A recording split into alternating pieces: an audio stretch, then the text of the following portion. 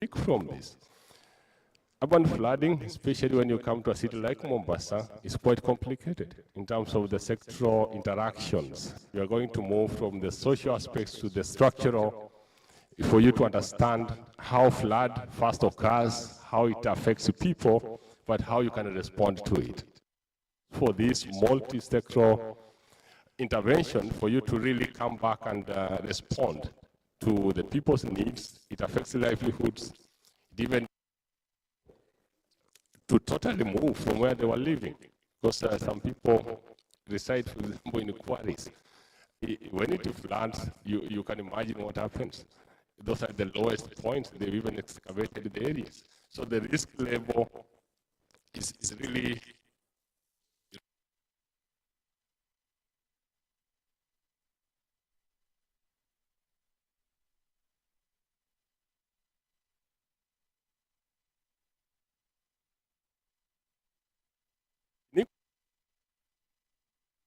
both in infrastructure, but also even on awareness level is a big factor. Look at Mombasa as it is set up, the responding capacity is highly influenced by infrastructure. So you realize there's so much that can be done, but then it's not easy for people to respond when they cannot even access an evacuation center. They cannot access that boat that people in Nyali can get.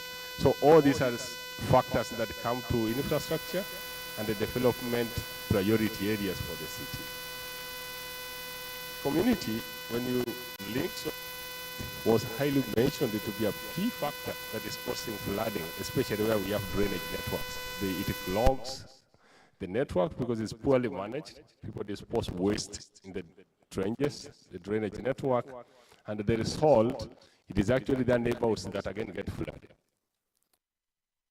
Is back to the same people. So it tells you that we are part of the victims as the community, but at the same time the problem. We are just having all this coexisting side by side. Is what brings on board the social population, awareness creation, and all these other interventions that slightly go beyond just having the drainage network enhanced. Thanks, and you could access the comprehensive technical report by scanning the QR code that is here. Thanks so much. Back to you, Basil. Thank you so much, Abel. And we'll just now move directly into the panel conversation.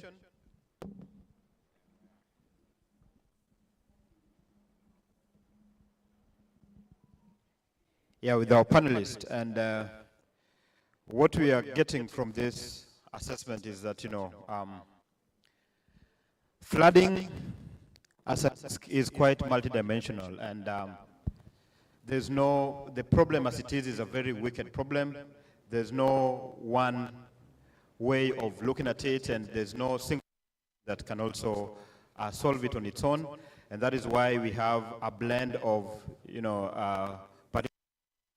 from policy, community work, and also science to just be able to help us make sense of some of these findings.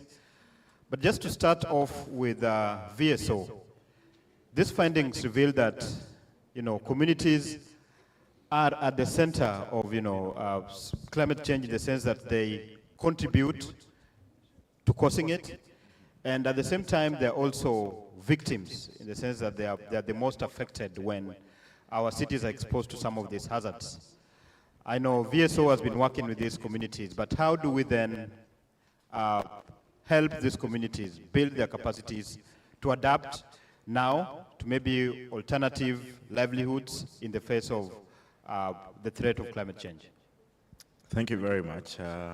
VSO is a global organization working in more than 20 countries in Africa and Asia.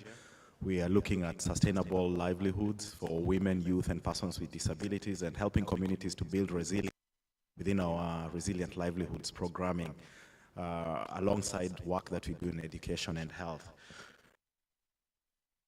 For communities to really understand vulnerability and have the tools that enable them to do the vulnerability assessments themselves.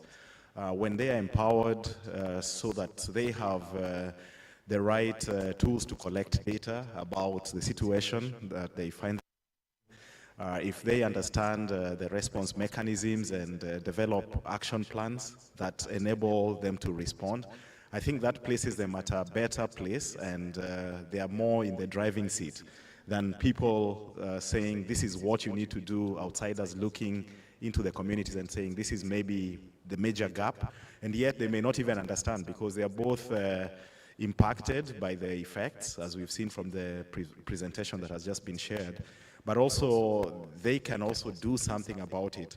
And sometimes what may be lacking is just access to data, or that capacity to be able to generate this data, and the data is accepted as official statistics. So some of the initiatives that you're involved in involve things like looking at citizen-generated data. How can that find its way into official? We currently have an agreement with the National Bureau of Statistics through a framework on alternative data sets that are generated by civil society, because previously, even though NGOs or community-based organizations would do some research assessments and analysis, it was very difficult for that official data that guides the government in planning. And beyond just Kenya, we're also part of an initiative that's looking globally at statistics and data coming from communities. It's called the Copenhagen Framework, which really is looking at quality of the data, is looking at issues about how our community is empowered to use this data for policy, and also working with the government side for acceptability of this data, but also to open spaces for the data to be meaningfully used.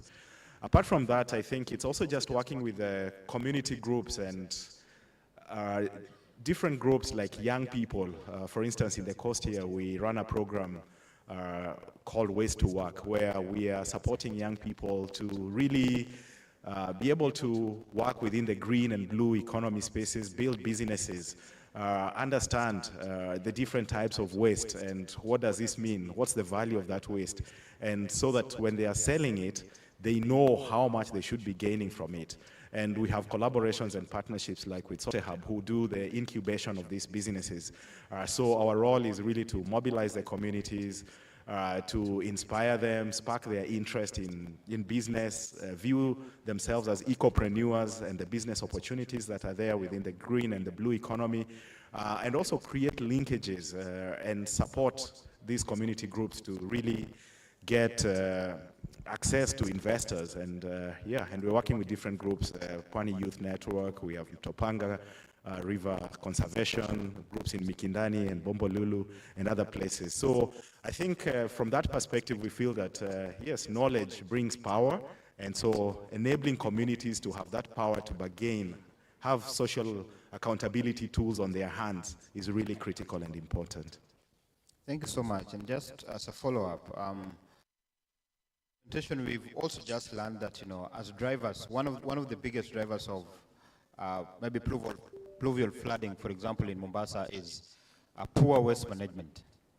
And this affects, our rivers, and as well blocks the drainage system that, just ensures or leads to this surface runoff in our city. Through VSO, I don't know, because you've mentioned you work largely on these livelihoods. Is there something that can be done to reimagine this waste, for example, so that the citizens are also, engaged in better waste management practices to avoid overwhelming or blocking the drainage system, so that, when it rains, water just runs? Yeah, definitely. There's a lot that can be done. Waste is very political. It's very complex. And if you're looking at waste and you're looking at water, you're looking at two issues where there's lots of vested interests from the private sector, individuals who gain from selling and buying that waste, who feel that maybe the waste has no value as much, but you also have communities who are expected to earn and gain from this waste. So I think we are approaching it from different sides, where first you're building the capacity of the citizens to understand what they need to demand for, because if you live in an environment that provides opportunities, then you'll be able to thrive. If you're in an environment that's polluted, then chances are you'll be facing lots of issues, health challenges and others. So having that understanding is important. But you're also working with the county government of Mombasa, and we hope that we'll be able to get to the level of having an MOU or a framework for engagement around these issues, because you cannot just do it with the citizens alone. You have to bring in private sector players. You have to have associations that represent different interests. You have to be part of technical working groups that are looking at the issue. And you also have to develop like a body of knowledge and policy briefs that you can share with the government, with the private sector players, and also with the communities, so that that informs clear recommendations around how the issue can be addressed. But as I've said, I mean, a lot of these are challenging and complex issues, and they're very political. And sometimes you find that on the surface, the county government or even the national government may show interest, but they're really not committed to the solution that on paper they may say that they're interested in. Thank you so much. And just to move beyond the community onto, urban planning, which is also emerging as a major driver of climate-related flooding in Mombasa. Mombasa is faced with a lot of challenges around urban planning, and this could be, linked to inadequate planning or poor implementation of planning plans or building codes, or a lack of some of these plans. I'm just wondering, what, in your perspective as an urban planner of this city, do you think is the role of urban planning in creating coastal resilience in our cities and towns, and particularly focusing on the threats that we are facing as a city? All right, thank you, Basil. First, we need to understand one thing. Most people like to stay in areas close to the ocean. This is true because there are some statistics which indicate 36 out of the 50 most competitive cities in the world are actually coastal cities. So you find this now drives a lot of settlement to happen in and around areas which are coastal, and the influence is that we have a lot of development and anthropogenic or human-based activities which now contribute to the threats that coastal cities face.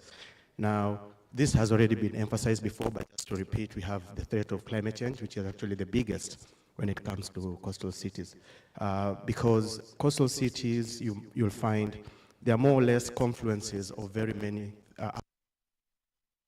what we face as a population. We have the confluence of biodiversity, we have the confluence of culture and heritage, we have the confluence of human settlements, and also the confluence of coastal geomorphology. So as urban planners, the first thing we're usually taught is to understand the area you're dealing with, and being able to understand that area is critical for coastal sustainability, especially in terms of geomorphology. Like here in Mombasa, we know that we have a fringing reef that is just close by, and then we have this ocean, and then we have the coast. So getting to understand such complexities and interactions, especially when it comes to land-sea aspects, is quite critical first, to understand that dimension, for to be able to plan for resilience in our coastal city. Now, when it comes to resilient planning, we have noted that you cannot plan in isolation. We really need to have an integrated approach. What this means is that the aspects of land-sea has to be critical and the driving force, especially in coastal cities. You have to understand ocean science, you have to understand terrestrial geomorphology and the science behind it. So you'll find that we need to know what happens within the ocean and how that influences the city, and or the terrestrial, or vice versa. Like case in point, I was sharing with one of the delegates yesterday. I attended these science cafes, and there was a BMU from Vanga. The fishermen said during the Hurricane Hidaya, they said they were fishing, and then all of a sudden they noticed a particular type of fish disappeared. So through community knowledge, they usually know when that happens, a major rainfall event is about to come. So what they did, the next day they didn't go fishing. And from that week, the Hidaya hit the coastal of Kenya. Actually, South Coast was quite affected. So that interaction and understanding those two aspects is quite the most important aspect that you need to understand. Now, as I was saying, we need to have an integrated planning approach, especially in issues like the issues of urban flooding through the pluvial flooding we've been experiencing. So we have to know which sector contributes to what. We have the infrastructure, we have the solid waste as mentioned. Also we have the community aspect. How aware are they that these actions that they undertake in the city leads to certain kind of exacerbation of this situation. I'm also pleased to announce to the delegates that Mombasa took part last week in there was a program by the City Resilience Program that was held in Cape Town last week. And we did send, some of our representatives, our officials went there, and I worked closely with them in developing what we termed as the integrated landscape approach to flooding. And we emerged number one when it came to the prize, the Dragons Den prize, in terms of how to deal with flooding. And the City Resilience Program is a program that is funded by the World Bank. So we'll see a lot of initiatives that will be supported through such initiatives. So I think that's something you can clap for us, because we did. I know the Tanzanians won't be pleased because one of the cities we defeated was Dodoma, yeah, and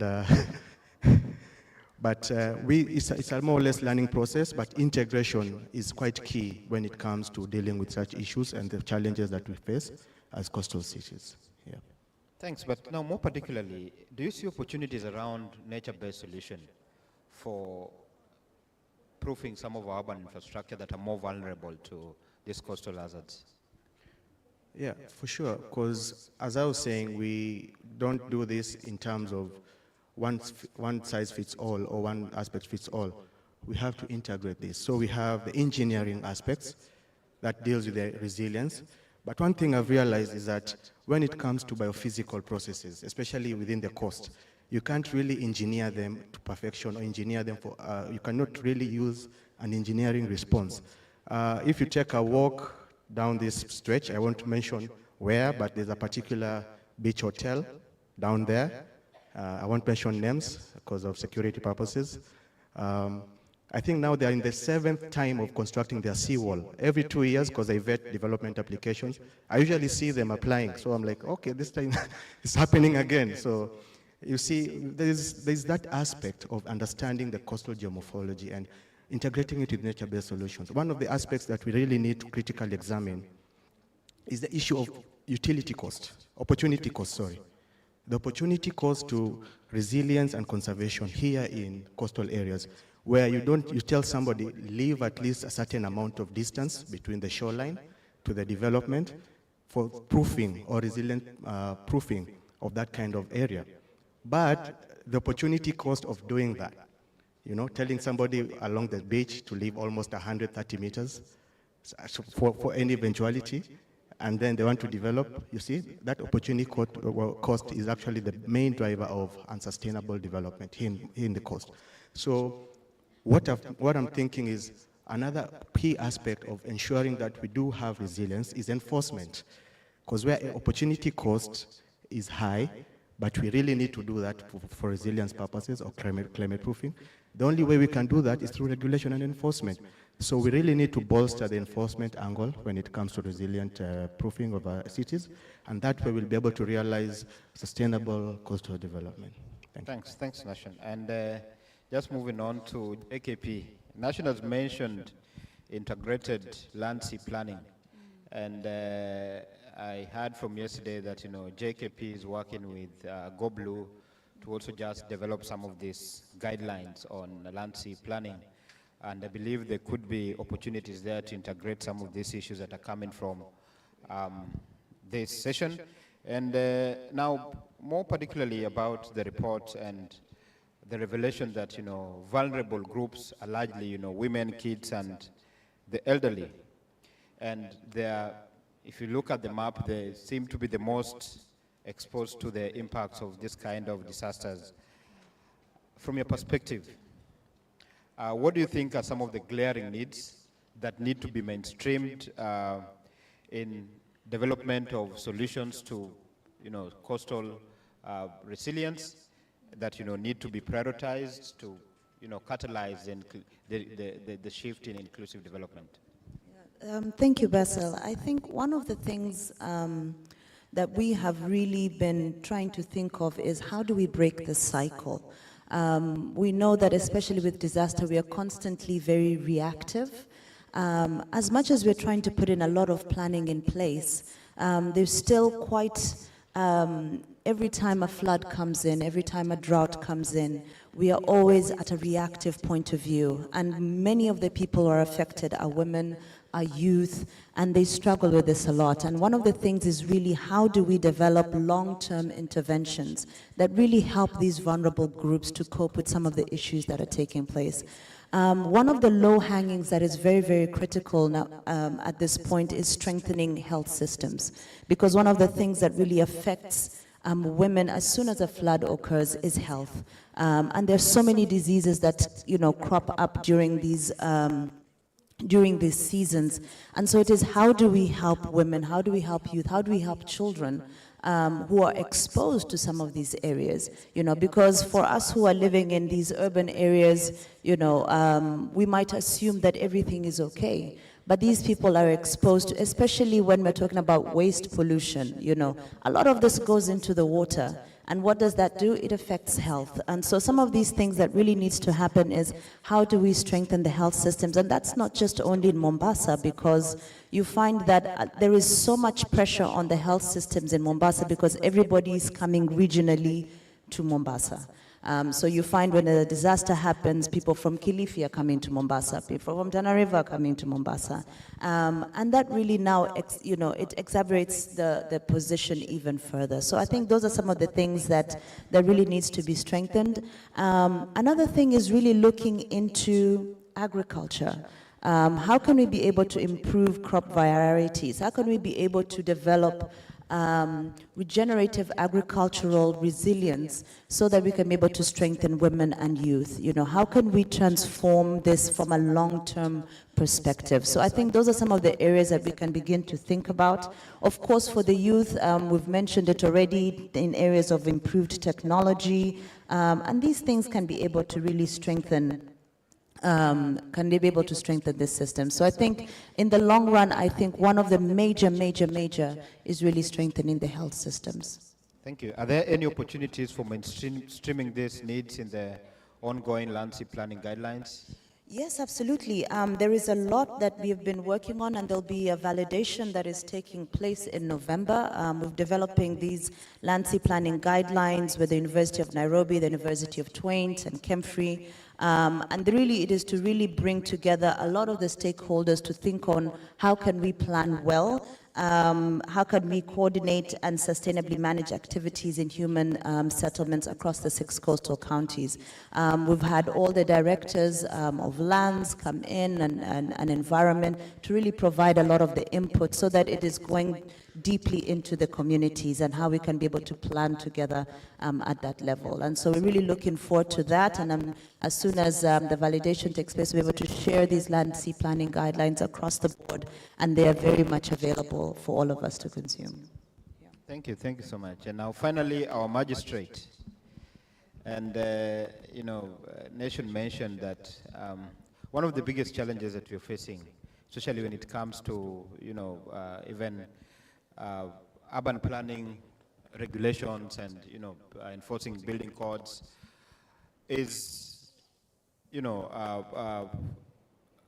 a challenge that, you know, most people don't know how to maneuver, in the sense that the only option that they have sometimes is to go to the courts to, you know, seek redress, especially when they feel that, you know, there's a development in an area that they don't agree with. A case in, for instance, is the Uyombo coal plant, for instance. There's a community that fears, or there's a development that has been planned for their area, and they really are not comfortable with it, and they know that, you know, this would harm their environment and just affect their lives. And then they are coming up against a bigger person in the form of maybe a government or a multinational that has maybe a tender or a plan to put that structure. And it's going to contribute to the development of the country, generate more jobs, but then there's the conflict with the environment. They run to the courts, And sometimes there's delayed justice or no justice at all. And that also, interferes with the change that we want to put in place, or enforcement of some of these urban planning regulations. What role do you think the judiciary would play in addressing this stalemate that exists? Happy to see you in this panel. Is the role of the judiciary changing, and are you now becoming more conscious of some of the challenges that people face, and is there deliberate effort to also be a part of some of this discourse, be aware of the challenges that people are facing, and now when you've been making your decisions, have more information that also makes that justice, access to justice, more easy for people who are faced with environmental injustices? Thanks so much, Basil, for your very broad question that has got several components. But just to address to it, and for starters, the institution that is the judiciary, as a state organ, is there to interpret the law and resolve disputes from the community. And now when you put it in perspective of such an engagement where we are talking about the blue, and which shouldn't just be handled in isolation, or rather looked in isolation, but also consider the green, it now takes us to the aspect of the environment, the land and environment. And when you look at the issue of planning, planning would ordinarily be on either the land or in the sea. And talking of investment, of innovation and investments. And where now a business is coming on board, and it's likely to impact on the environment, given that it is a constitutional, it's a constitutional standard that the state has got a duty to ensure that every citizen, every person has get to live in a healthy and safe environment. Now the courts are caught in a situation where they've got to balance between the rights to development and the environmental concerns, such that whereas development has to, there's got to be development, yes, at the same time it mustn't negatively impact on the environment. And now that brings to the other aspect of businesses, businesses must also have got a duty to respect and be compliant with the law. So that is the role that the judiciary as an institution has got to do, balancing between the competing interests of businesses to thrive and protection of the environment. Some of these processes are actually very tedious for citizens, and they are too formal for some of the communities or the most vulnerable people that need litigation. Is there any plans, or is there any initiative that the judiciary has to just support these communities, whether it's through paralegals, or how? Is there any particular initiative that the judiciary is taking to also ensure that these people have that the complexity is unlocked and they're able to file cases without necessarily having to look for money to maybe get a lawyer, or those kind of complexities? When you consider the present is operating, the STAJ, that is the Social Transformation on Access to Justice. And the focus is on a people-centered justice, where even the vulnerable have been factored. And when it comes to access to justice as a matter of right, the state has got a duty to ensure that every person can be able to access the courts. And the courts, the judiciary has also made it very simple, in the sense that we even got a specialized court system that only handles environmental and land issues. And therein, there are also the divisions of the courts, one that will be dealing with issues of urban planning, issues of land, and that kind of thing, together with the development of guidelines, such that in as much as the legal sphere might also be sometimes intimidating, coupled with the complex issues of procedures, guidelines have been made such that a community, even to admit cases in public interest, we have seen instances that one doesn't have necessarily to be a lawyer to approach the court. So that is a plus that the court, the judiciary has made. And also in each jurisdiction that a court station is, you will find that there are these court users committees that comprise of state actors and non-actors, such that whenever they convene, they are not necessarily discussing active cases, but to look at ways in which we can have like the better administration on the issues that are common in that particular locality of the courtroom. So that is one thing aspect. The court users committees at the station level, and at the national level, we have got the high level forum that is the National Council on Administration of Justice, that now also influences laws, amendments, and even policy making. Thank you so much. I think we're running out of time, but I'll give Abel the last word. Abel, how do we move on from here? And what are some of the key lessons that can be taken out of the urban lab for other coastal cities that are experiencing the same challenges that Mombasa is facing with the process, and also just solutions to addressing the coastal hazards that we are facing? Thanks, Basil. I think it's not clear. There is so much need of collaboration. Some of these hazards and disasters, we need data. If the planning team and all these other investments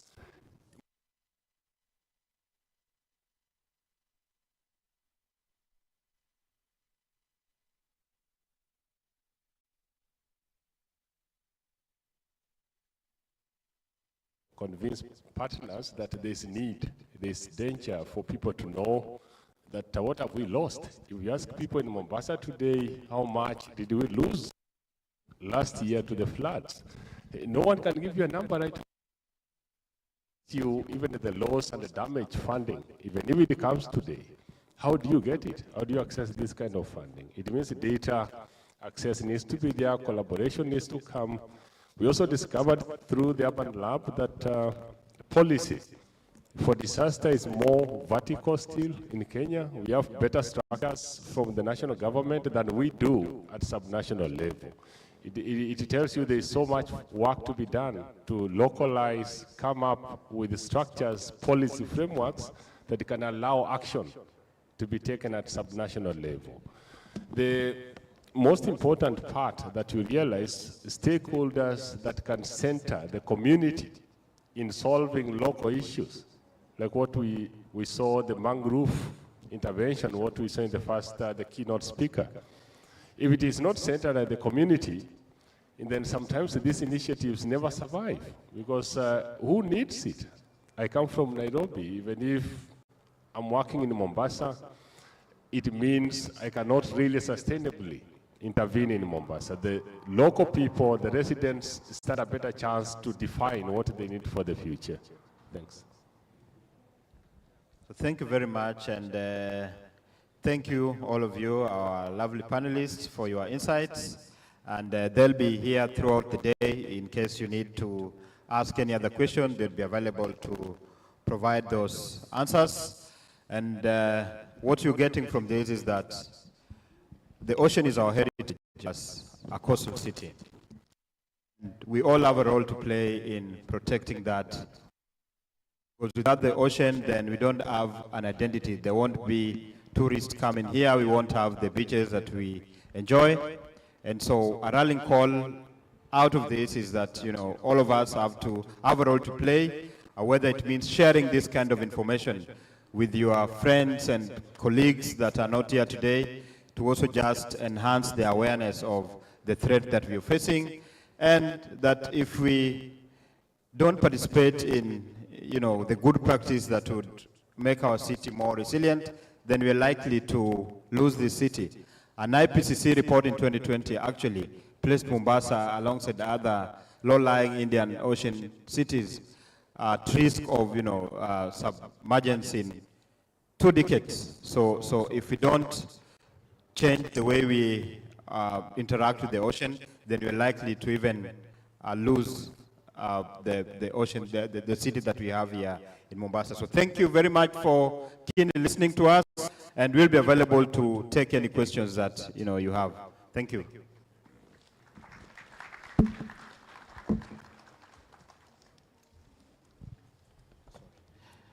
Let's give them a better clap. Thank you so much, team, for the great work that we are doing. That was a good presentation about how we'll conserve the coastal cities. So the next session, we are going to do startup presentations. We will continue from where we left yesterday. So you remember we had some public voting, we had a public voting platform. So we will continue from there. But yesterday, when we voted, we did not get to the end. So we lost your data. So we have to go back and get to feel what we missed yesterday. Nisao. So I want to give you instruction on how we go about this. Once you scan the code, don't move from that page. So what you'll do is just scroll that up until we are done. So after every pitch, you save. And then when the other one comes up, you finish presenting, you go to the next, and then now you load that. So that's how we'll do it. So we have the 4 startups that are the startups that are pitching. Each one of you gets 4 minutes. There's a timer here. You get 4 minutes, and then we'll have 1 minute to do that, to vote. We want to keep time so that all the panels get enough time. Today is a technical day, so we don't want to miss on those things. Are we okay? Hello, are we okay? So, these are the startups that will be pitching. So, Hajra, you be starting, then Mpanju, Steve, then Abedi. So in that order, then Robert, then Paul. So that is the order that we go with. So I want us to scan this. Oh God.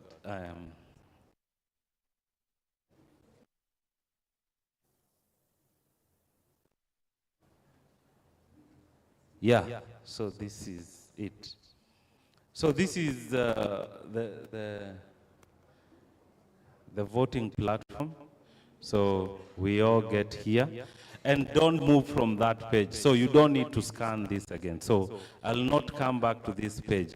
If you lose this page, you lose your voting rights.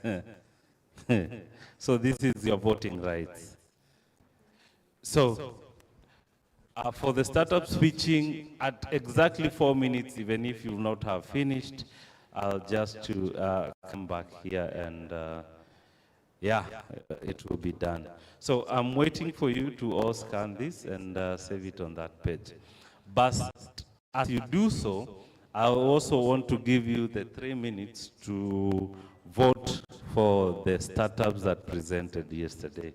So number 1 was Mohammed Hanan with C Ventures, who presented about the seed fertilizer that helps in pest control and acts as a foliar and a fertilizer.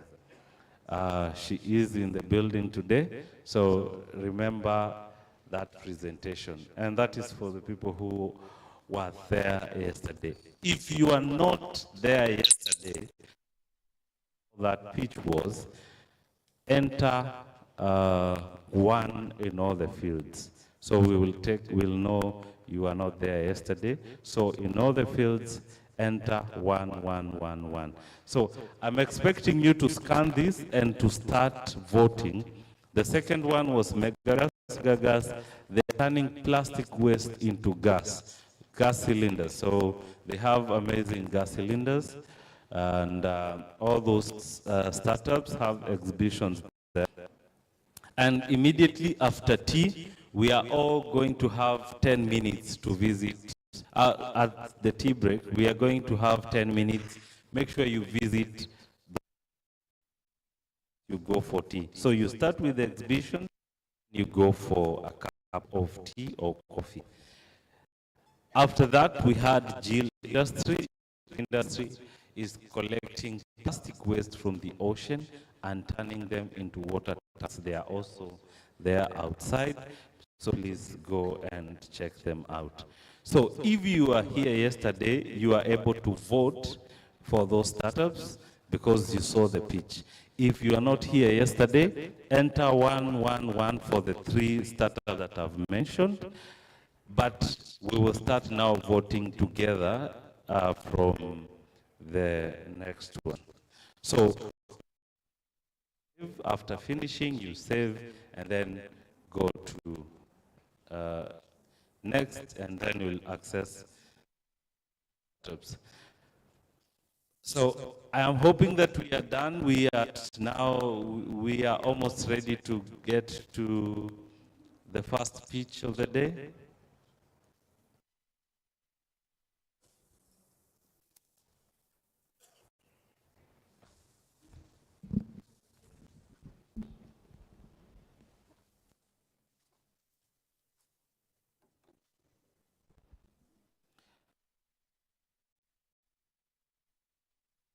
For the 3 startups, I hope you have. So I'm giving you 30 seconds. 30 seconds to be done with that. So all be waiting for Hajra. So I hope you are all there. So ladies and gentlemen, help me welcome Hajra Athman.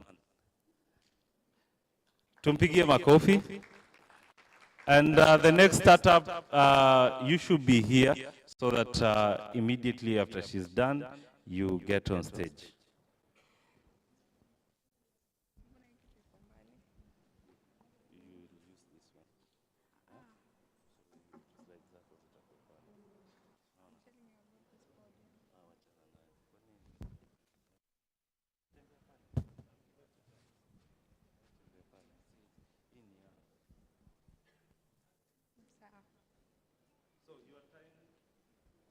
Time starts now. Distinguished guests, ladies and gentlemen, good morning. My name is Hajra Athman, co-founder at Kaino Africa. Kaino Africa is a company which is in 3 sectors: renewable energy, circular economy, and blue economy. So Kaino Africa comes from a Greek word, kainotomia, which means innovation, and which is our core objective to innovate for Africa. And our mission is to create second life lithium-ion battery packs. Oh, shit. Our mission is to create second life lithium-ion battery packs and other technologies for solar application targeting the low-income off-grid communities. And we aim to empower livelihood through clean and affordable energy solutions by creating environmental-friendly, renewable energy local solutions to people living in off-grid communities. You must have realized, as the prices of the solar PV have been reducing over time, the prices of the batteries have remained constant. So we decided to take advantage of the availability of e-waste to come up with low-cost solutions to the people living in off-grid communities. And it is very important to note that until up to date, the lithium-ion technology has stood out to be the most preferable energy storage solutions. although it is very expensive. And with the introduction of e-mobility on the African market, we anticipate a lot of e-waste in the coming few years. We know that most companies that are in pay-go business model are struggling due to inefficient revenue collection. We therefore have developed a pay-go hardware API for the solar companies that are in that business. Lack of recycling and refurbishing facilities for used lithium battery waste is a key challenge in Africa, so we decided to capitalize on them by creating solutions so that most of the lithium-ion cells can be put back into use. Among the products and services that we have, it's not this one. Among the products and services that we have are the solar lithium batteries, whereby we have different sizes of the batteries. We have for 12 volts and 24 volts, from 400 watt hours, 640 watt hours, and 1280 watt hours. And a service, we do repair services, especially for the businesses that are dealing in lithium batteries. And apart from that, we also do the fishing lamps, whereby we have two types of fishing lamp, the basic one to attract the small fish, and the professional one to attract the big fish. It's usually used by the fishermen who fish at night. We also have the Wi-Fi backup batteries, whereby they act as a power bank to the Wi-Fi routers, that is during power outages, and it can last you for up to 24 hours.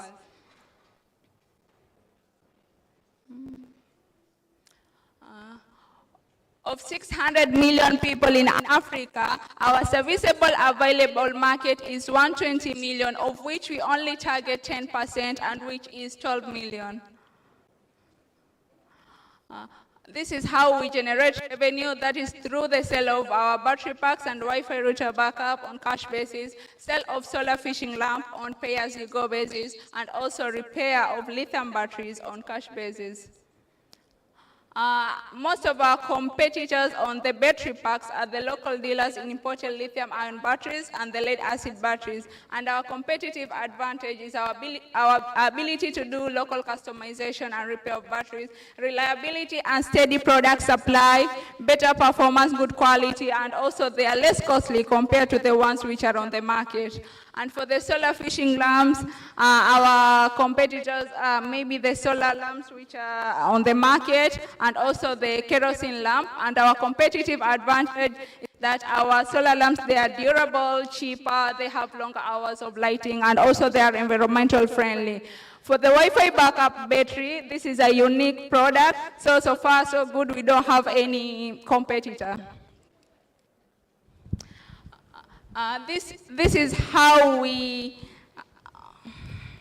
in our go-to-market strategy, our plan to reach our target customers is through opening other branches in viable areas, partnership for raw materials, partnership with B2B for repair services, and also partnership for B2B2C for pay-as-you-go technology. We are also very key on online presence, whereby we realize this is a digital era where most of the people, they are in social media. So we decided to capitalize on that so that to reach our target audience. We are also looking forward to more networking events in order to get potential clients, partners, and investors. Thank you. We'll clap for her.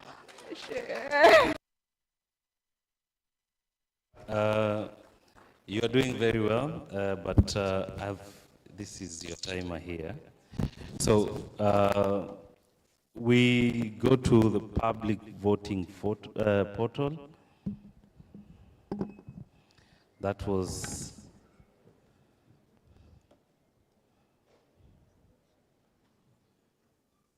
so My Fish Tanzania should be here. Slides up.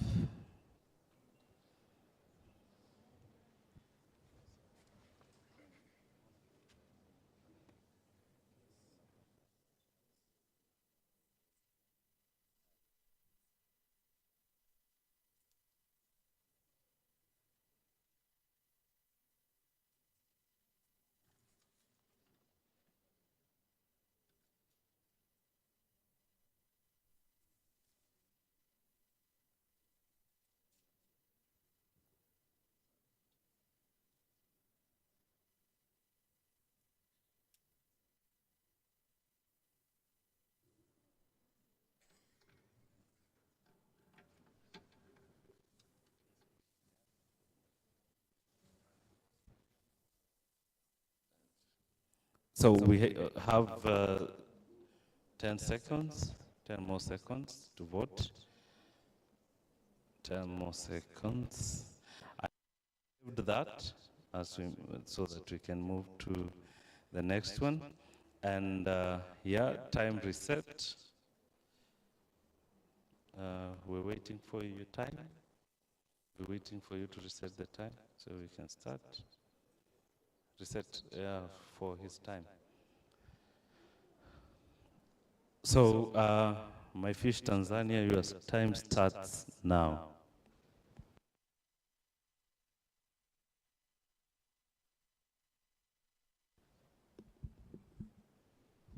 Yeah, good morning, everyone.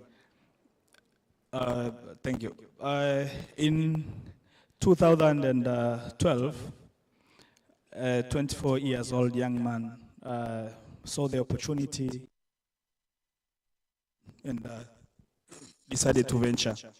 So 12 years later, that young man is in front of you, telling the testimony and explaining his business. My name is Elpidius Frank Impanju, a founder and the managing director, a fish farmer Company Limited, which deals with fish farming, fingerlings production, fish production, feeds, and fish farming concept. So My Fish Tanzania is being operated in the country and mainly commercially in fish farming businesses, that is fish production, but also producing the high quality to fish farmers in the country. But also, My Fish Tanzania is eager to expand its production from the current production of 10 ton fish per month, but also 100,000 of fingerlings per month to 30 ton and 500,000 fingerlings per month. That's the plan. But also, we produce the table-sized fish and uniform size fish. Sorry. That was the introduction. That was the introduction.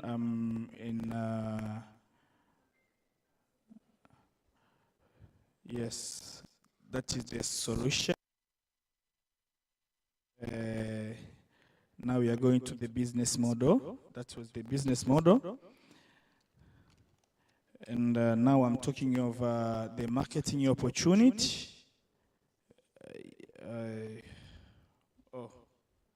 Yes, there.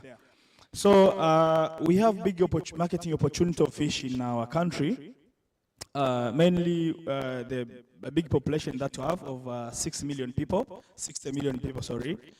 And mostly we consume fish, especially freshwater fish, that is tilapia. But also gap of demand supply, and the demand is huge, so you can see the gap. But we have the gap of like 400,000 metric ton annually, and the current production is 350 metric ton annually, and the demand is 800. So you can see the gap. That's also the opportunity, welcoming investors and other people to venture into fish farming business.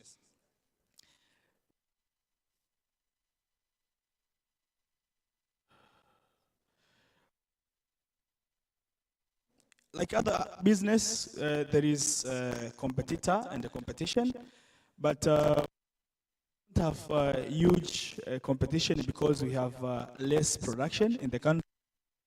Before, the demand is big compared to the supply and the production. But we have the competitive advantages as My Fish that we have the experienced team in this business, that is fish farming. But We have our government policy. The government policy is encouraging people to invest in fish farming, but also potential expansion. We have the potential expansion, but also okay, let me go to the use of fund and ask for fund. Okay, I want to close it on sorry. you. As a company, we are looking to expand our production, our company, whereby we are looking for 300,000 US dollar. We have invested like 780 million. That is Tanzanian money. We are looking the hatchery. We are looking farm. Yeah. Thank you so much. Jirani tunakupenda lakini muda haupo nasi. Did I say it right? Okay. Sawa. Asante sana lakini. Yeah? So, public voting starts.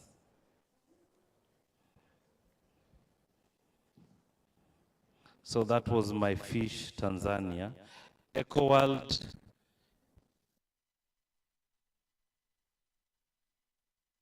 slides up.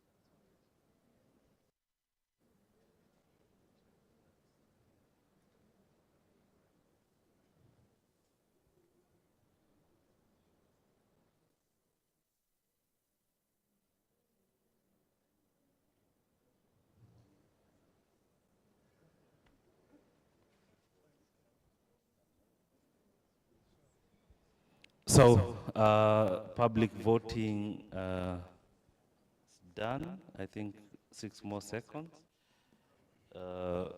So, yeah. EcoWorld, your time starts now. Thanks, Kenneth.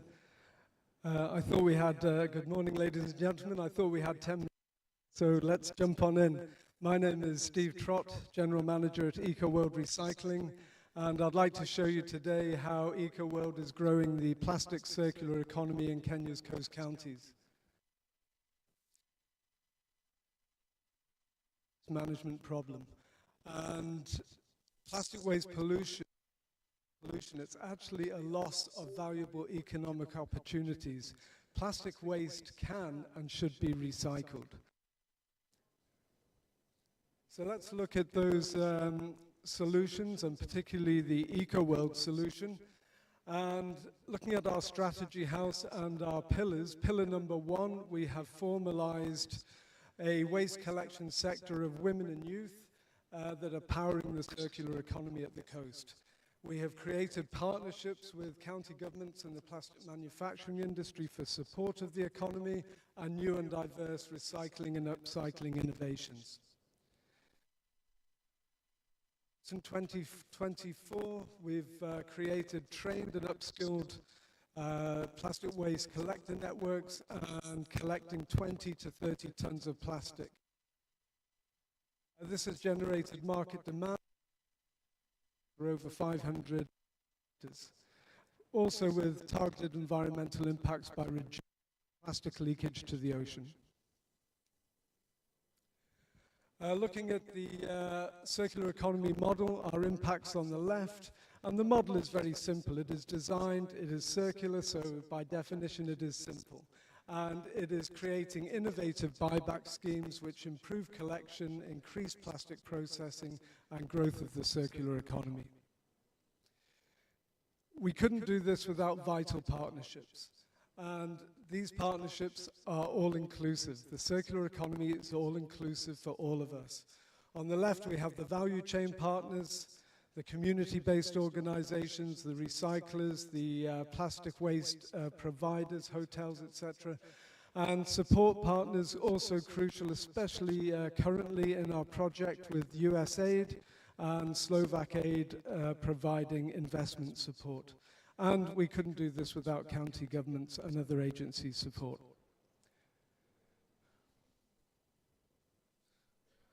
Okay, looking at our journey, traction and milestones, we're currently at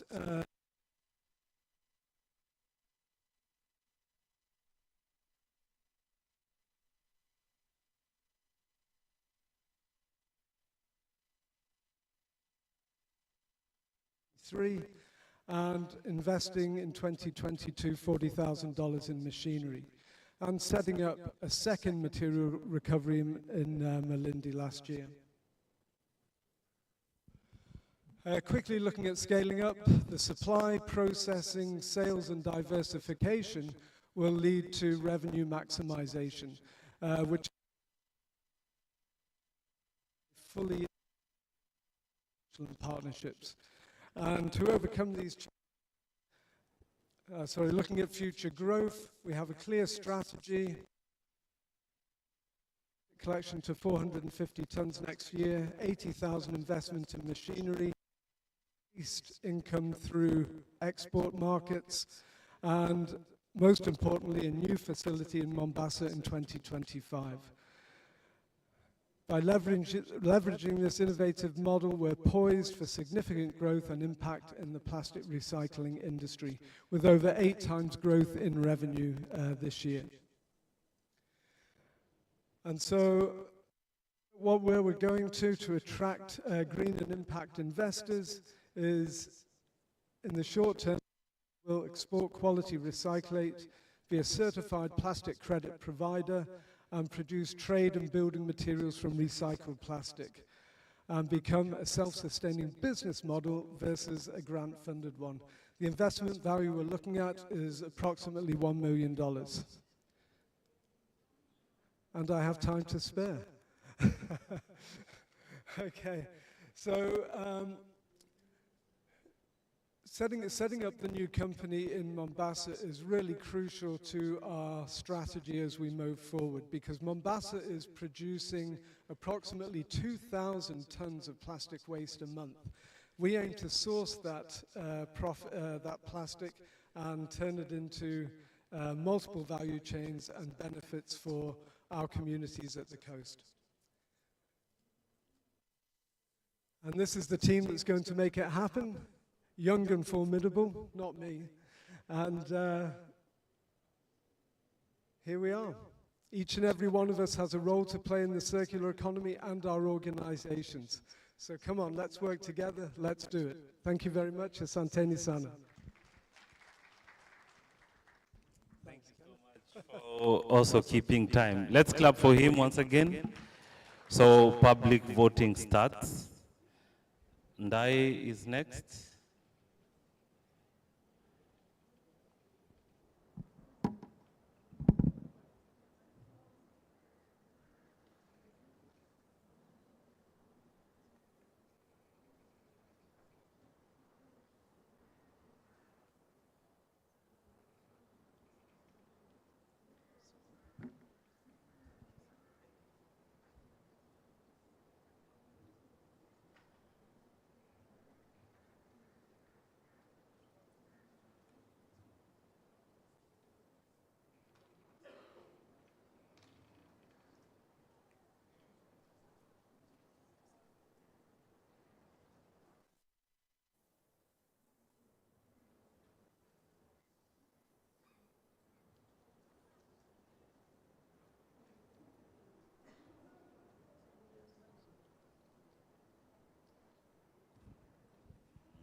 So slides up.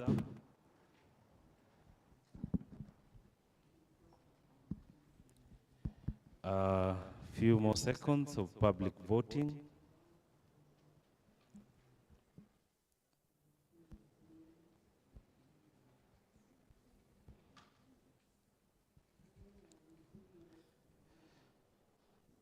That's enough time. Ndai, your time starts now. Did you know that?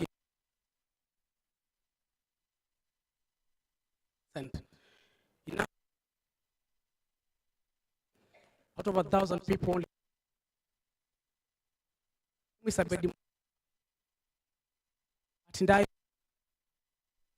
ownership and unemployment.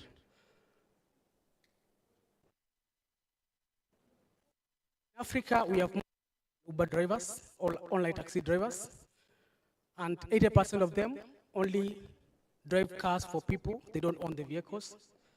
And they drive more than 10-year-old vehicles, which are usually powered by diesel and petrol.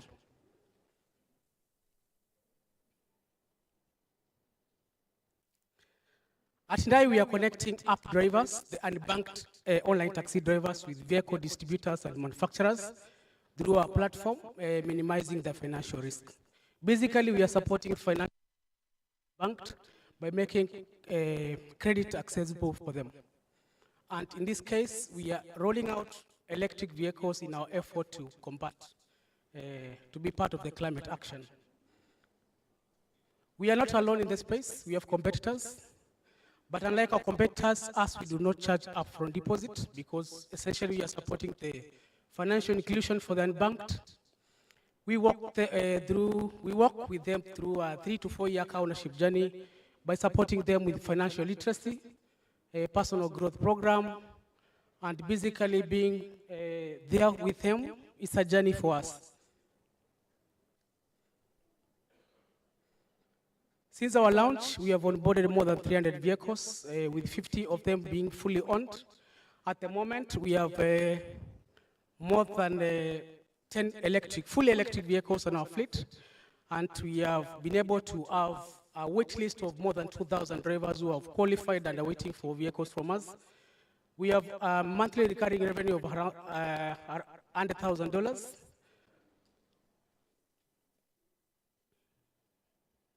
Oops.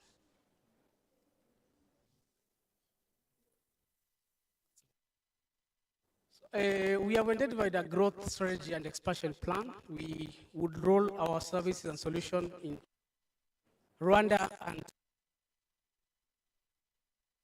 in financial inclusion space.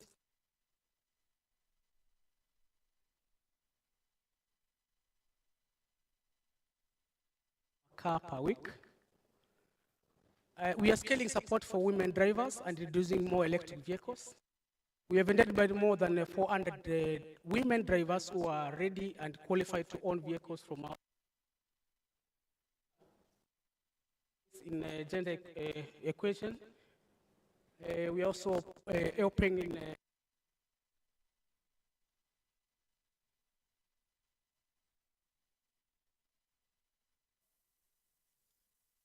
the founders are two, myself,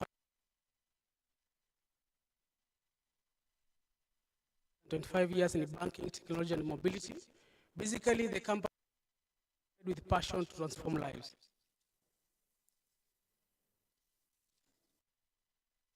For $1 million in debt or equity, the money will go towards rolling out more fleet, electric fleet in our program, and ensuring that we curb as much as possible carbon emissions in this transport space. We'll also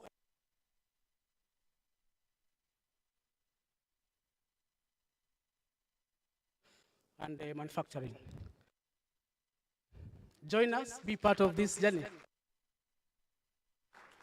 Thank you so much. We clap for him again. So Ndai is also outside there. Their offices are Links Road, Total. You can also their booth. If you need a car, you don't need a deposit. So all of us who need a car, as we go home, we'll see. So public platform opens.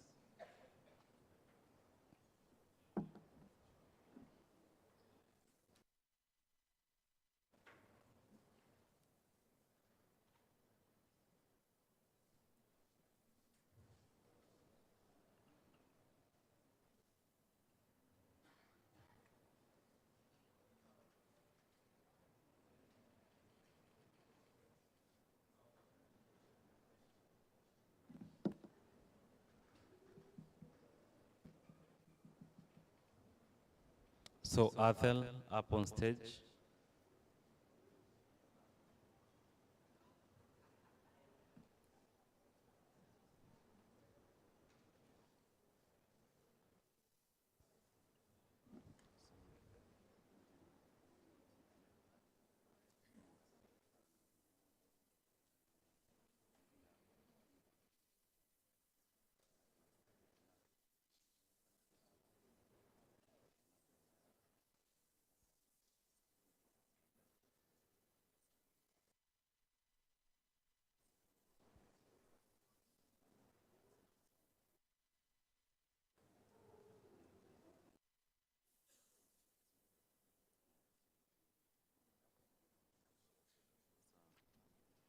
So public voting stops. Arthur, your time starts now. Good morning, everyone. Have you been in a position whereby you just got home and you want to cook, and apparently your gas ends and you can't cook? That's where Atel comes in. Atel is a private limited company based in Mombasa that has created a clean energy cooking solution whereby someone can cook using PV solar. The problems that we are trying to solve as a company is the issue of deforestation, the issue of health issues that are emitted through carbon issues like respiratory organs and disorder, and also high electricity bills from cooking for electric cookers.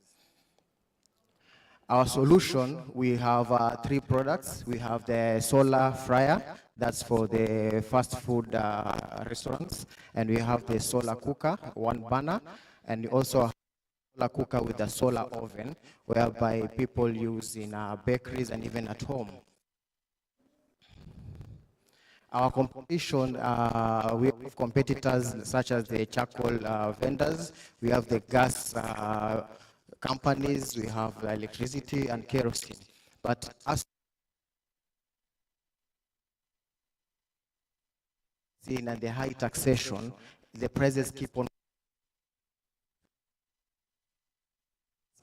The prices are just constant, and you keep on cooking for at least 5 to 10. Our business model is we partner with NGOs, schools, and we also partner with Jumia to sell our products. We are a company, it's an NGO, and also a Rotary Club in US, and whereby just currently that we are going to deliver 7 villages with solar cookers, 20 households each village. Our market opportunity is vast. We are focusing on households, schools, hotels, and even business institutes.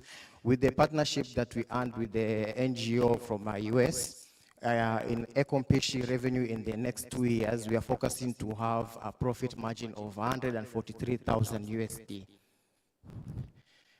We are looking into of 810,500 USD, whereby we are planning the solar panels, solar batteries straight from the manufacturer, so that our prices of the Ekompishi can actually go down, because currently our production cost is high at 525 USD per unit, and we are, with the installation and the buying the products from outside for the manufacturer, we are going to reduce the production cost to even 359, which will be able to be purchased by a local mwananchi. This is our team. Me, the Robert, the founder and CEO. We have Ivan Gary, Martha Omina, the marketing manager, and Kai, who's the electrical production director. Thank you. Thank you so much for the good presentation.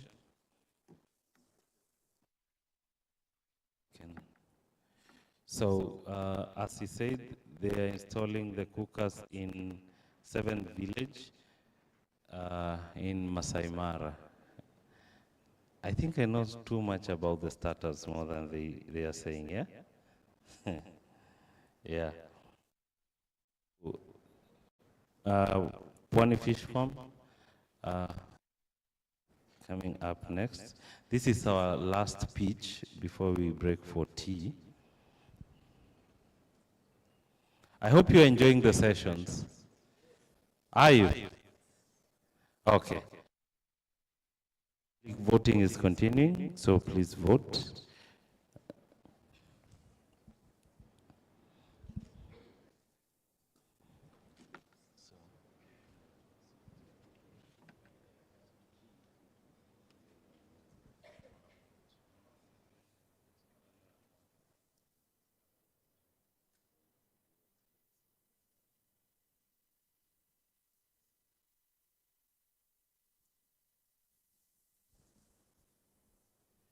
Slides up.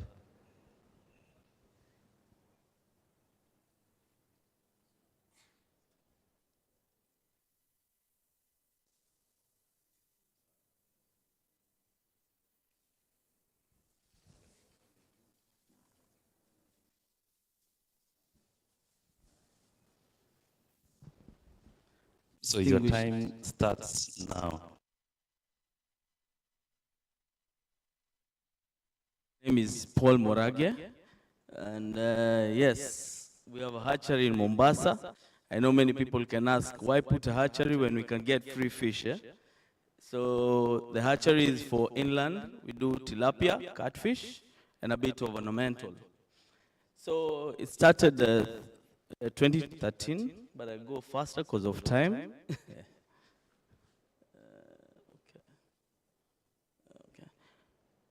And we started with that tank, the one tank.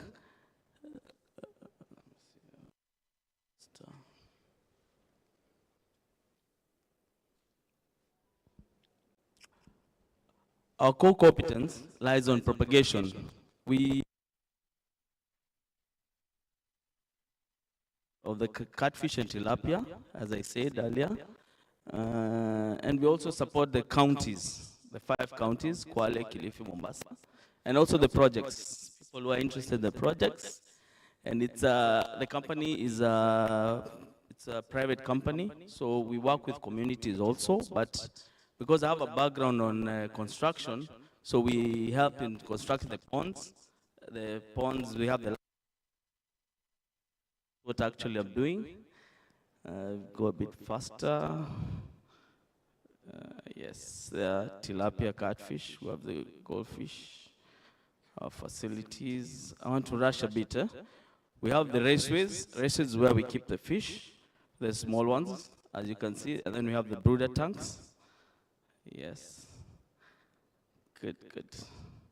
Okay. What I want to talk much more, that's our resource. We have the land, the borehole, and all that. But I wanted to talk more on the BSF. Our capacity is about 100,000 fingerlings. But we came up with what we're trying to actually solve is the waste management, the organic waste, which is the BSF. For fish keeping or rearing, it's very expensive. The feed is very expensive. So we came up with Twapa market, because we're in Twapa. We went, we collect the waste, which is maybe tomatoes, all that, the kitchen waste, right? I know yesterday we fed a lot, and you can imagine all that yesterday from here, White Sands. Where did it go to? Somebody answer? It must have gone somewhere in the dump site, and it actually becomes waste which is not usable. So we are using to make the soldier fly, and this soldier fly is very good for fish farmers, chicken farmers, poultry, yes, pig rearing and all that. So we started with Twapa market, but I have, today's session was good because I had also Mombasa have a problem with the Kongowea market. Because most of which we have the plastics and all that, but the market is the main problem. And we can solve that by having the soldier fly.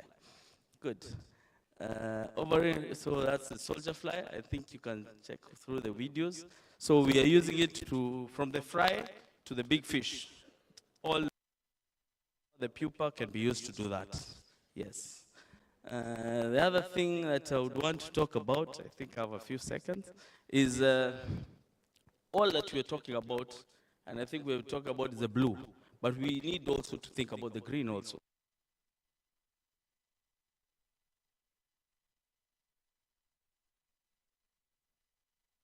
Decompose, also use it in our plants. Yeah, so it is the best solution, and I think that's the way forward. Thank you.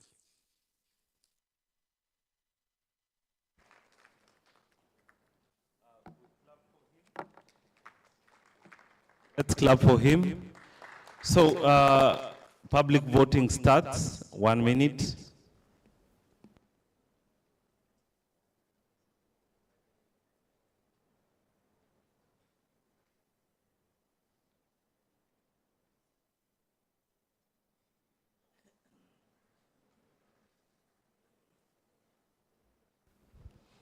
And that's it about on our startups, the pitches. So we clap for the startups. Oh, you're voting.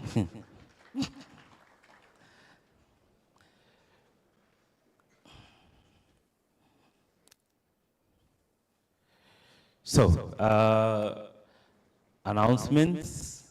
One, before you coffee, before for a cup of coffee, we are going to all visit the people exhibiting. Is that okay? You go, they'll make a presentation for you. You learn what they are doing. So before, after this, immediately there's a 10-minute break between you and a cup of coffee, but you'll have to see an exhibitor, a presentation out there. It's good that we also encourage our brothers and sisters, and we buy from them and we connect with them. So now, we are going to some breakout sessions, like what we did yesterday. So I would like to show you where you'll be. So one, the profiling of investment will be here. This is according to what you chose in that email. So please make sure you, because the names of the people who chose this are there. So please, for those who chose this breakout session, be left here. The next one is the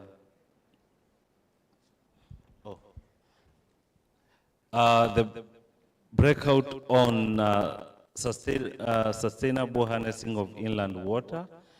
That will be at the tent just behind the exhibitions. Then there is this technology-driven solution for ocean conservation.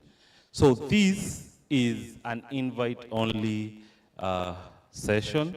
So all those that got an email inviting them for this session will meet that wanted for this workshop. This is a private workshop that will be at Tamanisha. So who are invited for this workshop, let's meet at Tamanisha. That's it for now. So there will be other breakout sessions afternoon.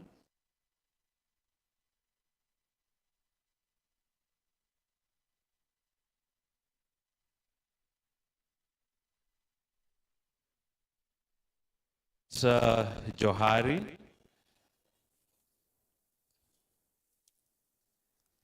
Yeah, the next ones will be confirmed. So we'll talk to the ushers to confirm the venue of the other two. So remember the choice that you made. If you had not made a choice, give me the link to choose the breakout session.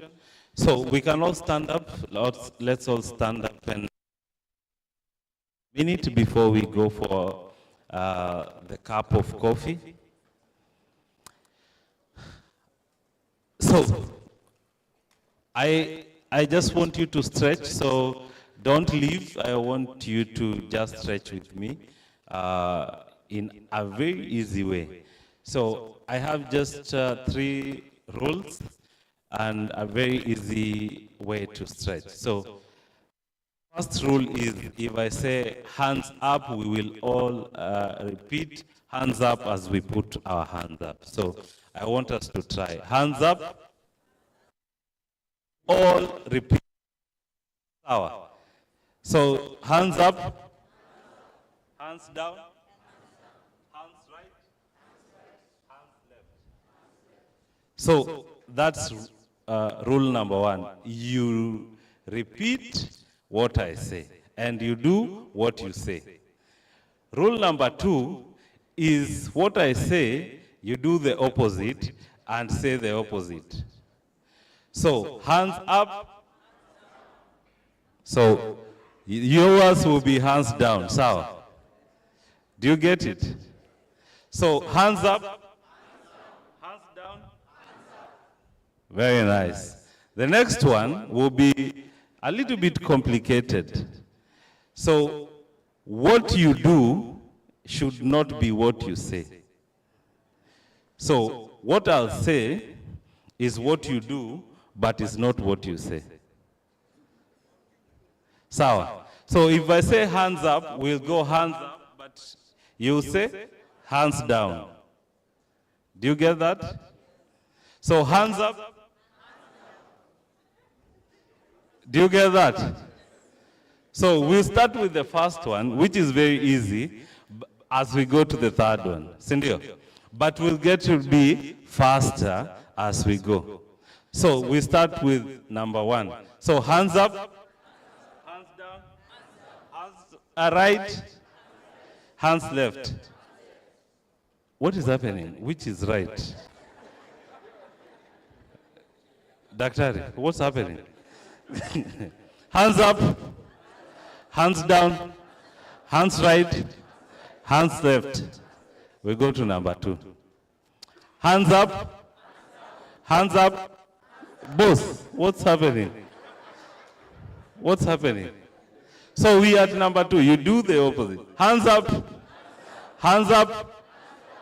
What is happening over there? Very nice. So hands up, hands down, hands left. What is happening? What is this?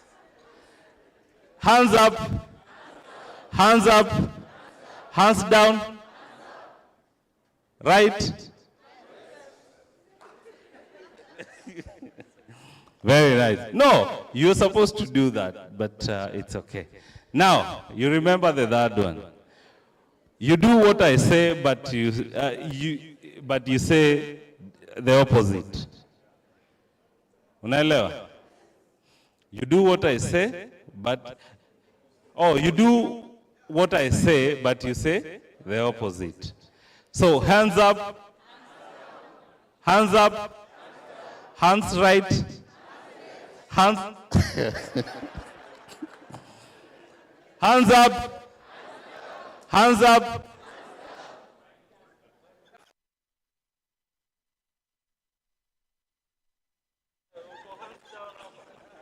Hands up, hands up, hands left, hands left, hands up, hands. So let's go for tea and let's visit. You can clap as you go, but let's all enjoy as we go for tea.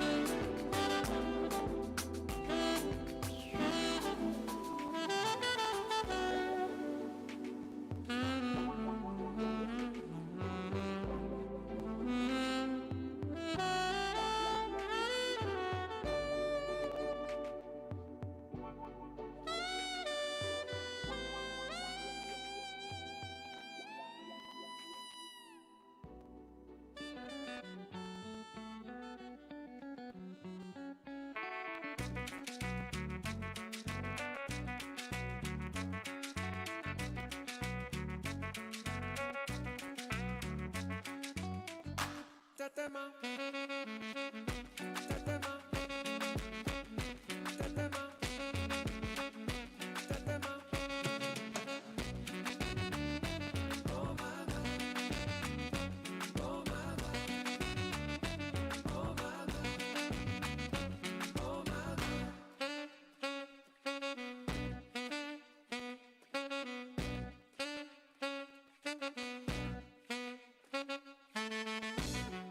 mama tetema.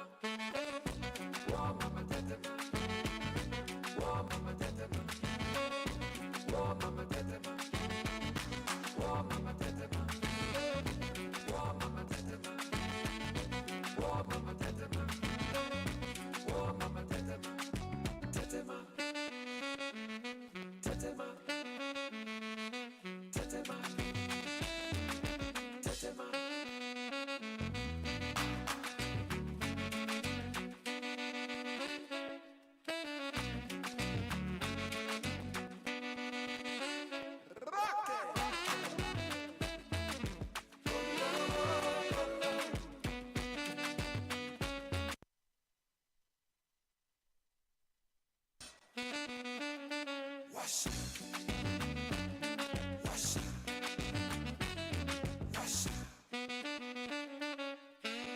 Whoa, mama tetema. Whoa, mama tetema. Whoa, mama tetema. Whoa, mama tetema. Whoa, mama tetema. Whoa, mama tetema. Whoa, mama tetema. Kisha kime mpa. Kime mpa.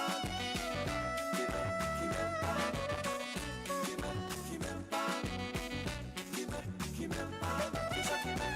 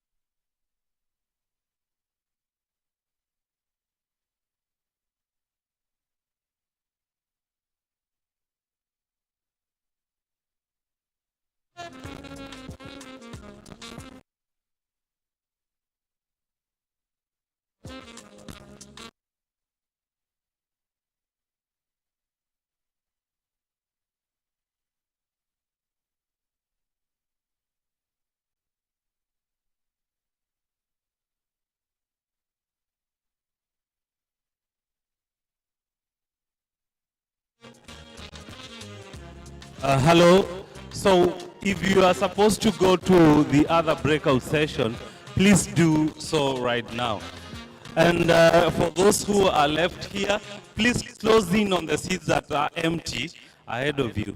Please close in on the seats at the extreme back. We need to close in on these spaces. Be kind enough to do that in a minute. The team that is here, Jeremy, your session should be starting right now. So please, Jeremy, this is the mic. I want you to start so that I can leave this room.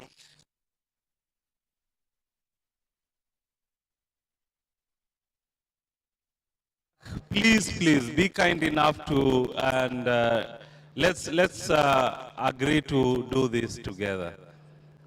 So those who are at the back, please close in on the.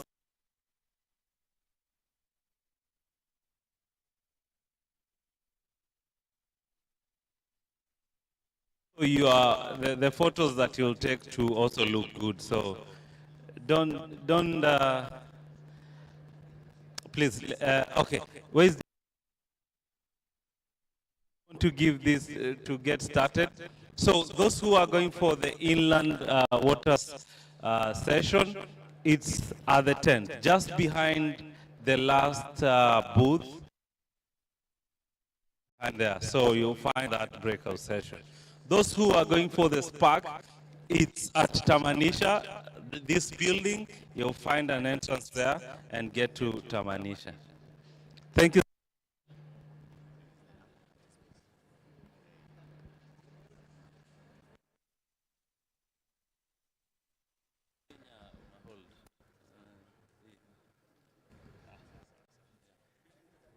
Thank you, Ken, and good afternoon, all of us. Good afternoon, Blue Champions. Good afternoon.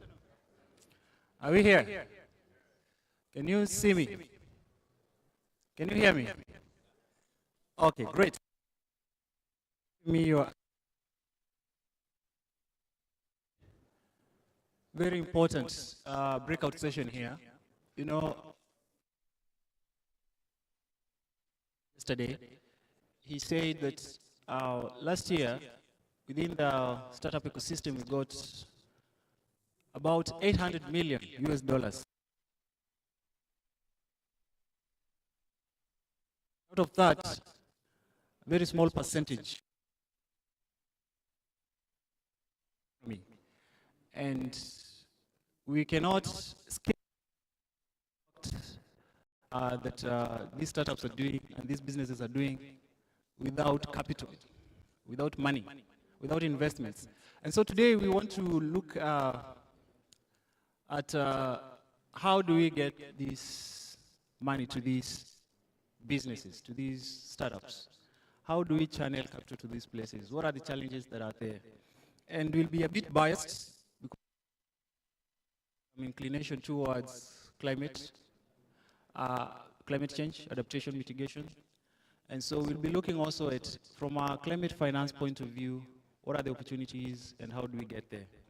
And so I welcome you to attentive and to have your pens and books ready because we have very competent professionals and experts in this panel who are going to share with us their experiences and insights with regard to the subject matter that we have. And before we have the panel discussion, we are going to have a keynote to just lay the foundation. We are going to have a showcase. So we are very practical. When it comes to money, money is practical. So we are going to have a showcase so that we don't talk theory. And after that, we are then going to proceed to have a panel discussion and share as much insights as possible. Hopefully, we'll have a few minutes to take maybe 2 or 3 questions. I know when it comes to money matters, people have questions. So we'll allow for space to have like 1 or 2 questions, and then we can wind up. But to kick us off, I would like to invite Anton to come and give us the keynote. Let's put our hands together for Anton. And Anton is the CEO of TechBridge Invest. Welcome, Anton. Thank you so much, Jeremy. Good afternoon, everyone. Happy to be here talking to you all today about this very, very important topic, and a topic that is very close to what I do and to my heart. I am the managing director of TechBridge Invest. We are a business support provider here located in Mombasa. And together with our beautiful partner, SotaHub, we just launched a Blue Economy program that is going to support entrepreneurs for the coming 3 years in coastal Kenya and coastal Tanzania. It's a very ambitious project. We're going to find $6 million for these companies over the program course. This is a challenge, and this is why we are partnering, for example, with the sector-specific investors like WCS that you will see on the stage here later today. Still, we need to get the interest from the general investors as well. And usually when I go and talk about these sectors to other investors, I meet quite a lot of resistance that blue economy is for NGOs and environmental conservation work. Blue economy is still in its very, very early stages as a sector, or that blue economy is just a fad. It's something that is gonna go over. It's just a trend right now. So when I hear these things, I tend to think that, the aquaculture industry comprises several multi-billion-dollar value chains and markets. Look at the seaweed markets, the fish markets, sea cucumber, all of it, right? So we need to highlight that these are businesses that have existed for such a long time. And maybe it's that the regional venture capital models actually just been overlooking the blue economy as a source of returns. That's why I'm extremely excited to pick up for this panel discussion here today, where we're going to talk about where are the opportunities in financing in the blue economy space. So I don't want to take more of your time. I know that Ken is pushing me to be short and sweet here. So I want to hand over to the panel and to the other speakers. Thank you.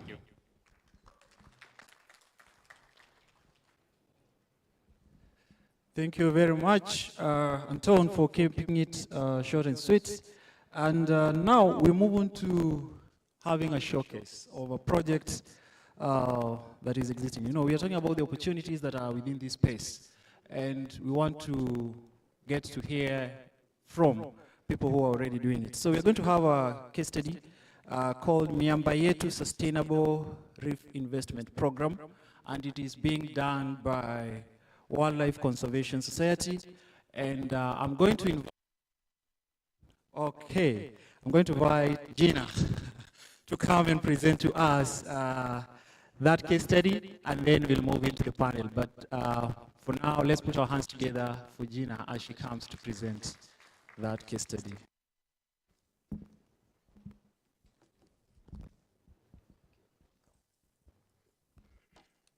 Thanks, Jeremy. Oh, wait, this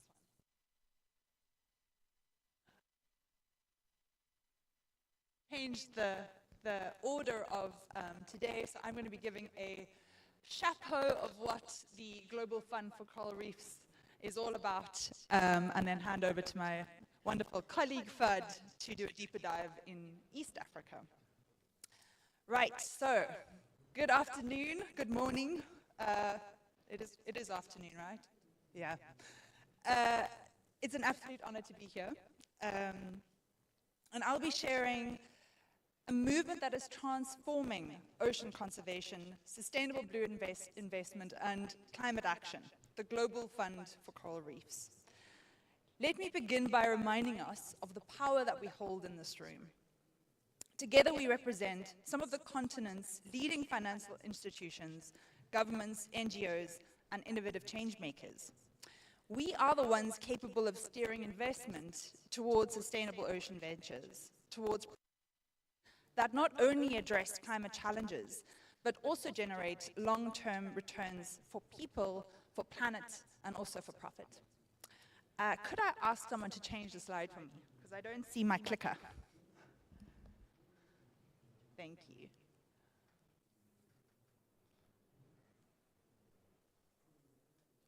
Nope. What's that? Ah, okay. I'm directing it at the front. Nope. Can someone at the back change the slide for me? There we go. All right, so let's do a little bit of a deep dive into corals. They're not just these beautiful ecosystems. They're so much more than that. Coral reefs support over 25% of all marine life on Earth. They provide food security and livelihoods for 500 million people. And those are people that depend directly on them hand to mouth. And to be more specific, the annual global economic value of coral reefs is estimated at $2.7 trillion. But coral reefs are on the front line of the climate crisis. We're losing these ecosystems at an unprecedented rate, with more than 50% of the world's reefs already degraded. And if temperatures rise by just 1.5 degrees Celsius, we could lose up to 90% of remaining coral reefs. That means the loss of fish stocks, that means a loss of livelihoods. It's not just an environmental issue, it's an economic, social, and moral imperative to act now. And this is where the GFCR comes in.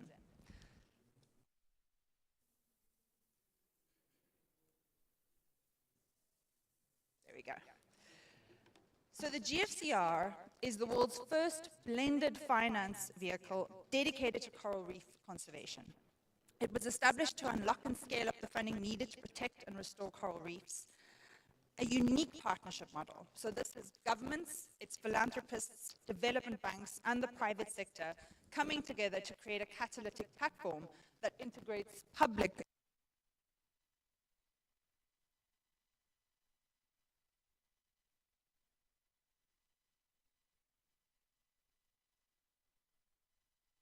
by providing early-stage grant funding to de-risk and scale up investments. We create bankable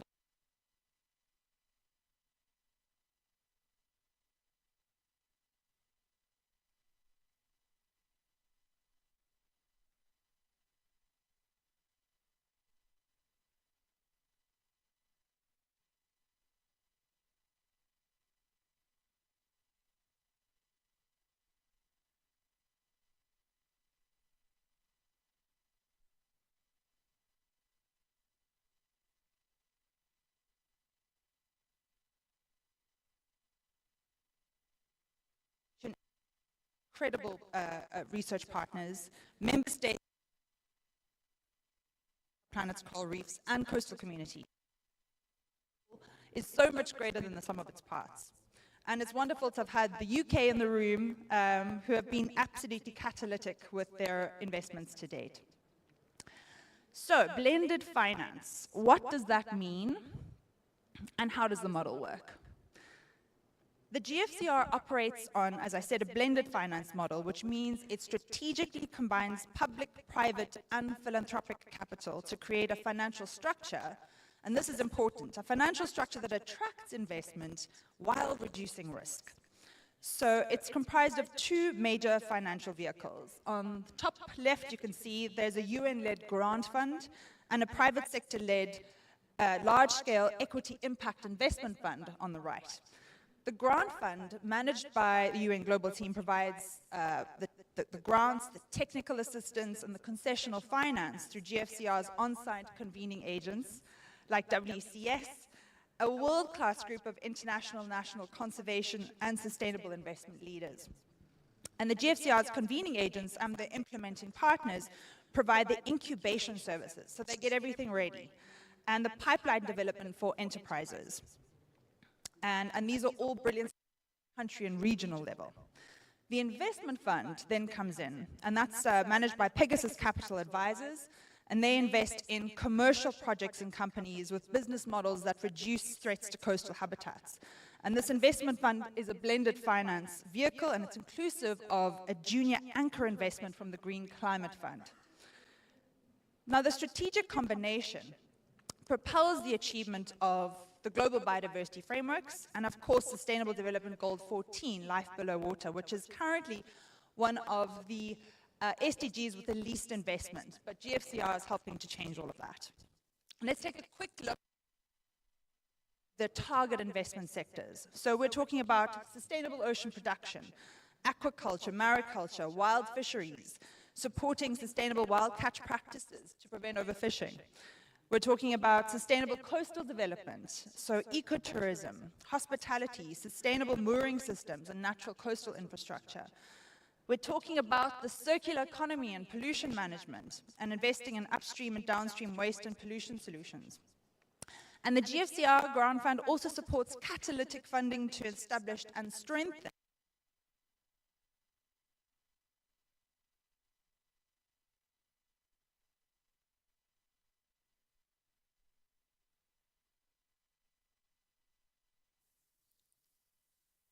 So this model allows GFCR to mobilize large-scale capital by addressing the barriers that often prevent private sector investment in coral reef projects. And this is the perceived high risks and lack of market-ready ventures. So we start with grants and concessional loans to develop projects, we de-risk them, we create the enabling environments, and once all of that beautiful groundwork is laid, we bring in development finance and private equity investment to scale these projects. And this makes sure that we have the financial foundation to succeed. So for the private sector, this means investment opportunities with lower risk profile. For governments and public institutions, it means aligning capital with sustainable outcomes. And of course, for coral reefs and coastal communities, it means a future where they can not only survive, but thrive. And this is a picture from the Philippines. Fishing. And it's one of my favorite. Would actually put an acoustic microphone into the water, and you could literally hear the fishes singing. Different squawks and clicks and bubbles. And as these reefs start to recover, it's actually like listening to an orchestra. So a quick look at where the GFCR portfolio is currently operating. As you can see from the red dots, we're across the band of almost every coral region in the world and driving change in 23 coral nations to date. And the solutions in this portfolio are dedicated to coral reefs identified by leading scientific studies, so we're focusing on those reefs that have the absolute best chance of surviving climate impacts. And I'm going to rush over the slide, but it's also a huge amount of work and effort put into monitoring impact. So we have 10 fund indicators, 36 sub-indicators which span the full spectrum of things that you can monitor: ecological, social, and financial impacts. And doing a very quick blitz of one of my favorite case studies, which comes from the Mesoamerican Reef. Carbon Wave was one of the brilliant startups that is now funded by GFCR, and it helps address the proliferation of sargassum. There's a picture coming up now. Now, sargassum is a seaweed that was once confined to specific regions of the Atlantic, and it's just gone out of control. It's completely overwhelmed Caribbean beach ecosystems, and this seaweed poses multiple threats. So it releases methane into the atmosphere, heavy metals into the groundwater, disrupts tourism, of course. As you can see, it's not a beach you want to walk on, and it's damaging vital habitats like seagrass beds, mangrove swamps, and of course, coral reefs. So Carbon Wave comes in and transforms sargassum into incredibly valuable materials and products, harnessing its potential to mitigate climate change, turning a problem into a solution. And in 2023, the GFCR Investment Fund committed up to $6 million to Carbon Wave, strengthening and growing its reef positive model for upcycling this huge overabundance of sargassum. And last year, Carbon Wave collected 15,456 tons of sargassum, processed this into bio-based products. That was an 823.3% increase year over year of processed sargassum. And the company has helped prevent 127 tons of carbon dioxide, benefiting 314,000 people with services and 6,800 hectares of coral reef that lie within Carbon Wave's boundaries. So that's massive impact, and that's just in the last year or two.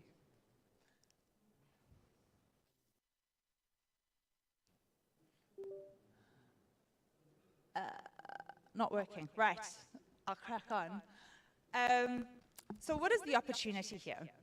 Let me turn your attention to the opportunities this presents for investors. So the blue economy is forecasted to grow to $3 trillion by 2030, with sectors like sustainable fisheries, ecotourism, marine biotechnology, all of these brilliant innovations leading the way.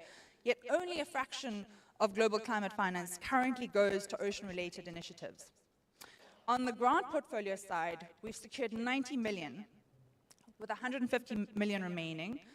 And on the investment side, we've secured $135 million for the investment fund, but we're exploring all of these exciting new partnerships to close that $365 million gap.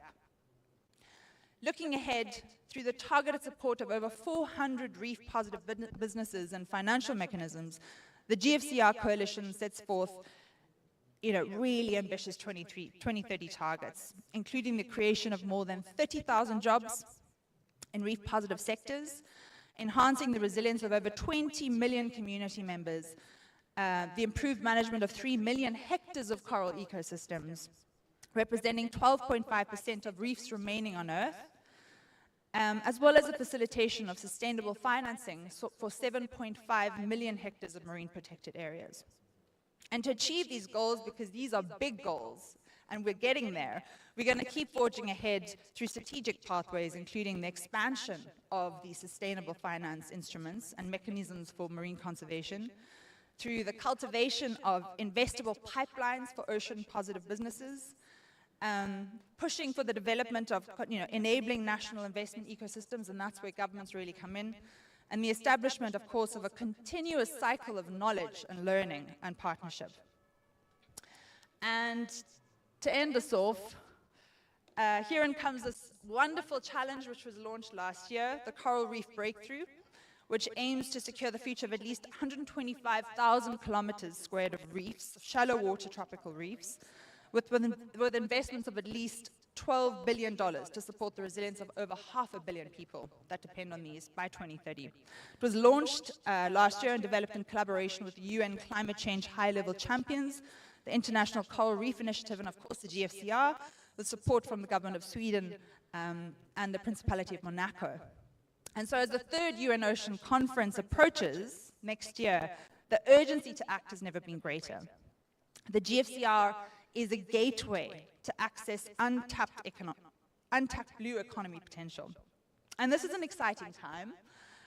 We all need to think beyond traditional investment models.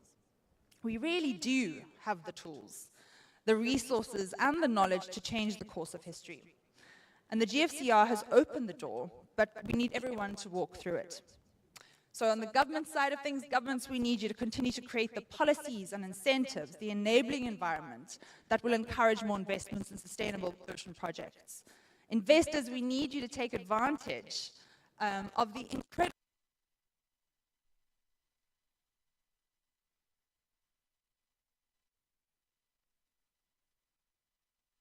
opportunities. And together, we can create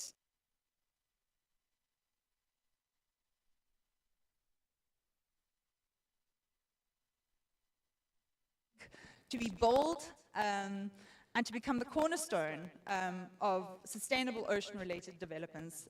Thank you. Leave it there.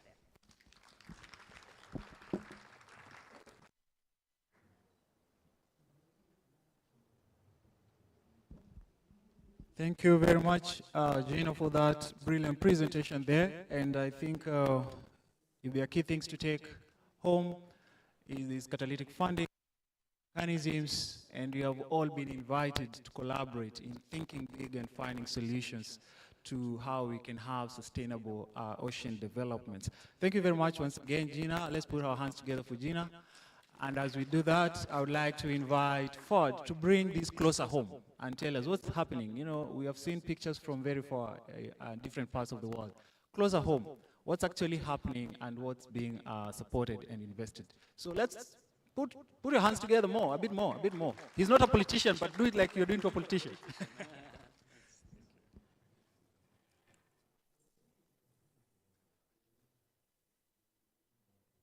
Good morning, everyone. That was a test question. All right, good afternoon. My name is Fahad Al-Guthmi. I work with WCS, also known as the Wildlife Conservation Society, for those of you who know us. We work on the ground very closely with the communities, driving marine science-related projects. So Gina's basically told you about the global GFCR program, the Global Fund for Coral Reefs. And what I'll do is I'll take you through a deep dive as to what we're doing in both Kenya and Tanzania, including Zanzibar, where we're implementing the GFCR program called Miamba Yetu Sustainable Reef Investments.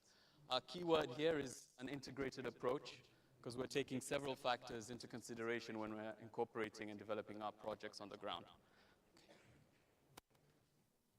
Now, just to set a premise on our work, WCS has been in existence for over a century, headquartered in New York. And we have a global marine program, which has been in operation since the late 90s, including a regional program that has been operating in 4 countries, including Mozambique, Madagascar, Kenya, and Tanzania. We have over 3 decades worth of experience in this region, and one of the key... Okay. Next slide. One of the key areas that we're working on in Kenya and Tanzania is what we're calling the proposed transboundary conservation area. I'm not sure if a lot of you have heard about the work that's going into formalized, but it basically started off that kicked off between the Nairobi Convention,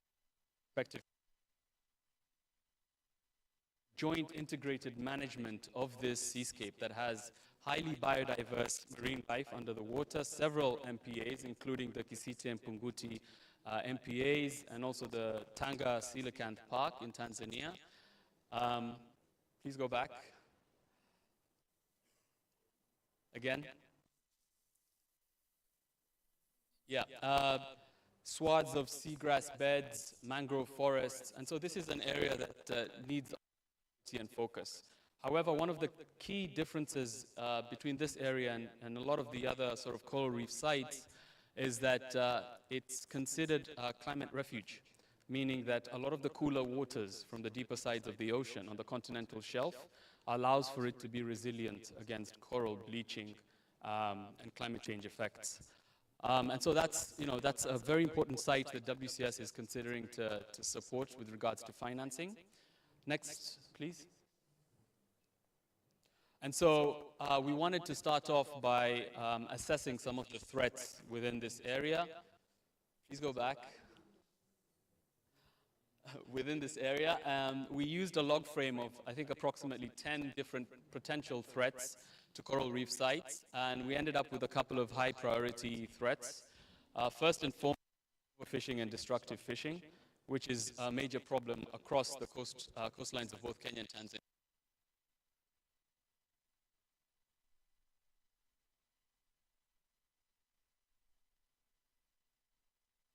And marine life within our seascapes.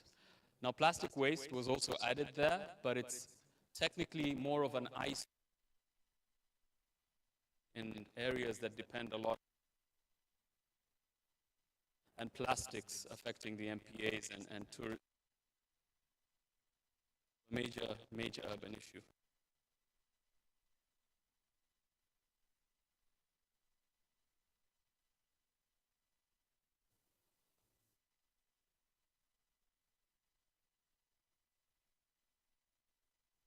Scoping exercise across the two coastlines to identify escapes and seascapes could potentially GFCR funding.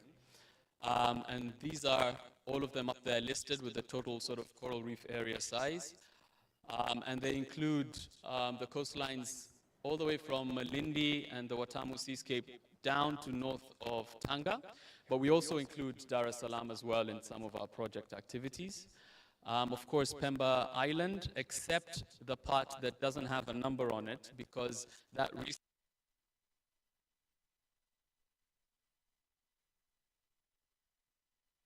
for those who are familiar with that area. However, for the Unguja main island, we do have a couple of MPAs. We do have a couple of MPAs, including the first privately managed MPA, Chumbe Island Coral Park. You've got the Menai Bay Conservation Area and the Changubawe MCA as well. So these are the priority sites that we're looking at as a program in the region. Next slide, please. And I want to just backtrack a little bit to what Gina was talking about. This is a GFCR slide. Just discuss, sort of set the premise on the work that we're doing on the ground and how we transform the GFCR from a global level and make it relevant on the ground. So first, I need to focus on the grant window. So GFCR has two windows. The grant window is basically your traditional grant fund. A lot of development partners are familiar with this. Instead of just having a sinking fund where you're dishing out money, it goes into projects and the project developers move on to the next one. What we do is we try to convert or structure these grants into various financing instruments. And we do that so that we can attract private investors. Am I audible, by the way? Yeah? Okay. So we do that so that we can attract the people on the right side, the investors. And what GFCR has done is they've not only set up the grant window, they've set up, I like to call it a sample window. That is the 135 million worth of impact investments that was anchored on the Green Climate Fund monies and currently managed by Pegasus Capital Advisors.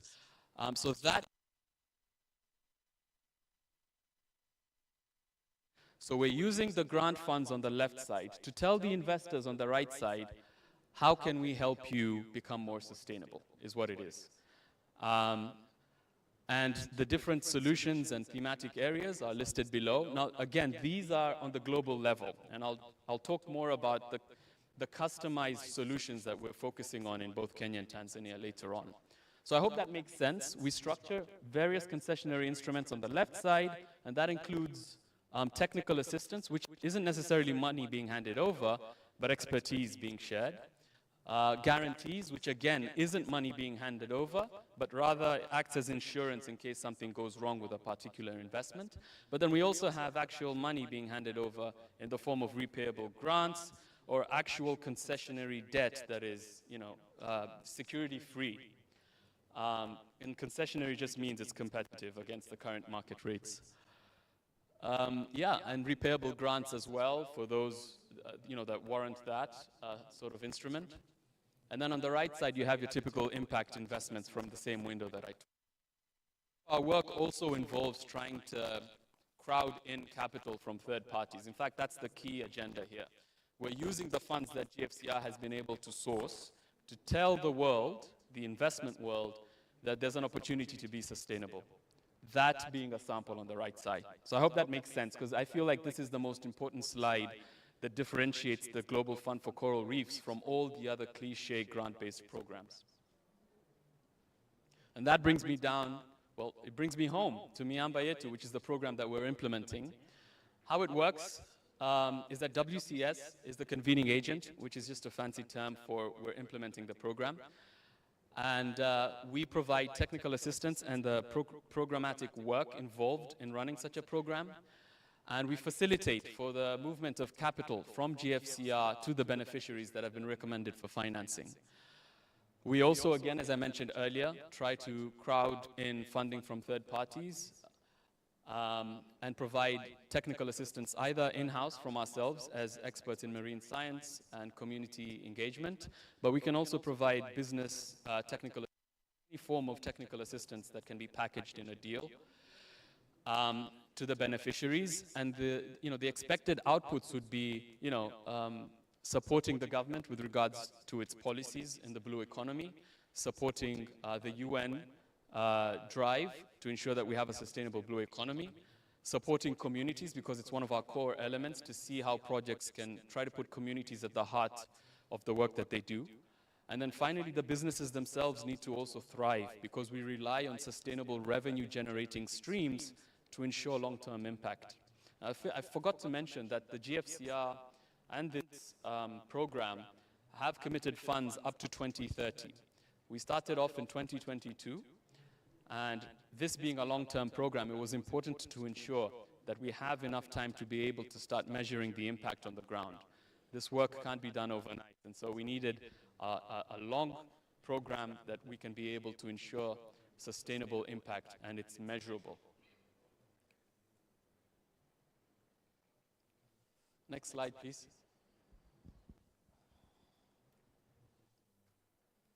So I said earlier that the different sort of solutions that were discussed by Gina and on the previous slide were on the global program. These ones are the ones that we've sort of focused on and at the program in general. We focus a lot on coastal tourism, various interventions, including MPA financing opportunities in the tourism sector and how we can partner resorts with the communities who are custodians in those seascapes. Land use management, including coastal developments. Fisheries management, very important. Value addition, reduction of post-harvest loss. Also alternative livelihoods, although that's subject to a little bit more conversation. You can have alternative livelihoods, but it doesn't necessarily reduce impact in the ocean. So they have to be complementary and ensure guaranteed outcomes. Waste management, very, very important. It's our priority threat. And so we're looking at solid wastewater.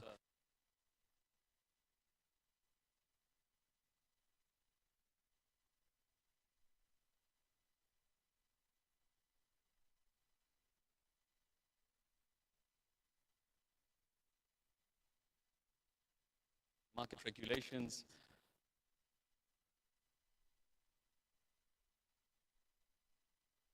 Most from blue carbon initiatives. Moving into the actual solutions.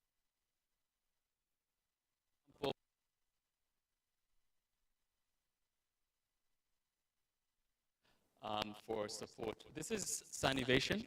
Sanivation is a waste management specialist. It's a private entity, and it county government of Kilifi and to get about $9 million worth of World Bank financing to set up a waste-to-value treatment plant, given that Malindi and Watamu don't have formal sewage systems in place.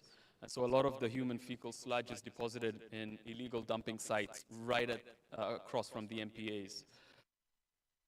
For us to investigate further on the extent of the pollution and see how we can sort of steer and motivate Sanivation to stick to the coastline that doesn't have a formal sewage system.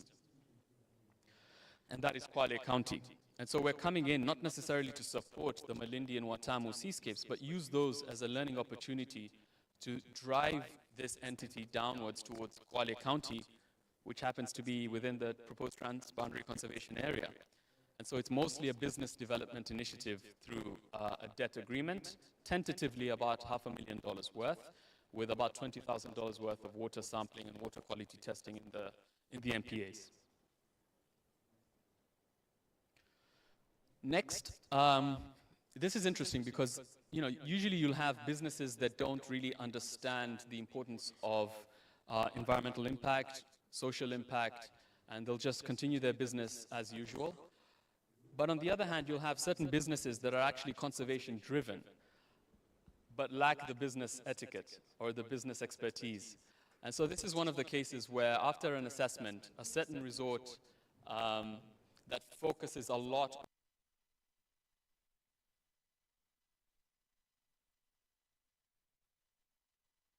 business work. And so we came in to recommend a business technical assistance to analyze its business processes and make recommendations to how it can improve its revenue generating capabilities to further strengthen the conservation work. And so this is a report that we're expecting to get before the end of the year to support this client. This is one of my favorite, but don't quote me on this. How many of you have heard of the Kuruitu group, the Kuruitu co-managed area, Kuruitu BMU? Raise your hands up like you mean it. So very few scattered. Okay, so Kuruitu is a community not very far from here, less than, I think, 20-minute drive from here, up north. And it's the only beach management unit that actually has a management plan that's been signed off by the government through the KWS DG. They've done quite a lot of work with the support of Oceans Alive Foundation that's been working with them since the early 2000s. And now the proposition has come into play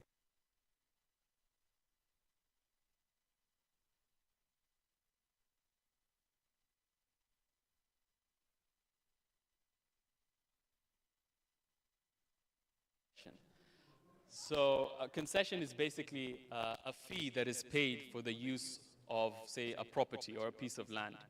However, in this case, it's a bit unique because it's a marine concession. It's where the communities, the BMU themselves, who are the custodians of that coastal area, can sign off ocean leases, so the spaces that we co-managing, to the private sector to pay them a certain fixed revenue, maybe for snorkeling and diving and whatnot, whilst guaranteeing the communities a fixed sort of revenue. So to what extent are communities empowered enough to be able to do this? And that's what's warranted this feasibility. Regulations, look at the policies, look at the Fisheries Act, and support communities further and show them that they truly are empowered to be able to support themselves through these concessions.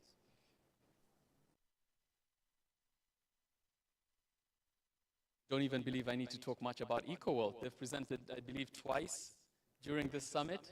But we've been speaking to EcoWorld to see how we can further strengthen them scale through CAPEX and OPEX funding. They hit the nail on the head when it comes to working with the government through the Kenya Wildlife Service, beach cleanups, reducing marine, working through the Watamu Association to reduce the amount of plastics and recycling it.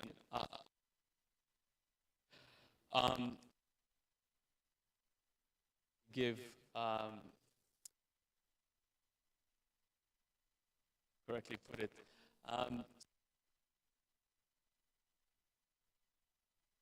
But coincidentally, they're also off-taking plastic from Kuruitu. So there's a lot of synergies between projects here, which is something that we really love. And a lot of potential to replicate the work that they do across the coastline. So this is something to watch out for. We're currently reviewing EcoWorld for support.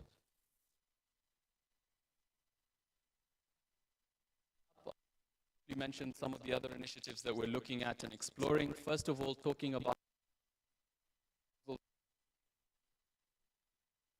started off in June and ended on the 13th of September last month to get about 15 concepts.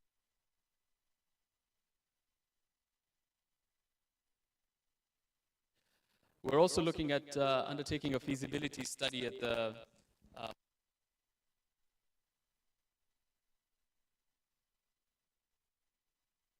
enough to set up the local tourists who flood that beach. Lies under the of coral reefs, marine life, the impact of. So this is a call that's actually ongoing right now for proposals to undertake this study. We've also partnered officially with the initiative, Go Blue, to see of the current Mikindani constructed wetlands that's being set up. And so we're in discussions with Ali on that, and hopefully that pans out into a concept. CA hasn't yet materialized into an MOU, but we hope that once it does, we'll be able to come up with interventions, financing interventions for the joint management of that area. We've partnered officially with the Our Blue Future initiative, which is led by GIZ, and the convention and all various stakeholders that have formed this consortium. And this is just a way of bringing together various partners to work together to maximize on impact. And then finally, BFA runs a called TECA. We're also working with them to see how we can support smaller scale startups, incubators, and accelerate them from there. And if I'd like for you to take away, it's first and foremost, all our projects have to have a direct line to coral reefs. You have to have a direct line to coral reefs. Like you can't have to have a rationale that actually makes sense, right?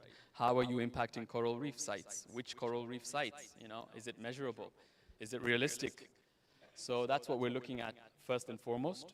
Second, communities. Not always, but if there happen to be communities where you're undertaking a project or where you want to propose a project, we would like to see them involved, preferably at the very center of that project, right?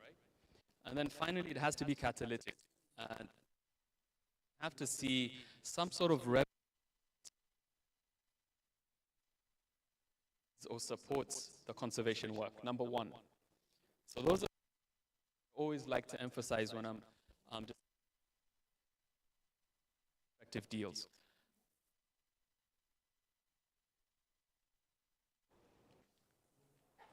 Yeah, and that's it. Thank you.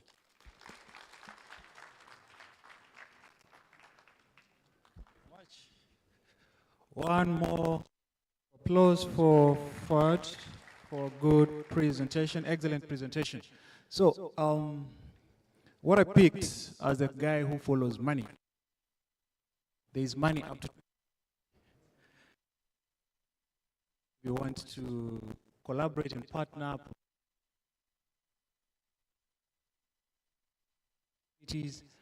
These opportunities for collaboration and partnering and funding up to 2030. Thank you very much, Ford. Thank you, Gina, for very insightful. How many of us have learned something they didn't know? Opportunities they didn't know exist? Things they didn't know about? Yes, thank you very much. So it means the session is already helpful and insightful. So I'm standing between you and lunch, but that's not me. It's the people I'm going to call who are standing between you and lunch, so that they can share a bit more of a short panel to understand and profile more the investment opportunities within the blue economy. I would like to call my panelists to come up front in no particular order.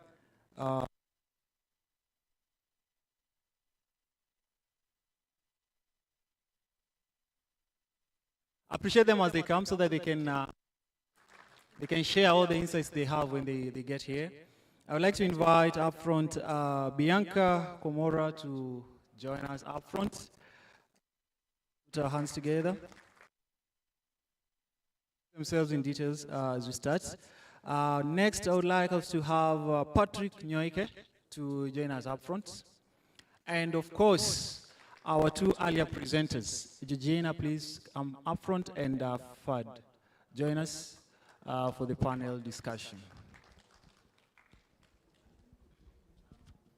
Thank you very much. As they come and settle in, please, our ushers, if you can come and change the waters for my panelists. I know they're going to speak a lot. They might need to take a sip or two. So please do them that favor for the water that has not been changed. And thank you, my panelists. I think I should give you a mic. And I'll allow you in 30 seconds to just introduce yourself in the best way you would want to be remembered. Starting with you, Gina.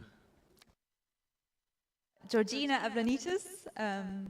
I am actually a terrestrial ecologist, so I'm somewhat of a fish out of water of late, working in the marine environment now, same science, different application.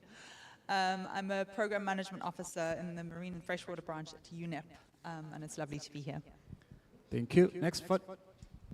Hi again. I'm Fad, work with WCS. I started my career in financial services, moved over into carbon market mechanisms, and then project management. I'm Jambo Nyote. Jambo. My name is Patrick Nyoike from Equity Bank. I support transformation of blue economy from a financial inclusion perspective. Happy to be here. Let's engage. Thank you. Hi, my name is Bianca Komora. I work with the East Africa Private Equity and Venture Capital Association. I lead research, and what we do at EAVCA is to promote the knowledge of private capital to both entrepreneurs and investors who want to invest in East Africa. Hello, good afternoon, everyone. My name is Jason Musyoka. I'm the CFO for a company that is in healthcare. Previous to that, I was in investment space, so happy to be here. Looking forward to just discuss about what is possible in the investment sector in the blue economy. Thank you very much. And my name is Jeremy Riro. I didn't introduce myself earlier. I'm the managing partner at Fi Consult. Our work is to find capital and allocate it to the right ventures that are sustainable and scalable. So that's what we do. We're also managing the deal room here with our partners, TechBridge, WCS, and others. So we dive right into it. I'll start with you, Patrick. I think I'm going to be random, so be ready, my panelists. What are the investment opportunities you're seeing? You work at Equity Bank, and you're in charge of blue economy, and you people, as a bank, you put money into businesses and projects. What are the places where you're seeing opportunities? Thanks, Jeremy. I'll go straight into it. As a financier, we ask ourselves simple questions. What is that would make positive return to the investor from either borrowed funds most of the time or equity financing? For our region, I would go straight into probably 5 key investment thoughts that I've seen would make sense for the people in East Africa region. I'll start with aquaculture. And here I'm talking about aquaculture in Lake Victoria. And for those who are in Tanzania, thinking about Lake Tanganyika, and for those in Rwanda, Lake Kivu, the potential cage culture is where there will be money to be made in days to come. So I would say that's number 1. Aquaculture, and for us it's tilapia. It's a more sustainable. It's a more sustainable fish to grow. It's a hobby for those who did science in their years. That's number 1. Number 2, I'll go to mariculture, to the coast region, and say, do we have shrimp farms in our East Africa region? They are still at very early stages. Do we have people exploiting the seaweed farms or doing seaweed farming in our region? We still have it at very, very low scale. So we see those are key opportunities for us to think about. And why do I say that? For us, our region has significant comparative advantage. Summer through the year. What does that mean? For those who know what's fish from our historical from our geography and history classes, we were told, or was it science classes, we were told it's a cold-blooded animal. So in our region, then you're able to grow fish in throughout the year, and that gives you coming from Europe, where they have winter and other seasons through the year. That's number 2. Number 3, I'll go to the processing of the fish around that. So basically, whether you are processing, whether it's octopus, whether it's a crab, or whatever it is, whether it's the tilapia or the Nile perch, if you are from the Lake Victoria or Lake Turkana, then that's become a significant opportunity for us to explore and feed our people. So the 3 I've talked about is about feeding our people. Then I'll go to the 4th one, which is around water transport. If you think about the port, the East African seaboard, some people call it the West Indian Ocean, but I'm talking about the East Africa seaboard. One of the biggest ports we have is the port of Mombasa, the port of Dar es Salaam. And who are the people who deliver the cargo here? It's delivered by international shipping lines to a major hub like Mombasa. That cargo needs to go to the smaller islands of the Indian Ocean, need to go to smaller ports around our region. Our African trade, our continental free trade zone, we need to move cargo around Africa.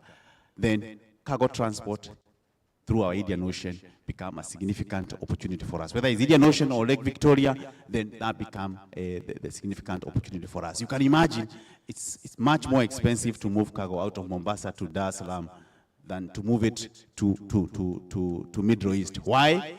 Because we do not have local vessels owned by us, owned by our people. So really, that's the opportunity that we need to think about. And finally, I'll then also go to passenger transport. For those of us who came to Mombasa today or this week, how would it be if you got an opportunity to take a boat to Lamu and back or to Shimoni and back? That opportunity is not there. We need to invest in that space. Thank you very much. Those are the top one I would pick out. If you want more information about those opportunities and how we can partner together, visit me at the Equity booth at the far end towards the exit. You'll meet me there. Thank you very much. Thank you very much, Patrick. How many of us are in aqua, cage farming, cage fish farming, water transport? Okay, for those who are in aquaculture, you know your guy, right? After this. Okay, I'm moving next to Bianca. We have been presented by Patrick the different opportunities that exist, areas where you can invest within the blue economy. Now, what are the different types of investment opportunities then? Or rather, not investment opportunities, the different types of funding opportunities. You sit at EAVCA, you have all the investors. What are the different funding options or alternatives that they present, your investors present to all these opportunities that Patrick has talked about? And even going beyond what EAVCA does, generally for the blue economy, what else do you see in addition to what your investors do? Okay. So in addition to what Equity presents, which is mostly debt financing, I sit at private capital investors table. So what private capital investors basically invest in is private equity, venture capital, and when we think about how these fund managers get their money, it's mostly from developmental capital. So most of them are investing in the blue economy looking at impact. So they're investing for impact. When we think of impact, we're looking at what will create social impact, environmental impact, and we see a lot of opportunity in the oceans we have, the amount of human capital we can get, and also when they provide this funding to these companies, they're not only looking at making a profit, but they're also looking at what impact can we have on this, in this, what are they called? In these communities. So when we're looking at communities, we're looking at what better can we do just that, than just giving them money. We can provide technical assistance facilities, which I think someone presented on We can look at blended finance mechanisms and many other areas just to get everyone involved. Because when we think about it, the ocean is not owned by any private investor. So we need to look at how everyone can collaborate in order to invest in this industry, and that's what we do at EAVCA. Thank you very much, Bianca. And aspect to say that the investors are looking at just more than just the they want to look at social impact, environmental impact, etc. And I would like to, on that trajectory of environmental impact that investors are looking for, and that brings in the question of climate finance, yeah? And we have businesses here that are in the blue economy and they would want to access that funding. I know there are a lot of people who are going to follow up with Eugene and Fad after this, and Patrick. So what are some of the challenges that are faced when businesses are trying to access this climate finance, and how do they go about overcoming those challenges? Because the investors are interested in funding that for environmental purposes, but how do we get that money? Where is it? How is it colored? Yeah, just before I answer that, I think there's another opportunity that will be quite of interest, is the element of aggregation. That yes, there are people that are doing some things, but also if you come together and aggregate, you can create a sector there that is quite interesting for people like equity and also for people like private investors to jump onto. But just to answer Jeremy, so one thing that, and I think it cuts across not just for blue economy,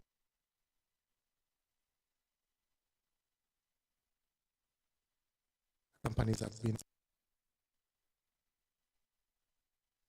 do I align myself to the different sources of funding that are out there? And that element of alignment is very important, because you could be talking to someone who's looking for debt financing, and maybe what they look at from a company that they can support is different, or you don't have it. So it will be good for you also to identify and just understand what kind of investors are out there and how do I align myself to their interest.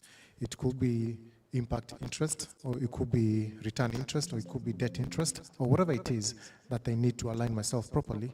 That is what I really need to do so that I can be able to access that kind of funding. And then the second thing is also to know where to look for those investors. And one thing about that is very good, especially now in the Eastern African region and specifically Kenya, is that we have associations that have pulled together those kind of the investors that you're talking about. We have YAFCA, that is and venture capital investors. We have people like Sote Hub that also do have interactions with investors, and FI Consult that also do talk to investors that can be able to, now you can be able to access them. So that is one thing that you always, all companies should keep in mind. How do I align my interests? How do I position myself to go talk to an investor? If I'm looking for grant funding, do I have the criteria that is necessary for me to meet that kind of funding? If I'm looking for debt, what do debt investors look for? If I'm looking for private equity or venture capital funding, what do those investors look for? If they're interested in returns, then I should position myself as a return enabler for those investors. If they that element of impact to them, so that I can be able to get access to funding for them. And once you do that, also it will be good to know at what stage they should come into your business, because you could be too early for them or you could be too late for them. So like for instance, and I like the presentation that was happening here earlier, that there is catalytic funding that comes initially so that you can prove your concept, and then after that they can take you to now more return focused investors now that can come in. So understand your business, understand your alignment, understand the stage of where you are as a company, and then more importantly, just look for pockets where you can go find those investors. Try to network a lot with ecosystem enablers who can now present you to those kind of people, and then you can have those kind of conversations. So it's not about working alone. There's a very famous saying that it takes a village to raise a child. You are a child as a startup. So try to look for that village where you can get the kind of support that you need to keep on improving and growing your company. Thank you very much, Jason. I think that's very broad and to the point. So there are a lot of startups that we're working with in the D room, and this question has been coming up a lot. I'm not finding someone who is interested in my business. Who are the investors that I can go to? And I think there are very key pointers from Jason that you should follow. Just first know who is interested in your value chains, know exactly what you're doing, at what stage are you at. And then that makes the process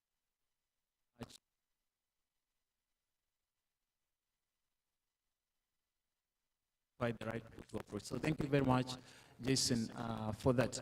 I would want to come back to Georgina, who opened for us this session earlier on.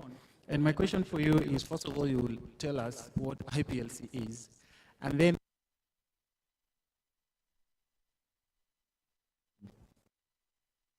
more access to this climate finance and what you guys do. People and local communities. IPLCs actually steward over 80% of biodiversity hotspots globally. So they are a vital part of the success of any form of conservation.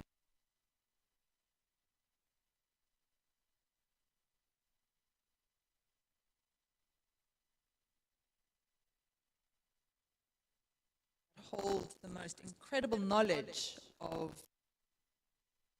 are all about the stress points, the challenges, the opportunities.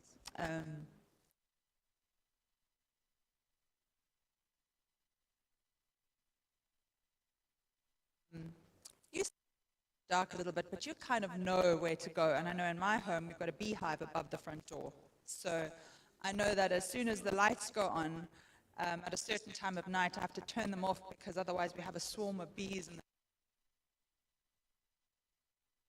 stranger coming into my home and the power goes out, you would stop.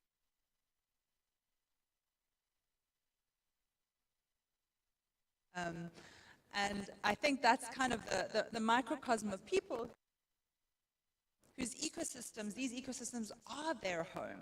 They know exactly what is going on and when. They know how everything operates. They know what to do and what not to do at certain times of year.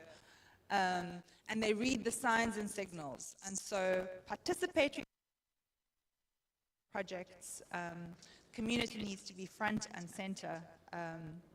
I mean, in the Philippines, we have these beautiful examples of how IPLCs have become the stewards of what were once degraded reefs, not because of their own fault, but because of unsustainable fishing practices more broadly. But the GFCR has trained up over 200 coral reef gardeners, a lot of which are women, and they become like coral mothers.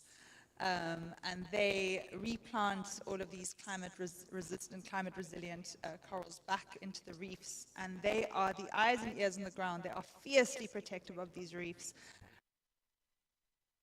Increase in fish stocks from between 25 to 50% in some areas. And that is testament to including IPLCs in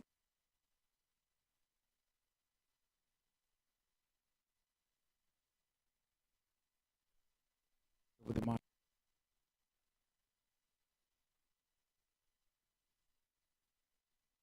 All these activities, how does it influence the access to climate finance that's meant for sustainable oceans? Does it have any impact, or can we just do a project wherever without really having to involve the... It helps in making the ocean sustainable. Is it a major factor in the financing, basically? I think that's what you're trying to do. Projects which are locally appropriate, contextually relevant, have the buy-in of communities. That's sustainability of that project. And of course, you're dealing with ecosystems. So those ecosystems need stewards. They need eyes and ears. They need people that are passionate about the success of whatever project or venture you're putting in place. And so community engagement obviously helps to really ensure that there's longevity in the project, that you're not going to hit all of these hurdles and obstacles.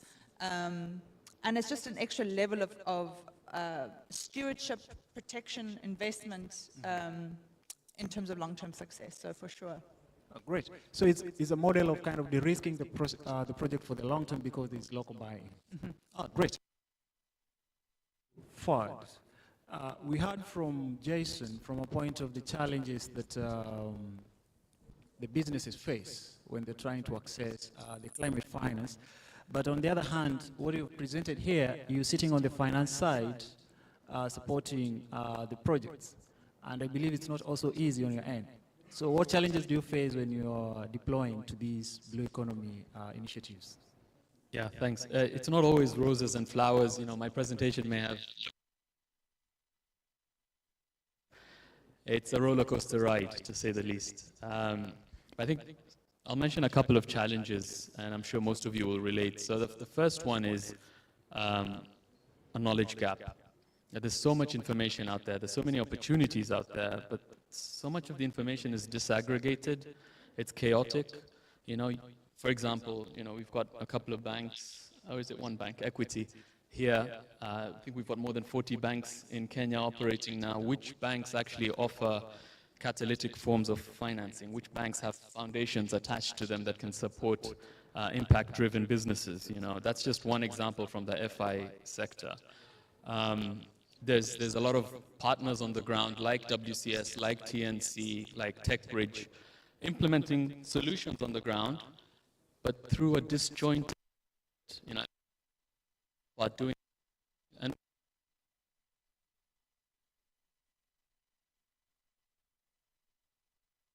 and we leverage the existing opportunities on the ground, I think would be far, far ahead, especially given the deadlines, you know, the 2030 agenda and ambitions. Next we have 2050. Now you have, you know, CBD. You've got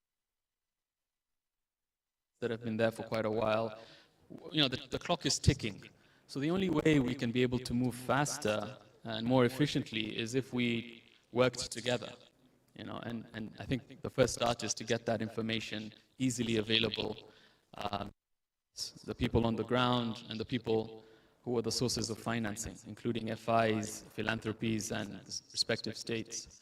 Another issue that could be cropping up is blue washing. We've heard of greenwashing. So, you know, seemingly, you know, there's an impact that's being reported, but it isn't really happening on the ground. Or if there is an impact, it's not very sustainable. When we get to our targets, the impact is no longer there. That's a major risk.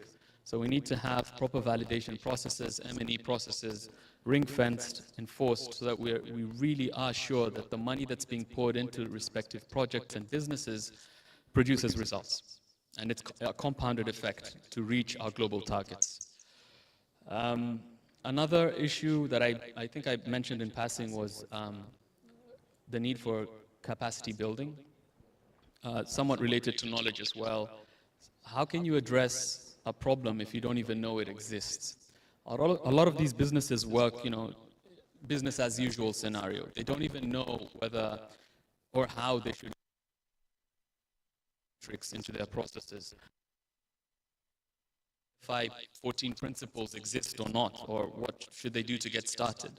Sometimes they need a push, and I think there needs to be more focus on capacity building initiatives to sort of inculcate that that way of thinking for businesses, rather than the bottom line, what processes and mechanisms, toolkits and structures are already out there and quite effective, like the UNEP 5 principles, to incorporate into large commercial and industry scale businesses. So I think that's just a couple of them. I could go on and on. Oh, wait, there's one more that I didn't mention. Pipeline. Pipeline is very, very difficult. Not only is it difficult to get the right pipeline of solutions that meet specific project criteria, but even when you do get the pipeline, it doesn't meet your minimum funding threshold, which means you lock out certain impact investors, you lock out certain projects from being able to fund your intervention, and that leads also to the nervousness of some impact investors in terms of risk appetite. So, I mean, in the African context, and more so Ocean, when we did our scoping exercises, interacted with partners who are doing the same work, it was businesses. Encourage a lot of entrepreneurs and some of these venture launches that are out there and incubators in what they're doing. But at that stage, it's still high risk. So for you to be able to tap into that pool of funding that's out there, you know, you got to be able to move past that and get into your maturity and you know. investable, where you can take on debt comfortably. And that, I think that's the most difficult part of it. GFC,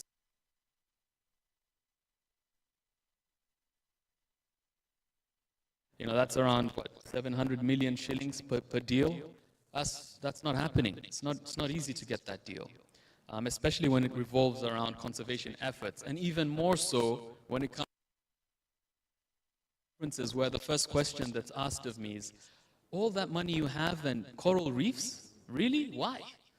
There's poverty all around the world, and these are things that need to be addressed. And so I think if we think around these sort of areas and address them appropriately, we'll be able to move forward faster and meet the global agendas that have been set. Thank you very much, Ford. So there's the problem of people working in silos. There's blue washing, understand greenwashing. That's a cousin to it. Then there's a lack of capacity and awareness and knowledge. We did some work in another country, and we were assessing SMEs, and 100% of them didn't have any ESG metrics or awareness in terms of how to incorporate them into their business models. And that's really a big area for capacity building. But I love the last one, pipeline. We have a deal book and a deal room here, $56 million worth of a deal. But now you see those misalignments, like Fuad has mentioned. There are things you're doing well, but there's what investors that we need to address beyond workshops, beyond summits. That should be a continuous progression so that we can build pipeline to tap into these resources that are available. $5 million in terms of a ticket size is not small, so we need to build capacity for our business. How do we work, Fad? Now there's a challenge to you on behalf of the SMEs. They didn't send me, but we need to have a way of dealing with the smaller ticket sizes. How do we structure something around the reality of the market we have? These guys here will need less than $1 million.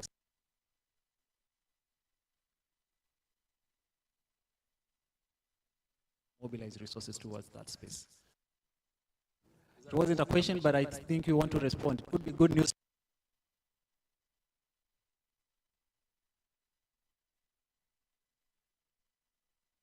Been hearing about. And this is a discussion that I had earlier at the exhibition booth. That supports ventures, and like I mentioned, we've partnered with TECA, which is being run by BFA Global, and they're sort of running that, and we're shortlisting applications based on their adherence to our objectives. But I just want to tell all the entrepreneurs out there that we're still cognizant of the great work that they do and the opportunity. And one of the things that we're trying to look at is how can we be able to aggregate similar projects into one sort of portfolio. If you're doing plastics, you might be doing a slightly different version of the plastics business. How can we bring you guys together? Are you happy and a forced move? If it's forced, it's fine.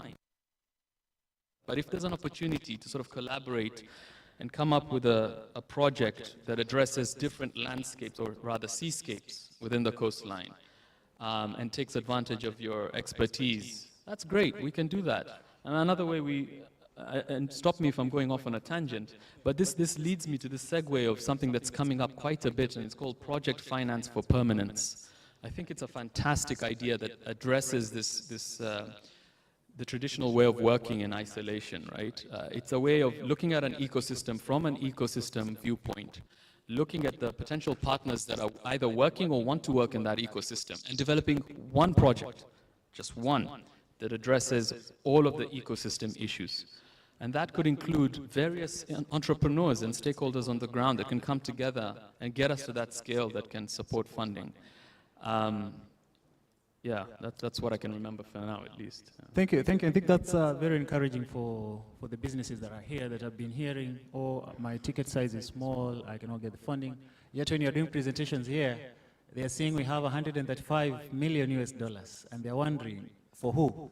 So discussion will continue, but again, the same way Fad said, from the investor side, they should not be siloed also from the business side, we should look at, it shouldn't be about your small project and you having your name in it. It should be about how do we collaborate and do a bigger coastal area project. And trust you me, by that time, you are now talking 5 million, 10 million US dollars, and then the doors start opening up.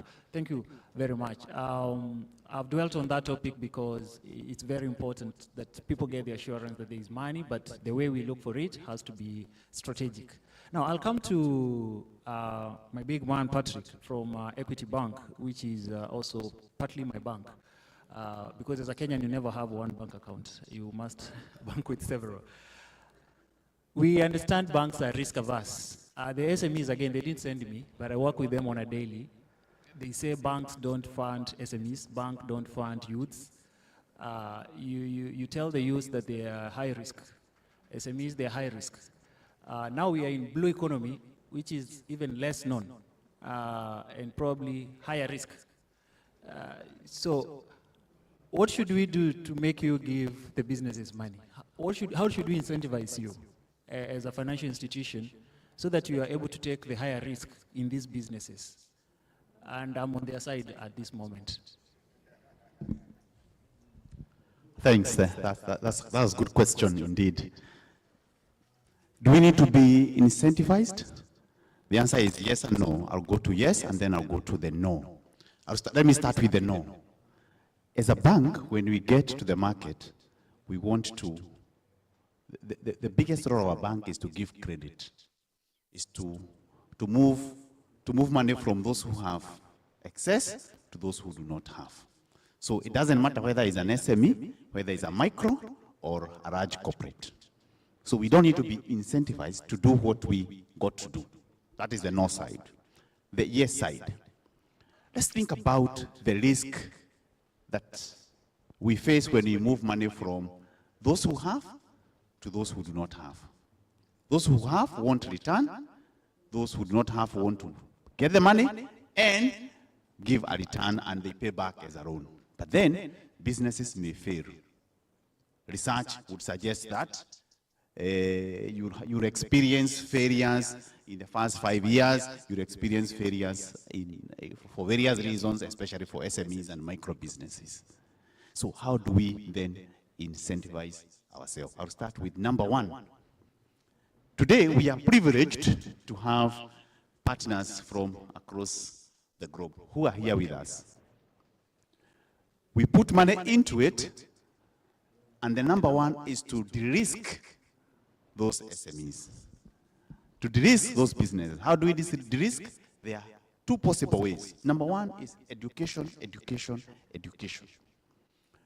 Today, we are speaking blue economy. We have people who are venturing into it, but they still don't understand what it is. So education, education, education, so that people understand the dynamics of this business. And when people understand the dynamics, even when then they start on their own, they're able to borrow and pay back.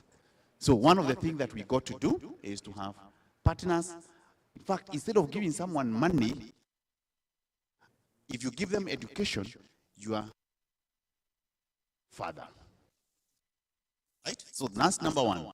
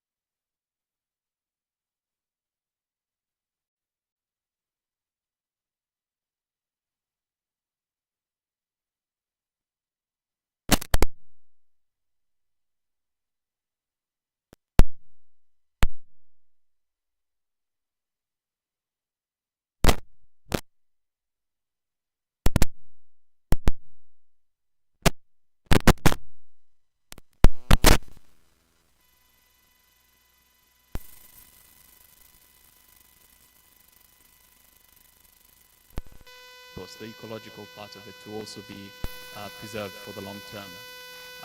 I mean, there's so many different approaches to it. You've got the marine concessions that I talked about earlier, where you can protect coral reefs through closures, which is something that is happening, which means basically you're barring fishing in a certain space that is community managed, but that also needs an alternative source of revenue for the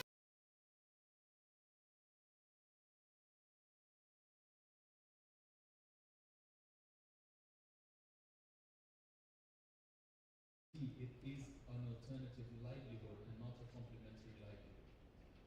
Do you know what I mean? So how do you guarantee that a closure is actually there, it's being managed appropriately, and the alternative livelihood stays as an alternative livelihood? So we come up with different types of activities, business models for communities, recommendations as to alternative forms of revenue generating streams, but in return we want a guarantee from the ocean itself.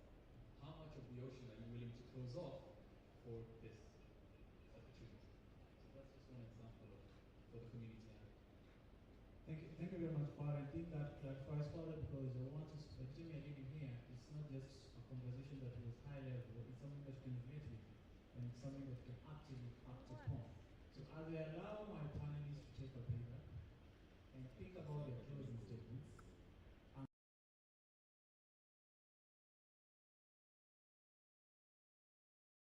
hands. So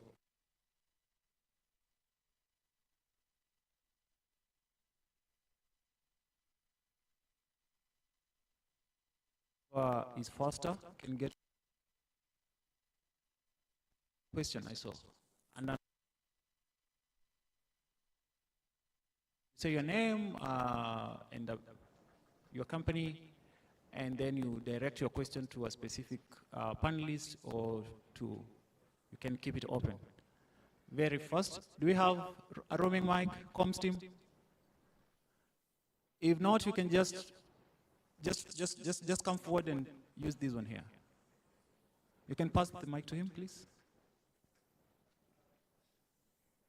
You can all come probably somewhere here. Next person also, be close by. Hi, my name is Arafat Mu. I do work with the Swahili Port Hub Foundation. Now, it's not to any particular panelist, but the question is, if you are to come up with a profile of a youth entrepreneur, and the context in this case is an entrepreneur from Kenya, there are youth, so that means they're either 18 to 35 years of age maximum. So if you are to come up with a profile of that youth entrepreneur, right, and you'd say that, okay, this entrepreneur would like to raise 250,000 equity investment, right? Like how should that youth look like? What would that profile look like? A youth who is capable of raising money from an investor. Think of terms of, could be, okay, the age is 18 to 35, but if you can be specific on the age between that band, education level, things like gender and stuff like that, like how would you describe them? Okay. My panelists, have you gotten the question? The profile of a young person, youth, they want to raise 250, they're in blue economy, I want to assume. Okay, let's say blue economy is still fine, yes. But it's also broad, just any other economy, any other sector works fine. Okay, so the question is, you have described that, so the question is, what else would the investor be looking for? Yeah, exactly, because he mentioned that they do invest in teams, individual, which is very, very true, right? So then how should that individual look like, right? Exactly. Yeah. Thank you. My Because I know panelists, in economies like the United States, it's like male, white, and stuff like that, right? Kenya, we're like 99%, we are like black, right? So then how should that person look like? and what capital are they looking for? Debt, equity? Equity, let's grant? be specific, equity, yeah. Okay, we'll handle that. I think the question is well taken by the panelists. There's a second question there. We want to take both of them, and then we start closing down.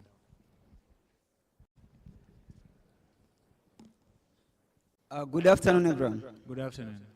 My name is Motunja Anderson Tunje, and my question is on Madam there.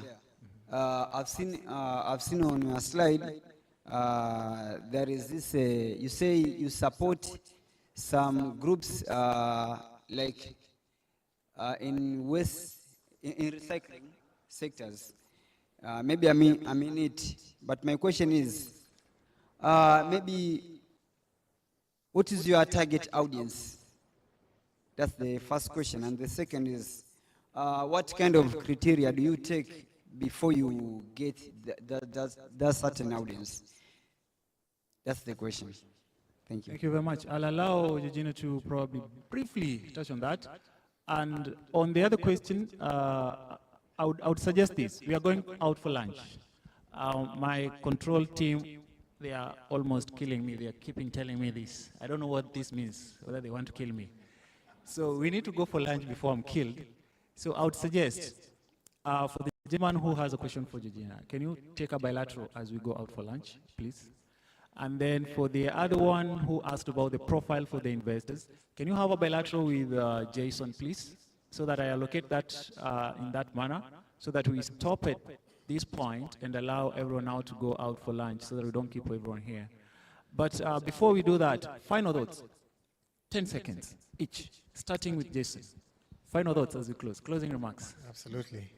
So I think the one thing that I'll always suggest to founders is understand your market, just understand what you're doing, and it's very important because I think that is the make or break of what you do. Most companies fail because they don't understand their market, and specifically their customers. And you need to put more than profiling an entrepreneur. We need to profile the market. So understand your market, understand your customers, understand their buying patterns, understand their buying capability, understand where they come from, understand what they really do need so that you can be able to satisfy a particular gap that they have. Thank you very much. Understand your market before you go to look for the money. Next. My closing thought would be to entrepreneurs, the same way an investor will look at your business and conduct thorough due diligence on it, is the same way you should conduct thorough due diligence on the investor. Because if your idea and their idea is not married, there won't be a very fruitful partnership. So just don't go for who gives you the exact kind of money you need. Go for someone who's invested in your vision. Yeah, and remember you're investing for your long-term sustainability, not just for profits. Thank you. Bianca is a business. Don't just be that beautiful girl who stays in her dad's house and waits for any man to come and pick her. Go out there and vet them. Know them. Know who they are. Who are they? Who have they dated before? Are they good at running or walking? So do your due diligence on the investors also. Thank you. That's a very strong point. Mine is quick and short. We have opportunities in our ocean, in our lakes. You just need to ask yourself, what must I do to serve, to use the ocean to serve the people of God in a greater way? And the moment you ask that question to yourself, then you know money is there from equity perspective, money is there from credit perspective. And anytime you think credit, think Equity Bank. Thank you very much. Thank you. And let's visit their stand out there and get to know the exact products they have for blue economy. For me, I think it's just to be cognizant that financing, it's just a tool. It's not all about the money. You need to put a lot of, pieces together. You have to put your ducks in a row, ensure you know exactly what you're doing, how it impacts, the landscape and the seascape, how it's important, how you can drive yourself to profitability, not just by putting in numbers in an Excel file, but understanding exactly at each stage of your business planning process where and who you want to engage to be able to secure the funding to drive your business upwards. Thank you very much. Finally. Thanks, Fad. I'll build off that. I think my key takeaway is to think like an ecosystem and act like an ecosystem, in the sense that, when choosing your partners, and just, GFCR as an example in terms of that investment ecosystem, it's where there's such a massive multitude of brilliant people, partners and private sector players, but they all play to their strengths. So the whole is so much greater than the sum of its parts. And I think that goes in the side of things, but it also goes in terms of the project application and project implementation side of things. You need a biodiverse selection of partners to really get things done and off the ground. Thank you very much. That has been our time with my panel. Please put your hands together to applaud them for the insight that they have shared. And thank you very much, my panelists, for sharing your insights. I believe they have a lot of questions. Please interact with them over lunch and share with them more insights. Asante sana.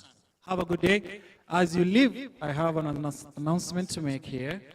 In the afternoon, we are having the blue, is it bees? It's BI something here. Okay, I think their best handwriting is typed, but something like Tanamisha or something. And then we have market linkage at Johari. I believe this is the place. So we are going for lunch when you come in the afternoon. Sessions. If you're coming for market linkages, you coming here. If you're going for the blue bees, I think they should put it up here.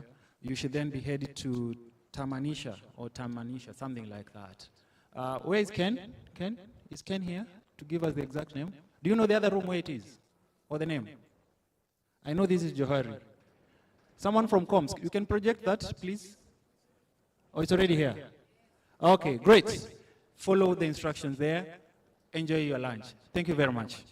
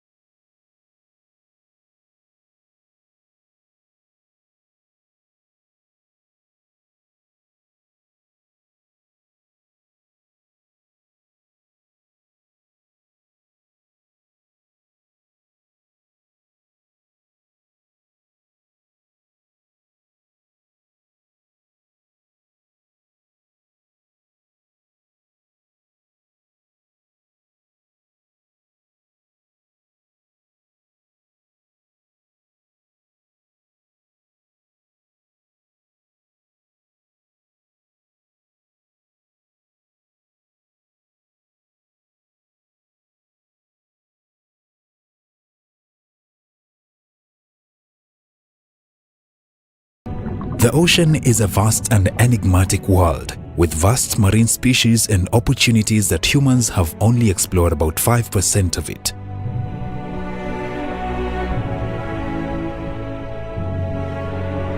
It's a world that's both beautiful and terrible, and it keeps us fascinated and haunted.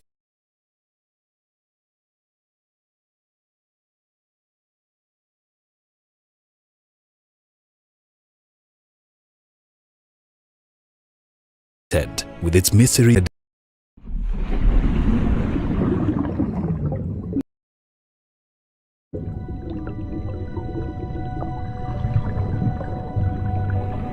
The ocean is a vast and enigmatic world, with vast marine species and opportunities that humans have only explored about 5% of it.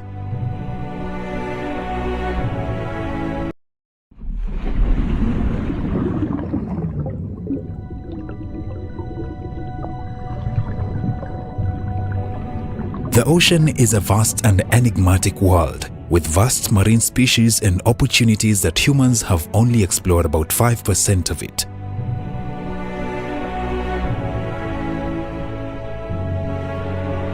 It's a world that's both beautiful and terrible, and it keeps us fascinated and haunted with its mysteries in the darkest corners of our existence.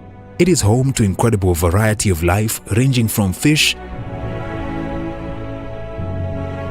octopus, sharks, whales, dolphins, seaweed, seagrass, coral reefs, and many more. Based on the World Register of Marine Species Census 2022, there are currently about 242,000 known and described marine species living in the world's oceans. By absorbing solar heat and transferring it around the globe, the ocean contributes significantly to the regulation of global climate change by lowering land-based temperatures. The ocean is the largest habitat on Earth. Scientists believe it contributes between 50 to 85% of the oxygen we breathe.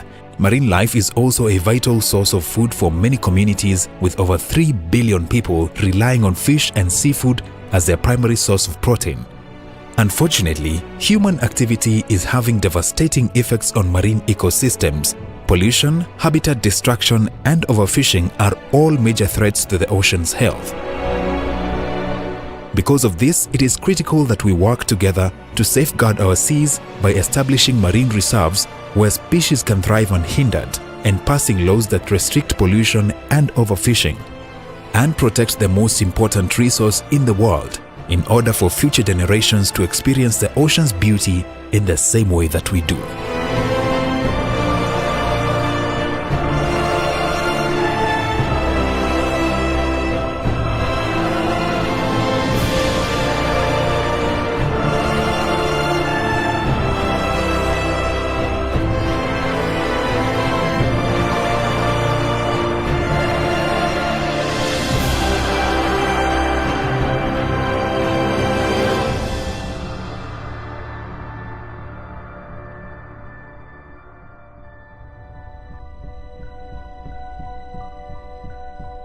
Previously on the Blue Economy Innovation and Investment Summit, the role of technology in optimizing marine operations, reducing environmental impact, and increasing efficiency took center stage.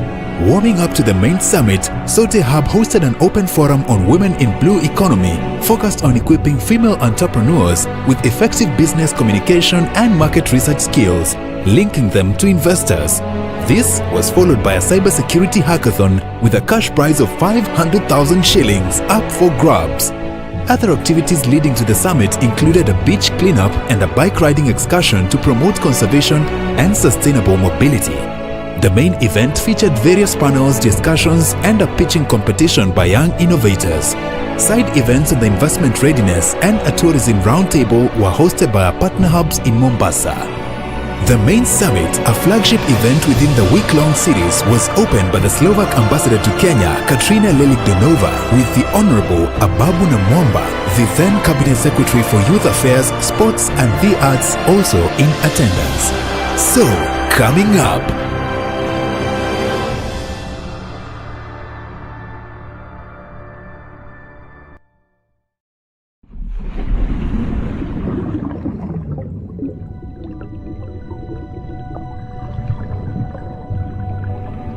The ocean is a vast and enigmatic world, with vast marine species and opportunities that humans have only explored about 5% of it.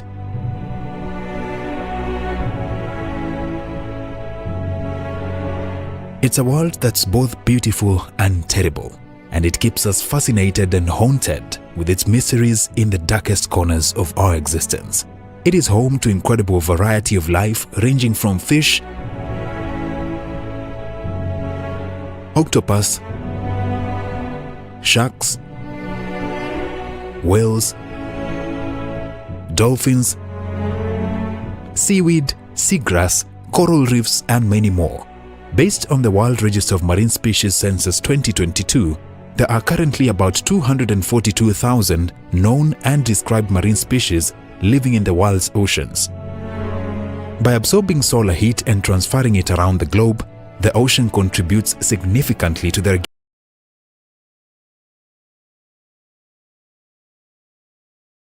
I work at Sote Hub as the finance and admin.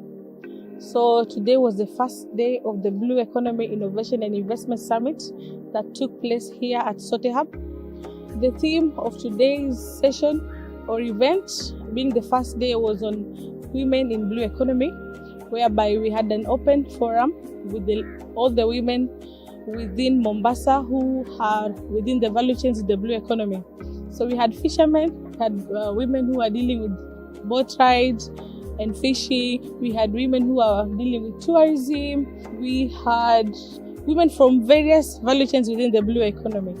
So we had an open forum whereby we were training them on how to communicate in their businesses, on how to do market research and also offer market linkages to potential funders.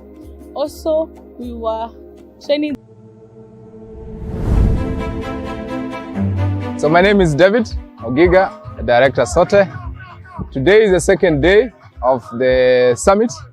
Yesterday we had an event in Kilifi.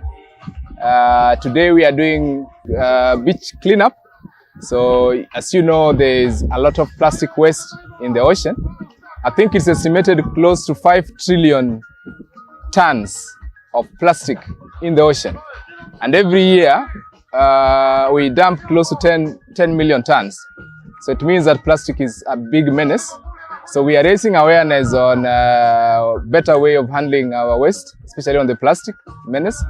And today we've been joined by many partners. We have the county government is here, the Department of Climate, Honorable Emilia Chieng. We have the Department for Trade and Tourism, Honorable Osman. And we have Department of Lands. So very, very appreciating. But also of Kenya Wildlife Service, Mombasa Walk Movement, and many, many partners, and Baustaka who help us to organize all this. Then today also, after we come from here, we have the hackathon, which is now on cybersecurity.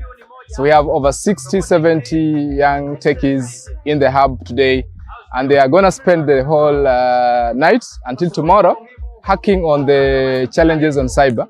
So we hope we will have amazing solutions coming out that we can be able to exhibit in the main summit, but also to showcase. Then on Monday, Tuesday, we have events in our partner hubs. For example, in TechBridge and also in Yepi Hub, they'll be discussing, there's a very rich panel discussing on tourism. And then on Thursday, we have the pitching contest. So you're gonna be ready for that, because the solution that we are hacking today will have top 10 presenting. That will be very exciting. And our chief guest will be Her Excellency, the Slovak Ambassador to Kenya, Katarina. And then on Friday is now the mega event. So the gala is on Friday, where we have all our partners will be together. The guest of honor is Honorable Babu Namwamba, who is the Minister for Sports and Youth. And we have many, many exciting activities. There's pitching contest, panel discussions, keynote speeches, and also an award ceremony. So I welcome all of you to Blue Economy Summit 2023. This is how the house is going down. It's gonna be fun.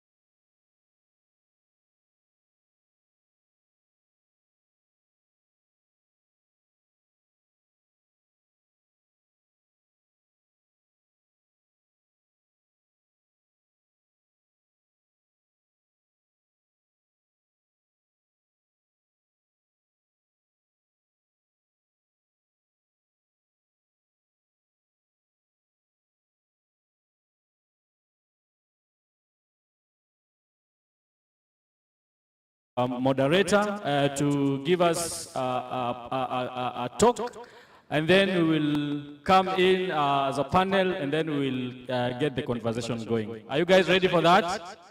Are you ready for that? So let us give it up to Enos as he comes. Let's clap for him as he comes.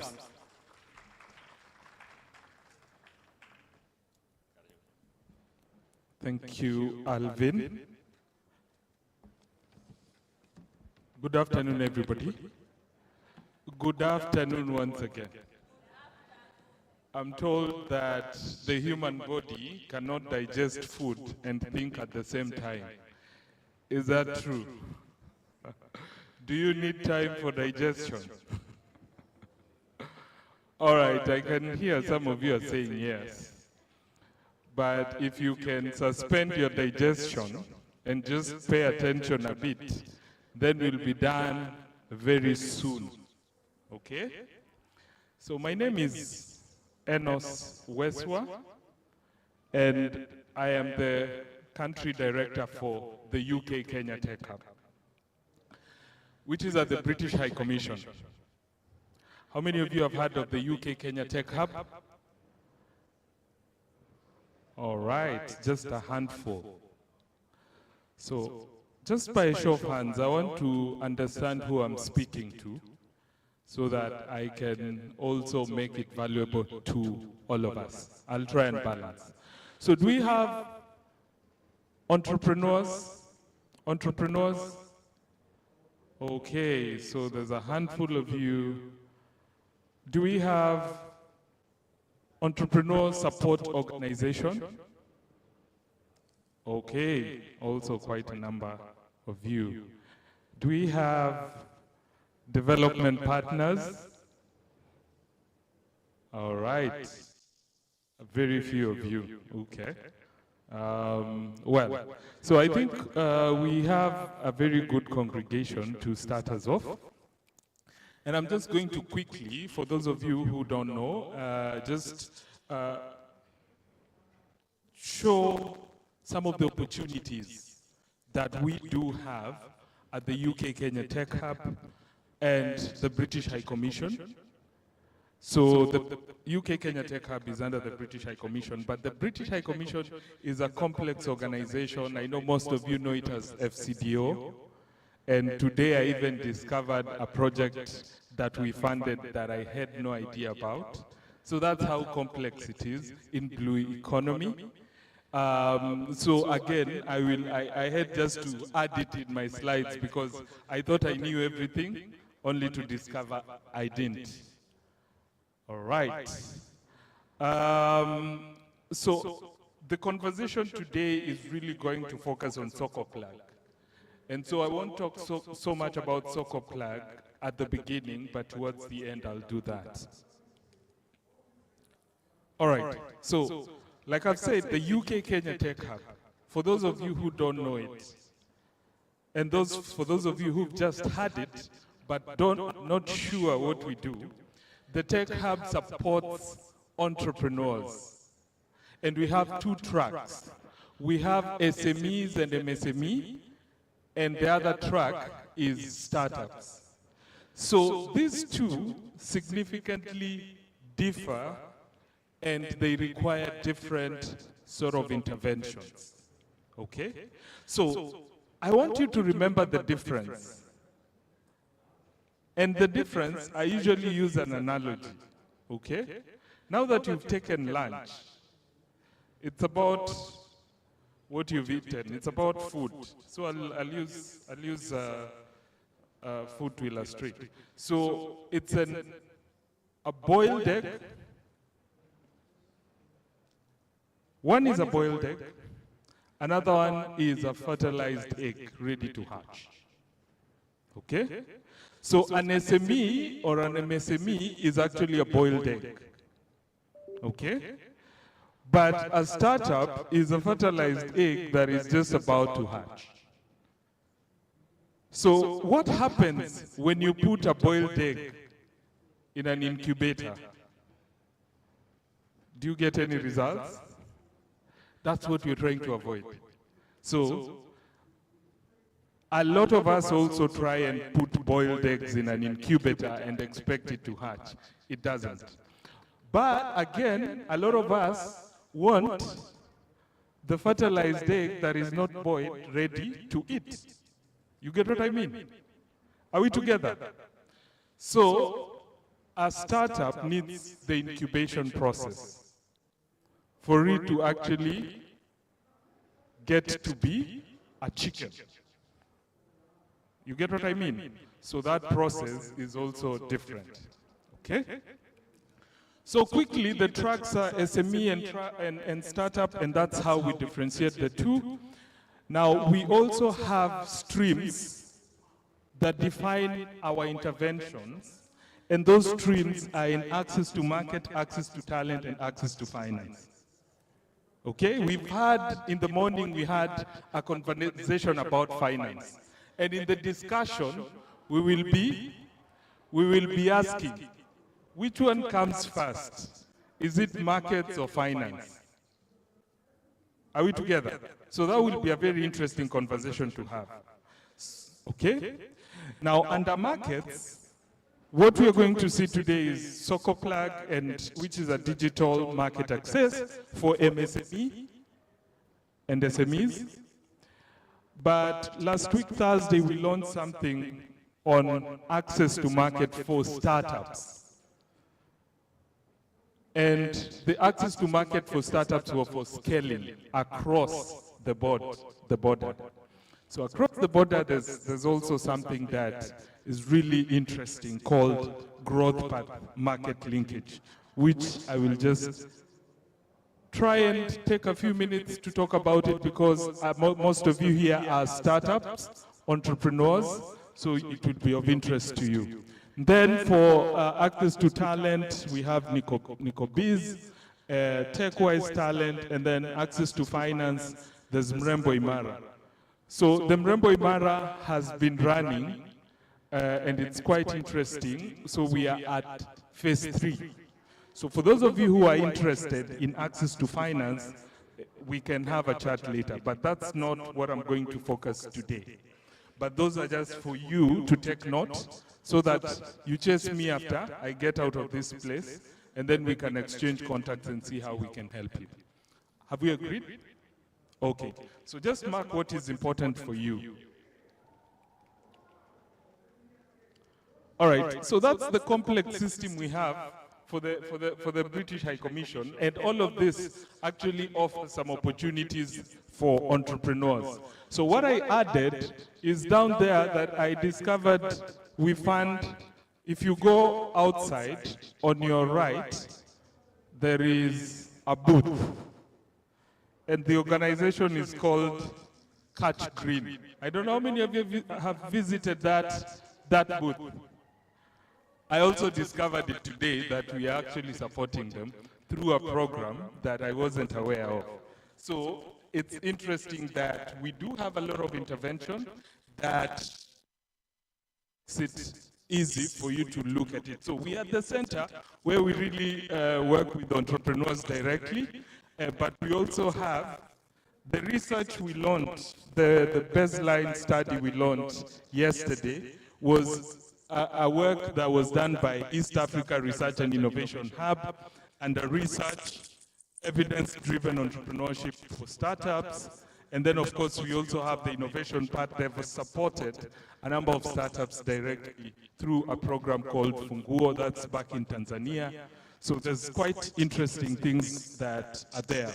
So for the blue economy, if you look at the bottom right corner, you'll see DEFRA. SMEP was the program that was funding that startup. And then, of course, there's International Sustainable Blue Finance. Kindly Google. I have no idea what they do. Just Google it, okay? Maybe it will be of interest to you. And then, of course, International Biodiversity and Climate Directorate, okay? So, quickly, sorry. Yeah, so what we're trying to build is a conversation around how do we unlock digital market access for SMEs. Okay? So during COVID, we approached Sote Hub with an idea of helping Nanteki to build websites for 5 minutes. Is that even possible? I think 5 minutes, but we'll confirm. And that worked very well, okay? So it was through the program, you can see at the banner, there's no code. So no code was the first program we did with Sote Hub for market access for MSME. And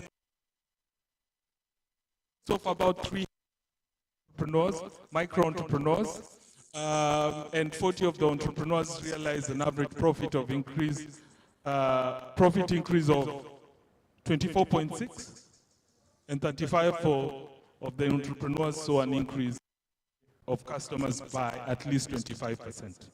So again, this is just basically to explore markets that are not your friends, your neighbors, and the people you know, but I mean markets that can be connected through the digital interventions we're talking about. But quite a number of lessons we learned. And part of the discussion will be what works, what doesn't. And that's very key. So some of the lessons we picked informed our designing of the Soko plug, which again I will talk more about. All right? So Soko plug is simple. So there are 3 layers that connects these entrepreneurs to these markets. How many of you are on Instagram? How many?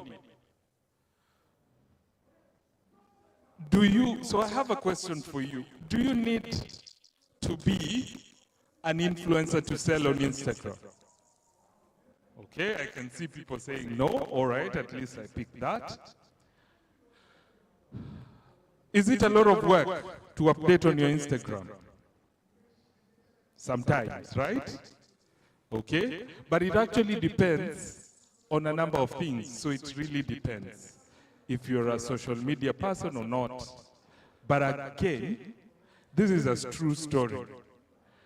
Normally, I was selling an item through Gigi. How many of you know Gigi? Yes, at least a number of you. So these things actually are not new to you. So I was selling an item through Gigi, and normally it takes like almost 2 weeks to a month.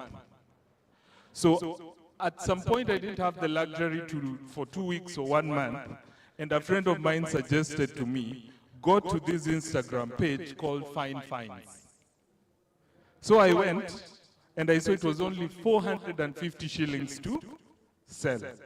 I posted, no, I actually shared with them, because they have a contact there. I shared with them through the contact, the images and then the 450. So after exactly 2 hours, I was called by about 5 people. Whatever I was trying to sell was an item that was worth 60,000. And it went for that same day. So I was like, wow, there's something happening here. I also buy a lot of stuff on Gigi, but the idea of paying on delivery is what really makes me comfortable to actually buy on Gigi. But for the comfort, I don't like going out to look for a lot of these things, so I just do it on Gigi. So those are 2 things that quite informed how we build these things. So there's the website bit, and then there is connecting to social media, and then there's connecting to marketplace. Okay? So how many? 3. The no-code and the lessons we learn at the no-code, and then there's social media, social selling, what we call social selling. And then there is marketplace. Okay? So I'll just skip that. So I've already talked about this. And then, of course, there's the survey we launched the other day. There are quite a number of things there. And we know the Gen Zs. How many of you are Gen Zs here? Oh, wow. Quite a number of you. And you are actually in business. So Gen Z in business, there's no way you can Gen Z and you're not on TikTok. All right? So, I mean, there's so much that is happening. And of course, we were looking at, so I'm going to give you a statement that can help you in life. And so that statement, you can write it down. So it is said that a third party word about you is 4 times more credible than your own word about yourself. Does that make sense? Hello? Okay, let me repeat.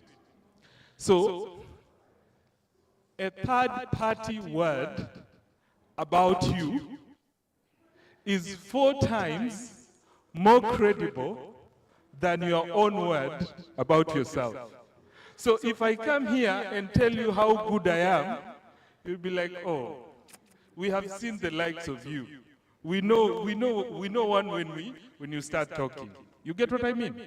But if there's someone random who mentioned my name and told you this is the guy to see, then you'd actually feel that that is credible, right? And again, those are some of the things that we're embedding through this program called Soko Plug.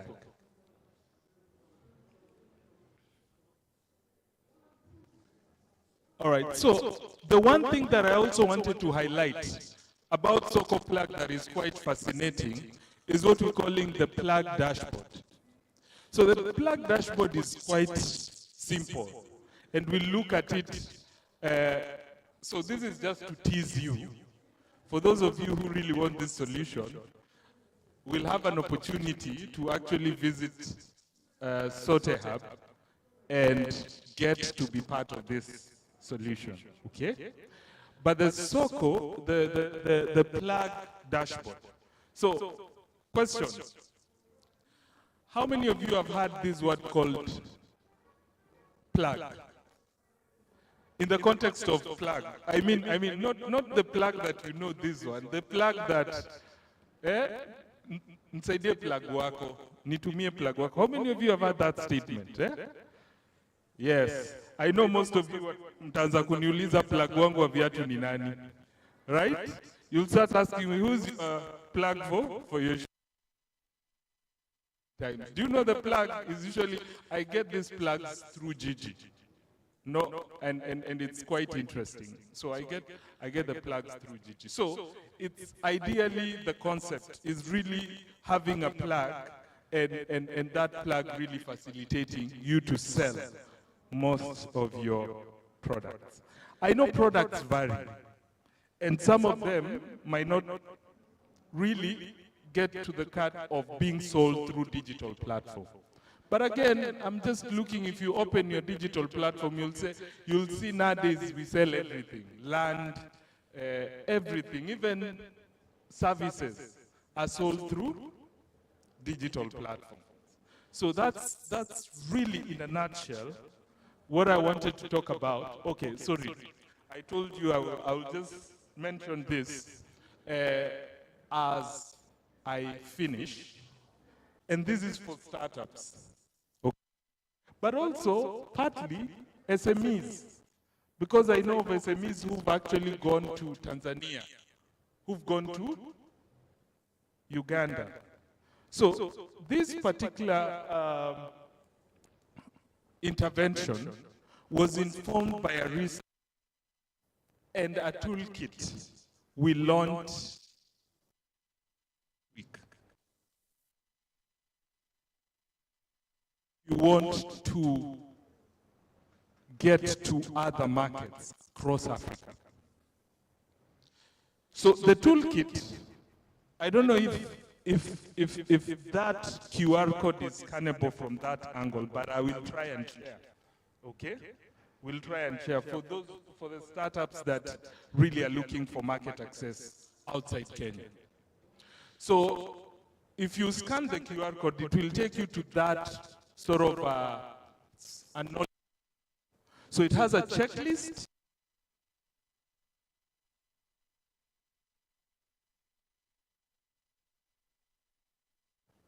In that particular country. And then the project, this project called Growth Path Market Linkage, implementing has networks across this country. And that means that even designing for partnerships is so crucial, and you'll be assisted by their networks to actually design the partnerships that will help you to have smooth landing that other country. Okay? So it's just for scaling. So if you're looking to scale, nione you may attend. Are we together? So if you're looking to scale, that's for you. And at least it's going on well. And we also have the British Chambers of Commerce. That is also, you can be a member and learn more. Throwing to you guys opportunities that are there that you can basically connect. All right, so I don't know how much time I've taken, but I will stop there. And at this time, I want to invite my panelists who will have a very, very engaging discussion on transformative digital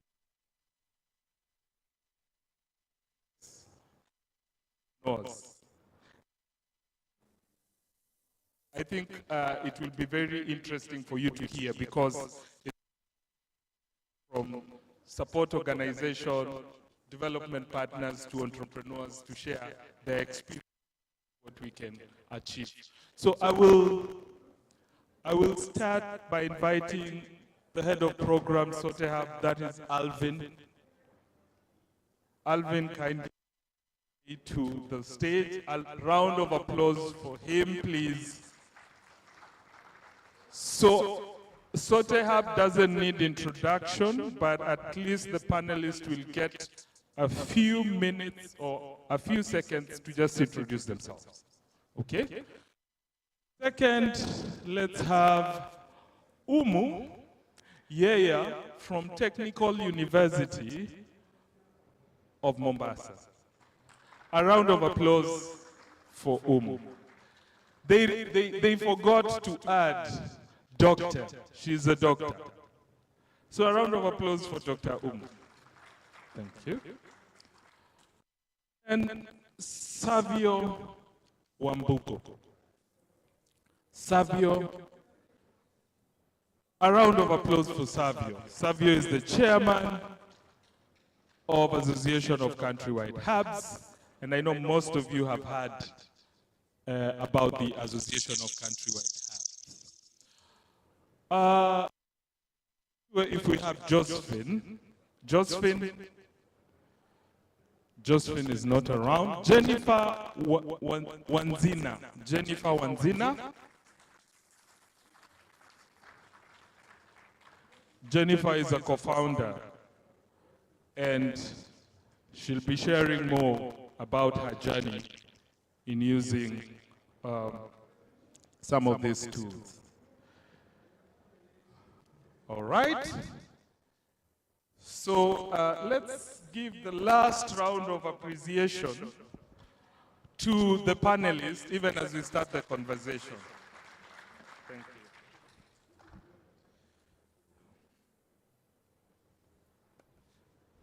So thank you very much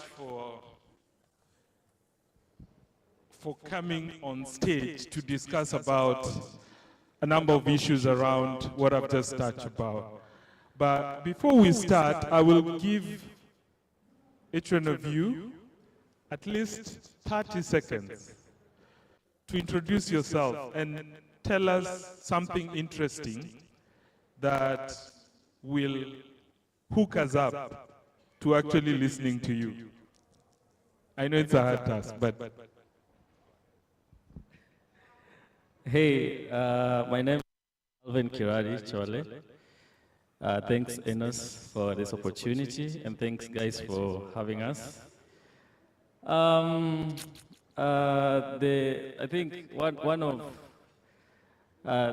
interesting things about me is I love to make people laugh, but I don't know if I'll be able to pull that to an off in this kind of setting, but you never know. Maybe we'll get there. Yeah, so I work at Sote Hub. I'm the head of programs.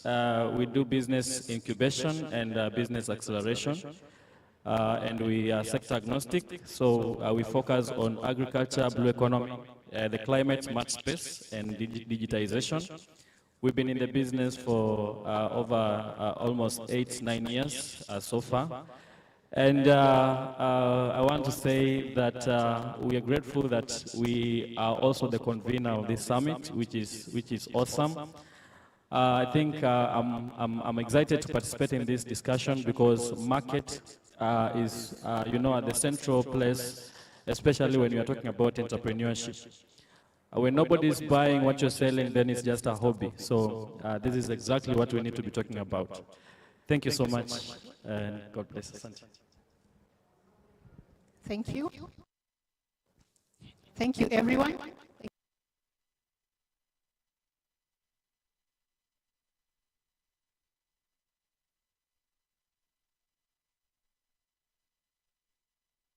Here in a veil, that is how I can describe myself for now. Area of expertise is in finance. I'm a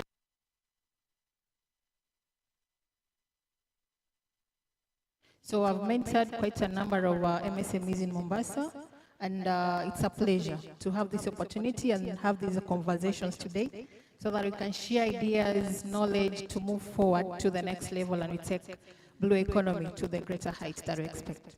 Remember, we said we are all divers, we are all champions, so we are here to share knowledge and, of course, optimally utilize the limited resources that we have.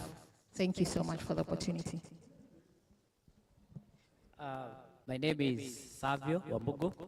I call myself a professional idler and also an accidental engineer. But basically, professional, I'm a software engineer. I'm the founder of Mount Kenya Hub, which is basically an innovation hub in Kenya, just like Sote Hub. And I also represent the Association of Countrywide Innovation Hubs, which is an association.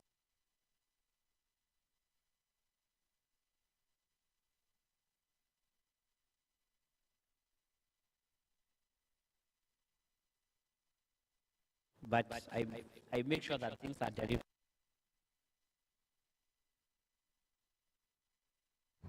My name is Jennifer Wanzina. So I'm sitting in for the... There are those of us who are the boiled eggs, and there are the fertilized eggs. So this is a boiled egg. So when I'm talking about the discussion this afternoon, you'll be hearing it from a boiled egg who's come into a generation where the digital marketing is, who's come from an era where we did our marketing with, I know you, you know someone, you know someone. So that will be the interesting thing about me. Thank you. Thank you so much. A round of applause to them. And just to start us off, and I think I will start with Savio. I'll start with Savio. You founded Mount Kenya Hub, and you're the chair of the Association of Countrywide Hubs. That means you've been interacting, or you understand how hubs support entrepreneurs. And just looking at what we have, there's a question of markets and money And I wanted to find out from you, and even just working with SMEs, what comes first? That's a very difficult question. It's the same as I don't know if the your mic chicken is. egg. Can you hear him? And now?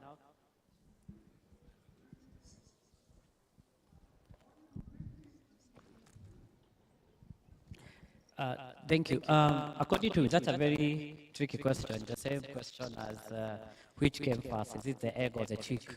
But basically, if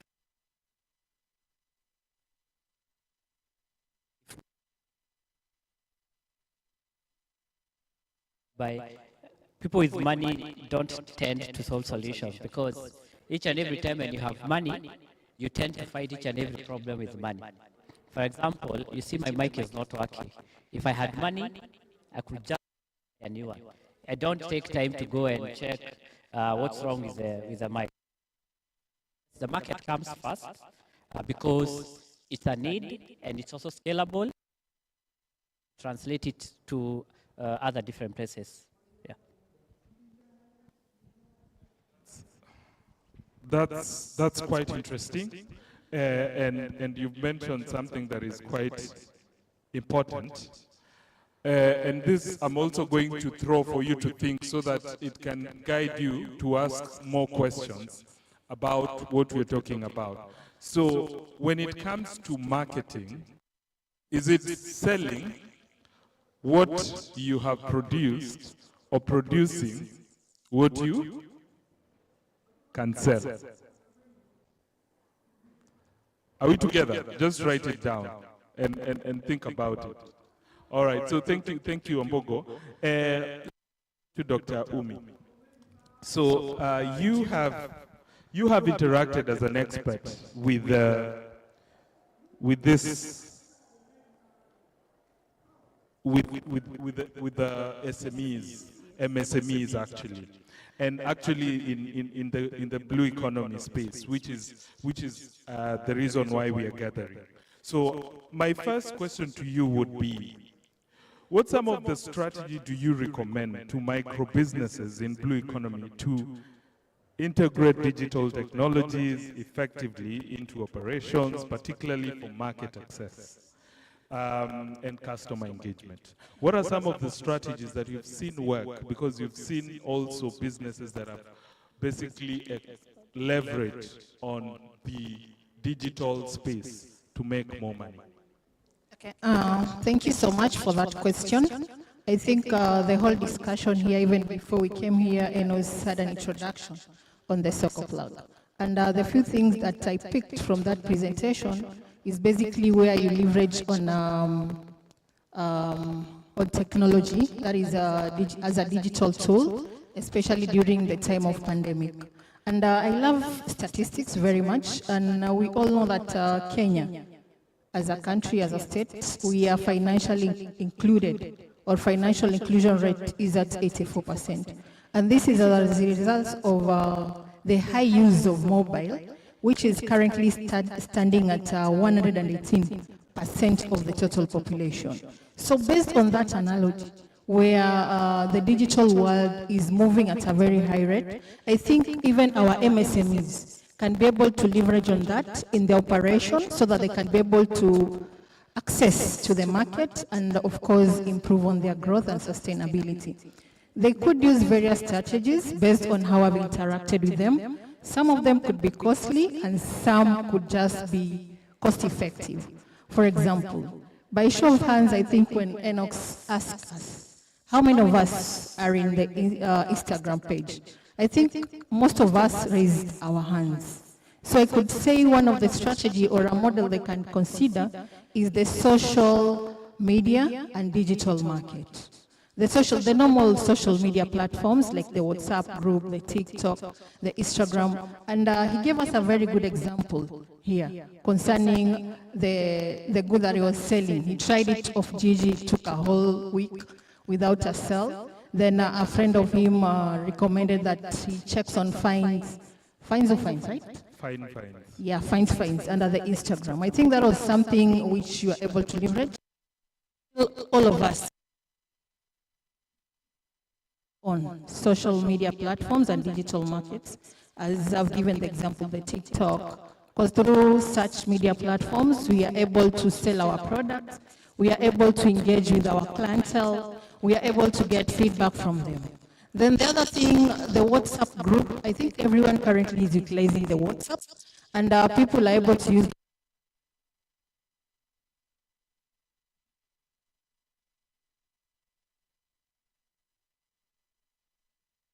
available at which you are on, and that is just one strategy. They may also consider the model for mobile first approach. I think every one of us has a mobile phone. In fact, we have those with 3 and 4, especially the entrepreneurs. They have so many calls, right? So this is to say that mobile usage is more than the total population in Kenya. That is from 18 and above. Because we have some of us,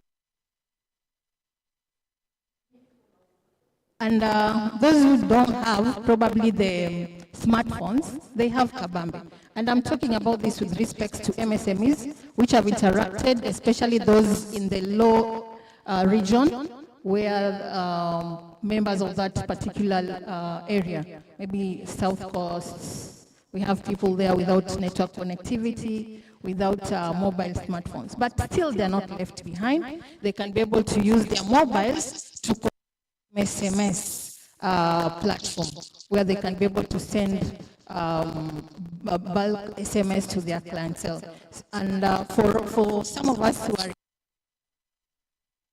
can make use of that, and maybe through creation of my Google place, where you're able to be tracked where you are able to share your products, you are able to interact and engage with your clientele. So digital particular area. Just to mention, we have such a hub in place which has to converge here today, and that is just matters digitalization, because I believe for the have the digital tools, but all hubs, we are able to work the digital tools and even trainings. I remember Sote Hub had trainings, mentorship programs, and even benchmarking activities where some of the entrepreneurs were taken all over the country for mentorship purposes. And all that digital world. We have digital platforms for financial management purposes. So our MSMEs kindly, yes, we do have the normal journal entry book, but let's make use of the digital platforms for purposes of financial management. That is maybe the QuickBooks, we can use the webs, in order to track ourselves, in order to record our financial statements and also print the financial records. We may also consider other strategies like collaboration. Of course, we are here as entrepreneurs. Some of us have been able to get a chance to pinch. This is quite amazing. If we have this kind of events, they can be either online, by the way, because we are talking of digitalization. If you are seeing any online market forum or maybe a trade forum or fair, kindly enroll as an entrepreneur so that you can be able to exhibit and also to network with the collaborators, both locally and externally. You can also consider other strategies. There are so many strategies. I hope I still have the time. Anyway, I will just you come want in. to cut me short? Yes. Just I think one thing that Daktari is actually alluding is that she's a powerhouse of knowledge when it comes to strategies, and I want to actually make you go and see her when she leaves the stage. And I think that will really beneficial to you. And thank you so much, Dr. So I'll just cut you short and just put a spin to that question as well. And the spin will actually come to Alvin. So you talked about many strategies. And Alvin, you have seen also, you've done so many trainings, yeah? So there's a lot of digital this, digital that, digital whatever, you know. And we know Ajira, we know Jitume, we know all these programs. So from your own assessment, what is exactly lacking? Because we haven't really had a huge traction the same way we could potentially have traction through what we've seen, like, I don't want to bring the demonstration in the conversation, but I'm just saying we haven't had quite a very successful market or rather leveraging on this platform for market access. So what is lacking, what is needed, depending on really looking at the many projects or the many programs that are available for digital? Thank you, Enos. I think there is a lot going on, and in the current world, anyone can do anything they want. I heard someone say that if I wanted to be like, let's say, Enos, I could cyber stalk you, and do just walk in your footsteps and do what you're doing if I want to be like you. So I think entrepreneurs have more than enough. It's only that they put to use a very little fraction of it. But if I just pinpoint the few challenges that we've noted, especially in the program that we've run before, Dr. mentioned that we have entrepreneurs that are, I can say it in Kiswahili, mashinani, in the islands, in Lamu, and deep areas in Kwale. There's so many digital tools that these guys don't have access to. And this is due to, Dr. also mentioned, poor connectivity. We know Elon Musk is here with Starlink. I'm sure there are areas that have no idea what that is. And you know the world is already lost. And if you're left behind, you're left behind for good. So there's that gap. The marginalized communities are being left behind, and I think that's a big challenge. The other thing I think is the issue of cost. Some of these tools that we are talking about have a cost attached to them, because if you want high-speed 4G or 5G internet, then you might need to have a subscription or whatever. And you know, the young entrepreneurs that are trying to come up and establish themselves, this could be a cost that some of them may not be able to afford. The other thing is digital literacy, because I know Gen Zs, majority of the Gen Zs, they know most of these things. You don't need to be a tech guru to know how to use Google Analytics, to use Google Trends and all those. But there's an age group that I think was left behind somehow. So there's the issue of digital literacy. So majority of entrepreneurs are still mashinani, they are still struggling on how to use these things. Somehow they were left behind, and yeah, it's difficult for them to catch up. The last thing I'll talk about is cultural barriers. We are talking about the blue economy. When we look at probably the fishermen, they are accustomed to the traditional ways of doing stuff. You go into the ocean, take out some fish, and you know there are women on the shore, and you just dispose of the fish. So there is the prices are not good. They rely on middlemen. So there's a lot of market out there that they have no idea of. So culturally, I think there's also the aspect on how things have always been done. And I think also that is also another challenge. Thank you. Thank you so much, Alvin. And you've just reminded me that I did not talk about a very interesting project we have. It's called Digital Access Program. You can write it down. Digital Access Program. The head of that program was supposed to come and share with you what he's doing, because he's basically pushing on infrastructure as well as digital skills. And I think they have some budget on that. So I think it will be very interesting for those of you who are also in those places where digital literacy is a challenge to actually tap into that. And then later on you invite us to actually come with a soccer flag. All right? And then of course we've talked about Elon Musk and internet and connectivity, which is also very crucial. But we also have the hotspots, and we also have the hubs. I think I was in Swahili Port. When was that? It was on Wednesday.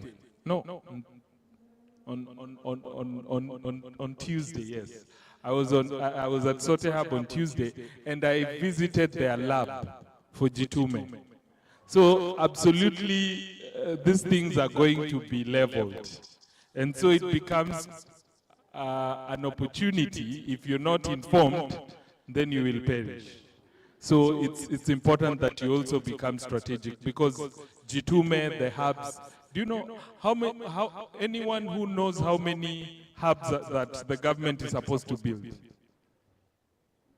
Anyone? It is exactly 1450 hubs in all the wards. That is the number of the wards we have in Kenya. So basically, hopefully, it will actually materialize, but I think we've actually had those hubs coming up. So again, how do we leverage on that? So that's something for you to connect with. So Jennifer, I wanted to bring you last after we've had a number of conversations here, simply because you will validate what they are saying, or you'll call it a bluff, if at all it's not what you've experienced as an entrepreneur. And being an entrepreneur, and you've called yourself a boiled egg, tell us more about what you do, and what are some of the challenges in tapping into those platforms that we've mentioned, and if you have actually tapped on them, is it working for you? Go ahead. Okay, thank you very much. To start with, I am a Kahaya Safari Tours. That is the business I do. I'm in the tourism sector. So I'm also in the blue economy that is not so much spoken about, because, again, I don't know, they don't think I fish, so, but I'm part of it. When it comes to digital marketing, like I said, I'm a boiled egg. And I'm not a boiled egg that is 35 and under. I'm a boiled egg that is 35 and above. So that means by the time I was getting into the digital marketing, I'm the era where we had issues with accepting something called a computer. We were so used to doing things manually. So down the line, it started. Instead of it, we were thinking it's something that will just come and pass. And what happened is the companies that are, we've got SMEs that are under 35. The SMEs under 35 in my industry are doing very well. They capitalized. Because remember, I started a long time ago. So when digital came in, I had to start with what they call a website. And not just creating one, is really creating one that works for us. So by the time it gets to work for you, you start with someone who creates like a 20,000 website. That already tells you it's not going to work, just because someone told you you need to have a website. So when the under 35 came in the market, they came in a big, a boom. So they were able to go out there and get more clients than we have. And this is something I want those in the house to look out for. I will not give names. We all know the big fish in tourism in Mombasa. Try to go to social media and try to Google and see if you'll see them. You'll actually not see them because they're still doing things traditionally. They still are able to leave the country and go out and knock doors and get work. They've got the finances to do that. But 35 and under, who's come into the industry, does not have the money to travel, but has the money to invest in the social media. And they're able to have working platforms, and they're able to capitalize on that. So another problem that I really encountered is, of course, education, digital education. So I got to know Facebook came in. I had my first page. What I write on my page is not the same thing I write in FedEx. So I had the two pages. I had Jennifer and I had FedEx. Oh, FedEx was fun because the content was not making any. But with me, I'll wake up. I know my friend Elizabeth. I'll say, hi, Elizabeth. Happy birthday, Elizabeth. So many likes and loves, and it will go on. By the time I caught up, I need to know about writing content. And it's not easy, let's not lie, especially the boiled egg of 35 and above. Thankfully, we've got the 35 and below who don't. They want to work, they want to be paid. So I actually have someone who does for me, but never comes to the office if he doesn't need anything. And I'm good with that because he's working on it. So the problem came in, I have to understand the person, the person have to employ for this work. It's not the normal person I employ to sit under behind a desk and all that. This is a person who wants time on his own, trust him, his and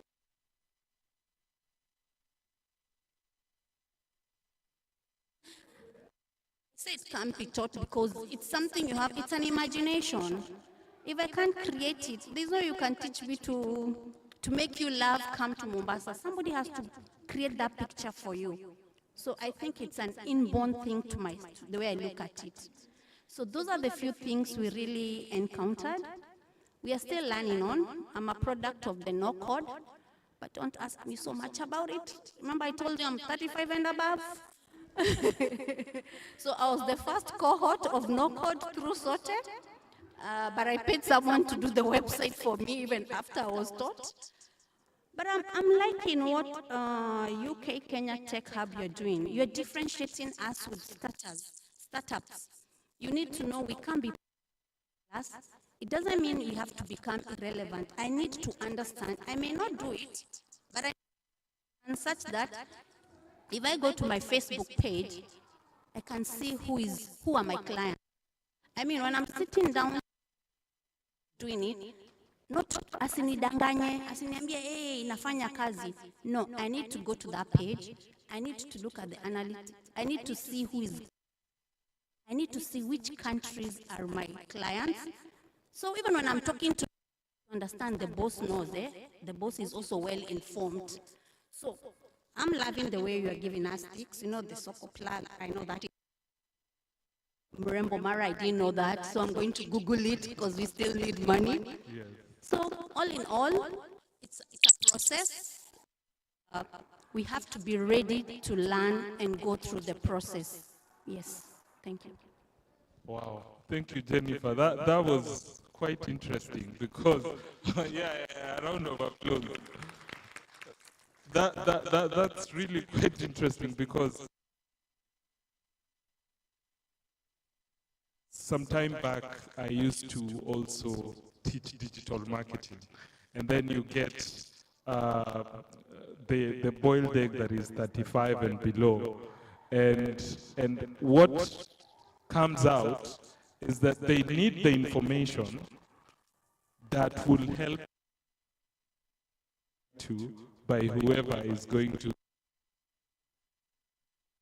You still need the information, and then you know your business better, and so you know how to tell the story. So you basically the important link between how they're going to tell that story your part of it, being part of it is quite important because you know the story, you know your business, and that is very crucial.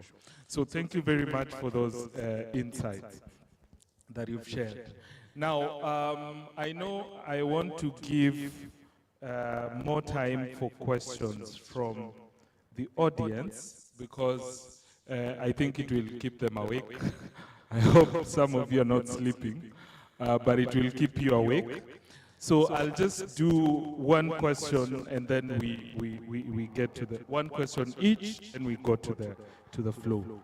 Now, I'll start with you, Jennifer, and you are also answering. I think you can give also just a parting shot, then that will be also be great.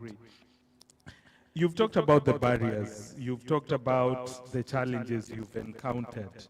And you are in a sector, the tourism sector, which is quite digital, what is driven, digitally driven.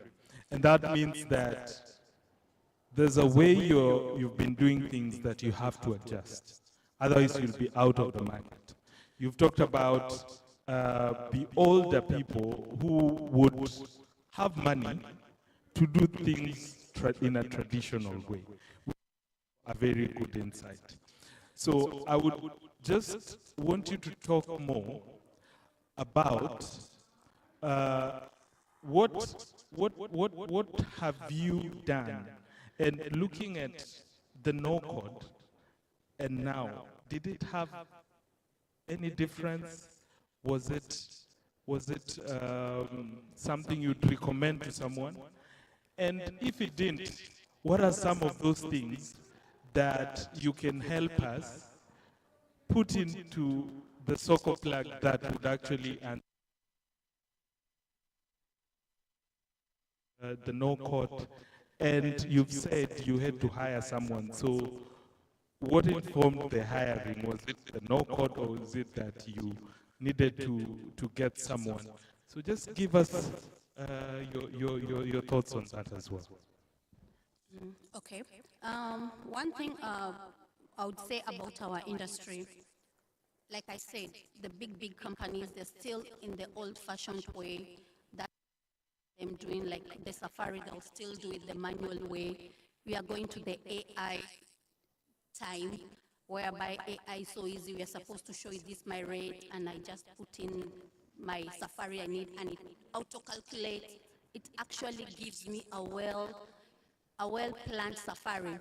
Remember, we sell air. Tourism, you know, we don't sell a product you can touch. It's like air. It's not tangible.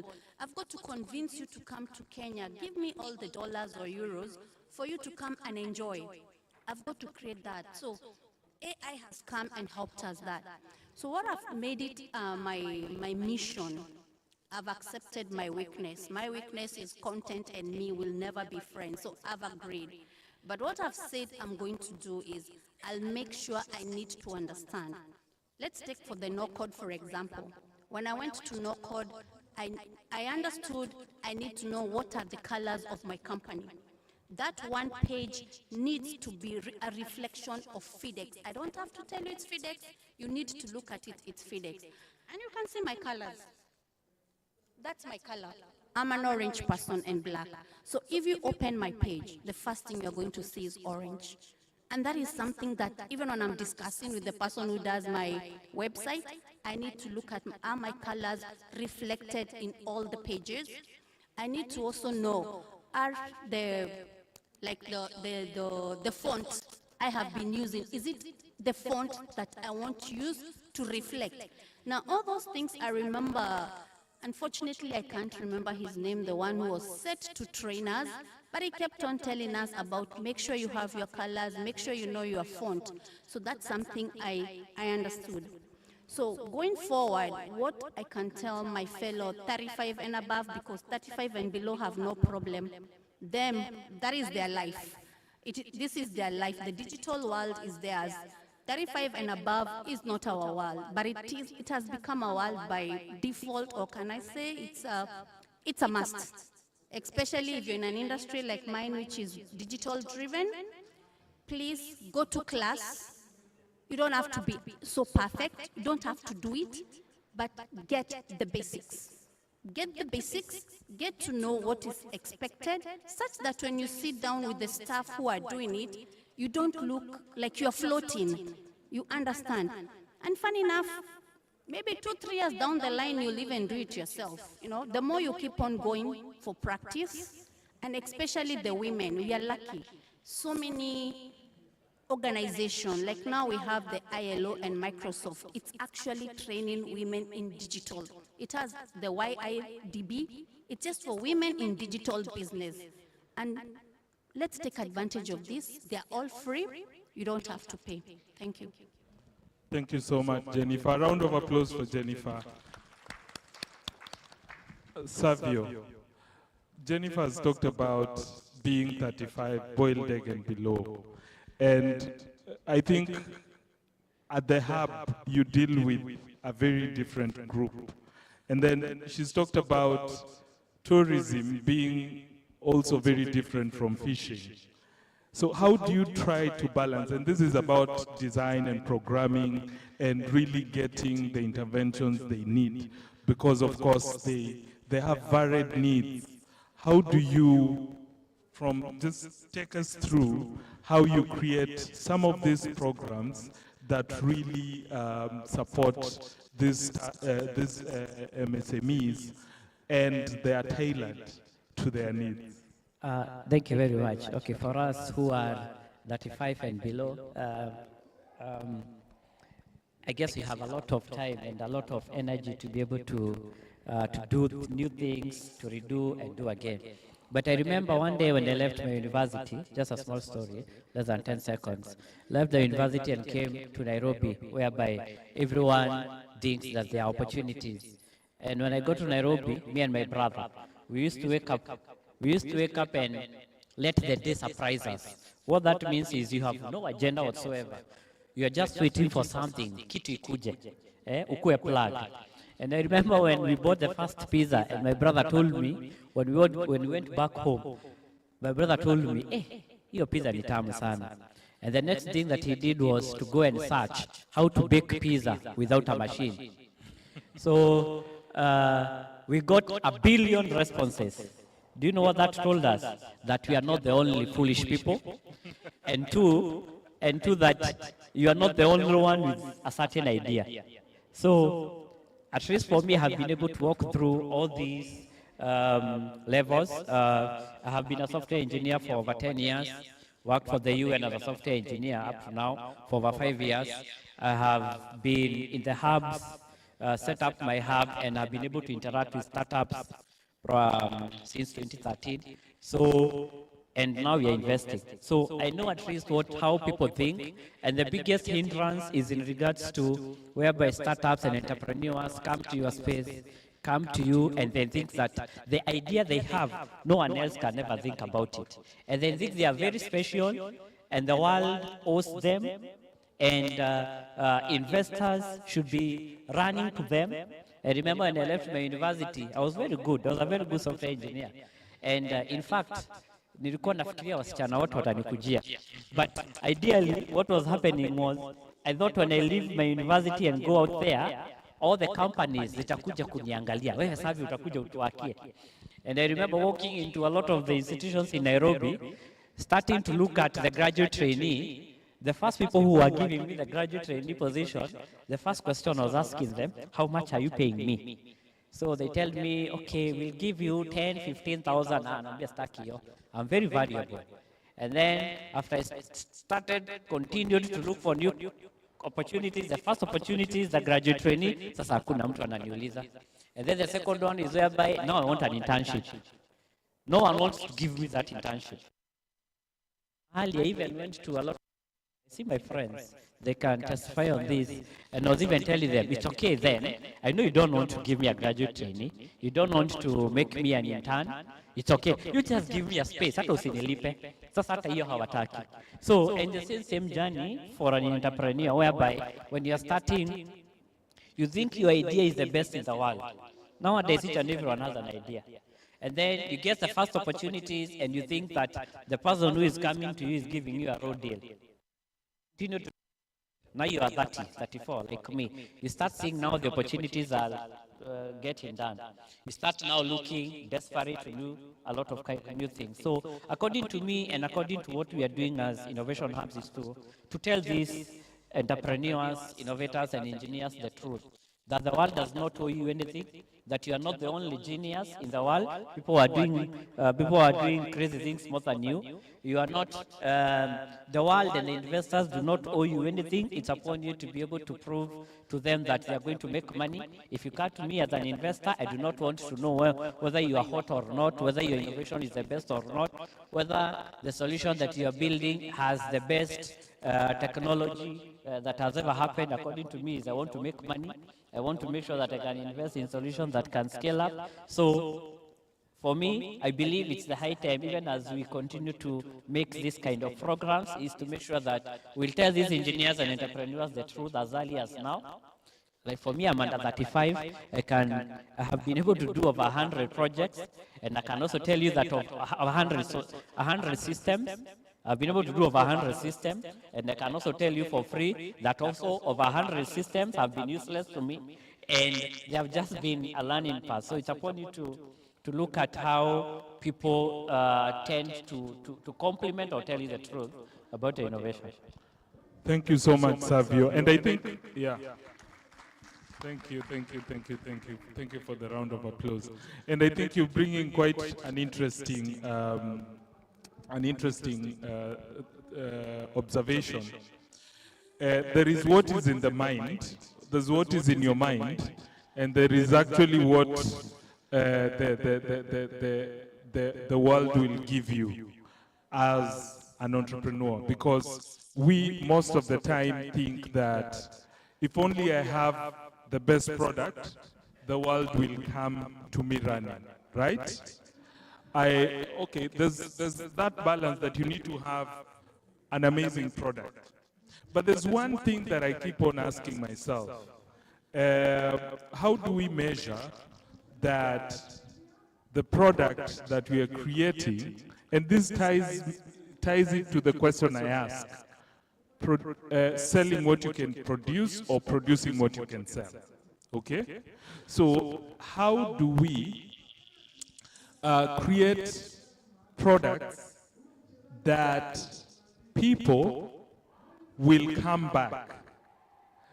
And how do we make sure that there's also something called referral? Now, those are some of things that are tied to a strategy that is quite crucial, and I think I would just swing that question to Dr. Umu. And in line with that is referral. Because referral doesn't require a lot of cost. Return customers don't require cost. Do you get where I'm going with this? Because we always say that there's cost of getting a customer. And the cost of getting a customer is how much I need to advertise on YouTube, how much I need to advertise on Instagram. And it's expensive. Not all of us can afford. But I'm sure there's an instance where someone has called by so-and-so. And that did not require a cost from your side. So just tying that to what we've talked about and what Savio has talked about in terms of really, it's a question of understanding how to package yourself. Just tell us more about that bit. Wow. Thank you. Thank you for the question. I think I'll integrate all that based on the discussion that we had. Basically, we've said that there are so many strategies. We may also consider the digital platform, the social media. But the key thing here to understand is, based on what Jennifer's also said, she had two accounts, her personal account and the business account, and the two were in conflict. She could not be able to post a message that is aligned to each other in the two posts. So the question that I want us to understand here is, as much as we have the digital platform, as much as we have all these access to the market, to finance, to digital, what is it that you are posting on the social media platform? So you need to be very strategic on whatever that you are posting. For you to, you need to post something that is valuable to the client, as in it should attract the attention of the client. I think he gave a very good example, but unfortunately it was an unrealistic one. I hope you learned the example that is given concerning the pizza without a machine, which of course it had attracted quite a number of people who were able to comment, but of course the comments were foolish. They're not adding value to what was being. So as entrepreneurs, get to be informed of the strategy that you're going to use in terms of costs. Is it costly? And of course, there are a variety of strategies you can use which are not costly. We've just given examples like the TikTok, Instagram. These are very costly. They're not costly at all, the WhatsApp. Yet every one of us is making use of them. 2, get to know what is it that my clientele need. I think that question of does the market come first or the finance, I'd wish to answer it here. The two are concurrent. Of course, the marketers would say that you do a market mix, that is research before you come back and produce what is required by the market. That is right. That is required by the, as in the demand, which is okay. But at the same time, you need to be sure what is it that I'm going to give to my clients in form of value. I think the aspect of value proposition canvas is very important as an entrepreneur, because this is a win-win world. Pay for value. So as entrepreneur, we need to be sure about that, and that we need to be specific on the platform that you are using. Of the content to be created, will it be of use? Will it attract the target that that is the market? Will it be of benefit to the market? Are they going to get value for what I'm selling? So I'll just give examples of the strategy and how impactful they might be in our businesses. For example, I've mentioned of the social media platforms and the digital market, like the TikTok, like the Instagram, everyone is on them. The impact is immense, and it is cost effective. Tracy, where my colleague here, especially in those remote areas, people are not informed on the usage of digital. And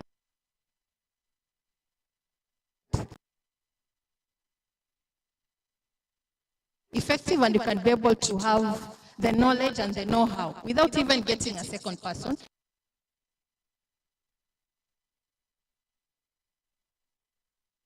But it is good to understand the business you as a person and the strategies which need to be employed. So you may leverage on the various platforms for digital literacy, like the Ajira, they do have such trainings and awareness. We've mentioned of the hubs which the government intends to have 1,140 in each and every ward. So as entrepreneurs, kindly let's link ourselves to those hubs for purposes of mentorship, for purposes of training, at very cost effective. It's a matter of you taking yourself there, having that collaboration, having the free space, the network, the mentorship, access to digital tools. And we've also mentioned about the tools that we use, the digital platform tools. For example, she has mentioned about the website. Unfortunately, after the home all the trainings and skills that she was taken through. But right now, we have so many softwares where we can still be able to have and develop our own website at a very cost-effective way, because they are not costly, they are very cheap. For example, if you check on Wix app, you'll be able to get very good how you can develop your own website. When you check on word processing, check on they're calling themselves Shopee. You can be able to just develop your own website at cost-effective way. And we have, right now, we always say that everyone should be in position to, everyone always calls themselves content creator. Is it? Almost everyone.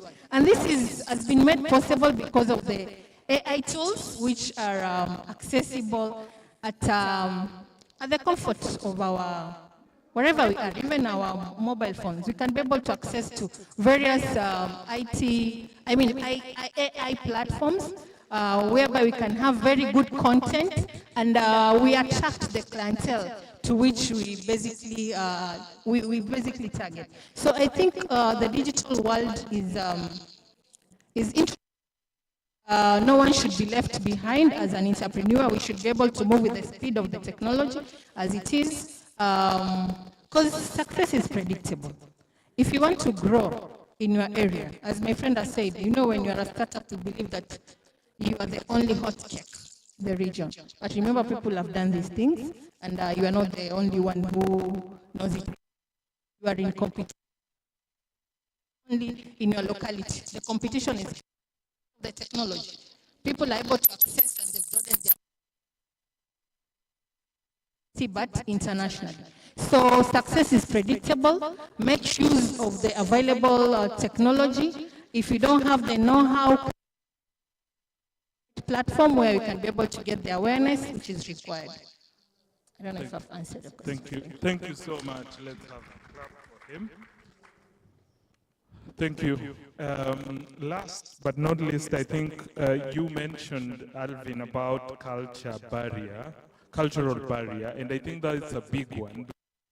Painted this picture that it's because of the culture we cannot explore or leverage on these digital tools quite effectively. But I want you to culture and to be a way of really circumventing that. And other than that, I think I'm also really impressed by how Sotehub has managed to pull all these partnerships. And I think it just underpins that you cannot do it alone. And for entrepreneurs, I think partnership is also a very good way of also accessing this market. Just about those two things. Thank you. All right. Thank you so much. I will use a real example of what we did with the UK Kenya Tech. I think also Jennifer has talked about it. Issue, especially in the remote areas that we talked about.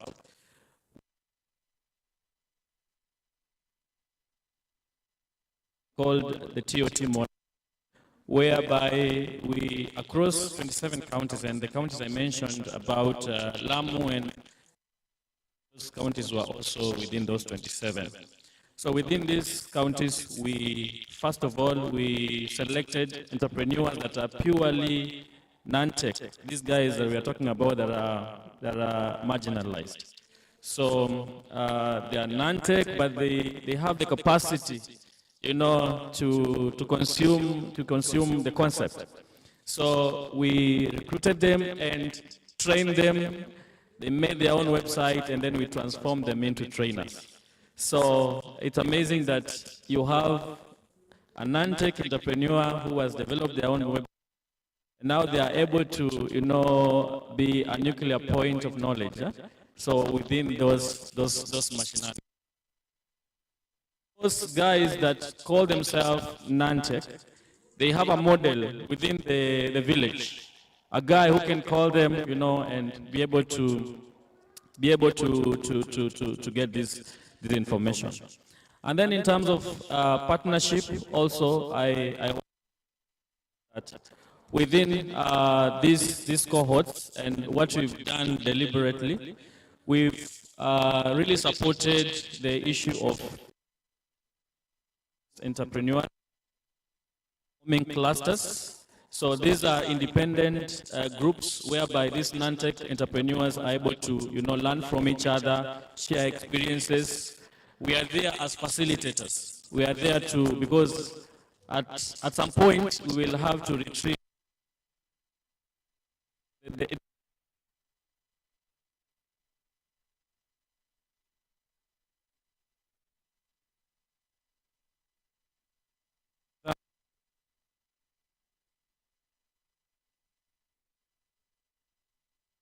experts,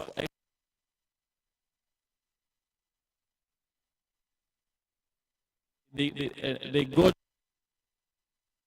empower these entrepreneurs on these other tools that, guys take for granted, like Facebook ads, WhatsApp status, and all this, and Instagram, and so on and so forth. My parting shot,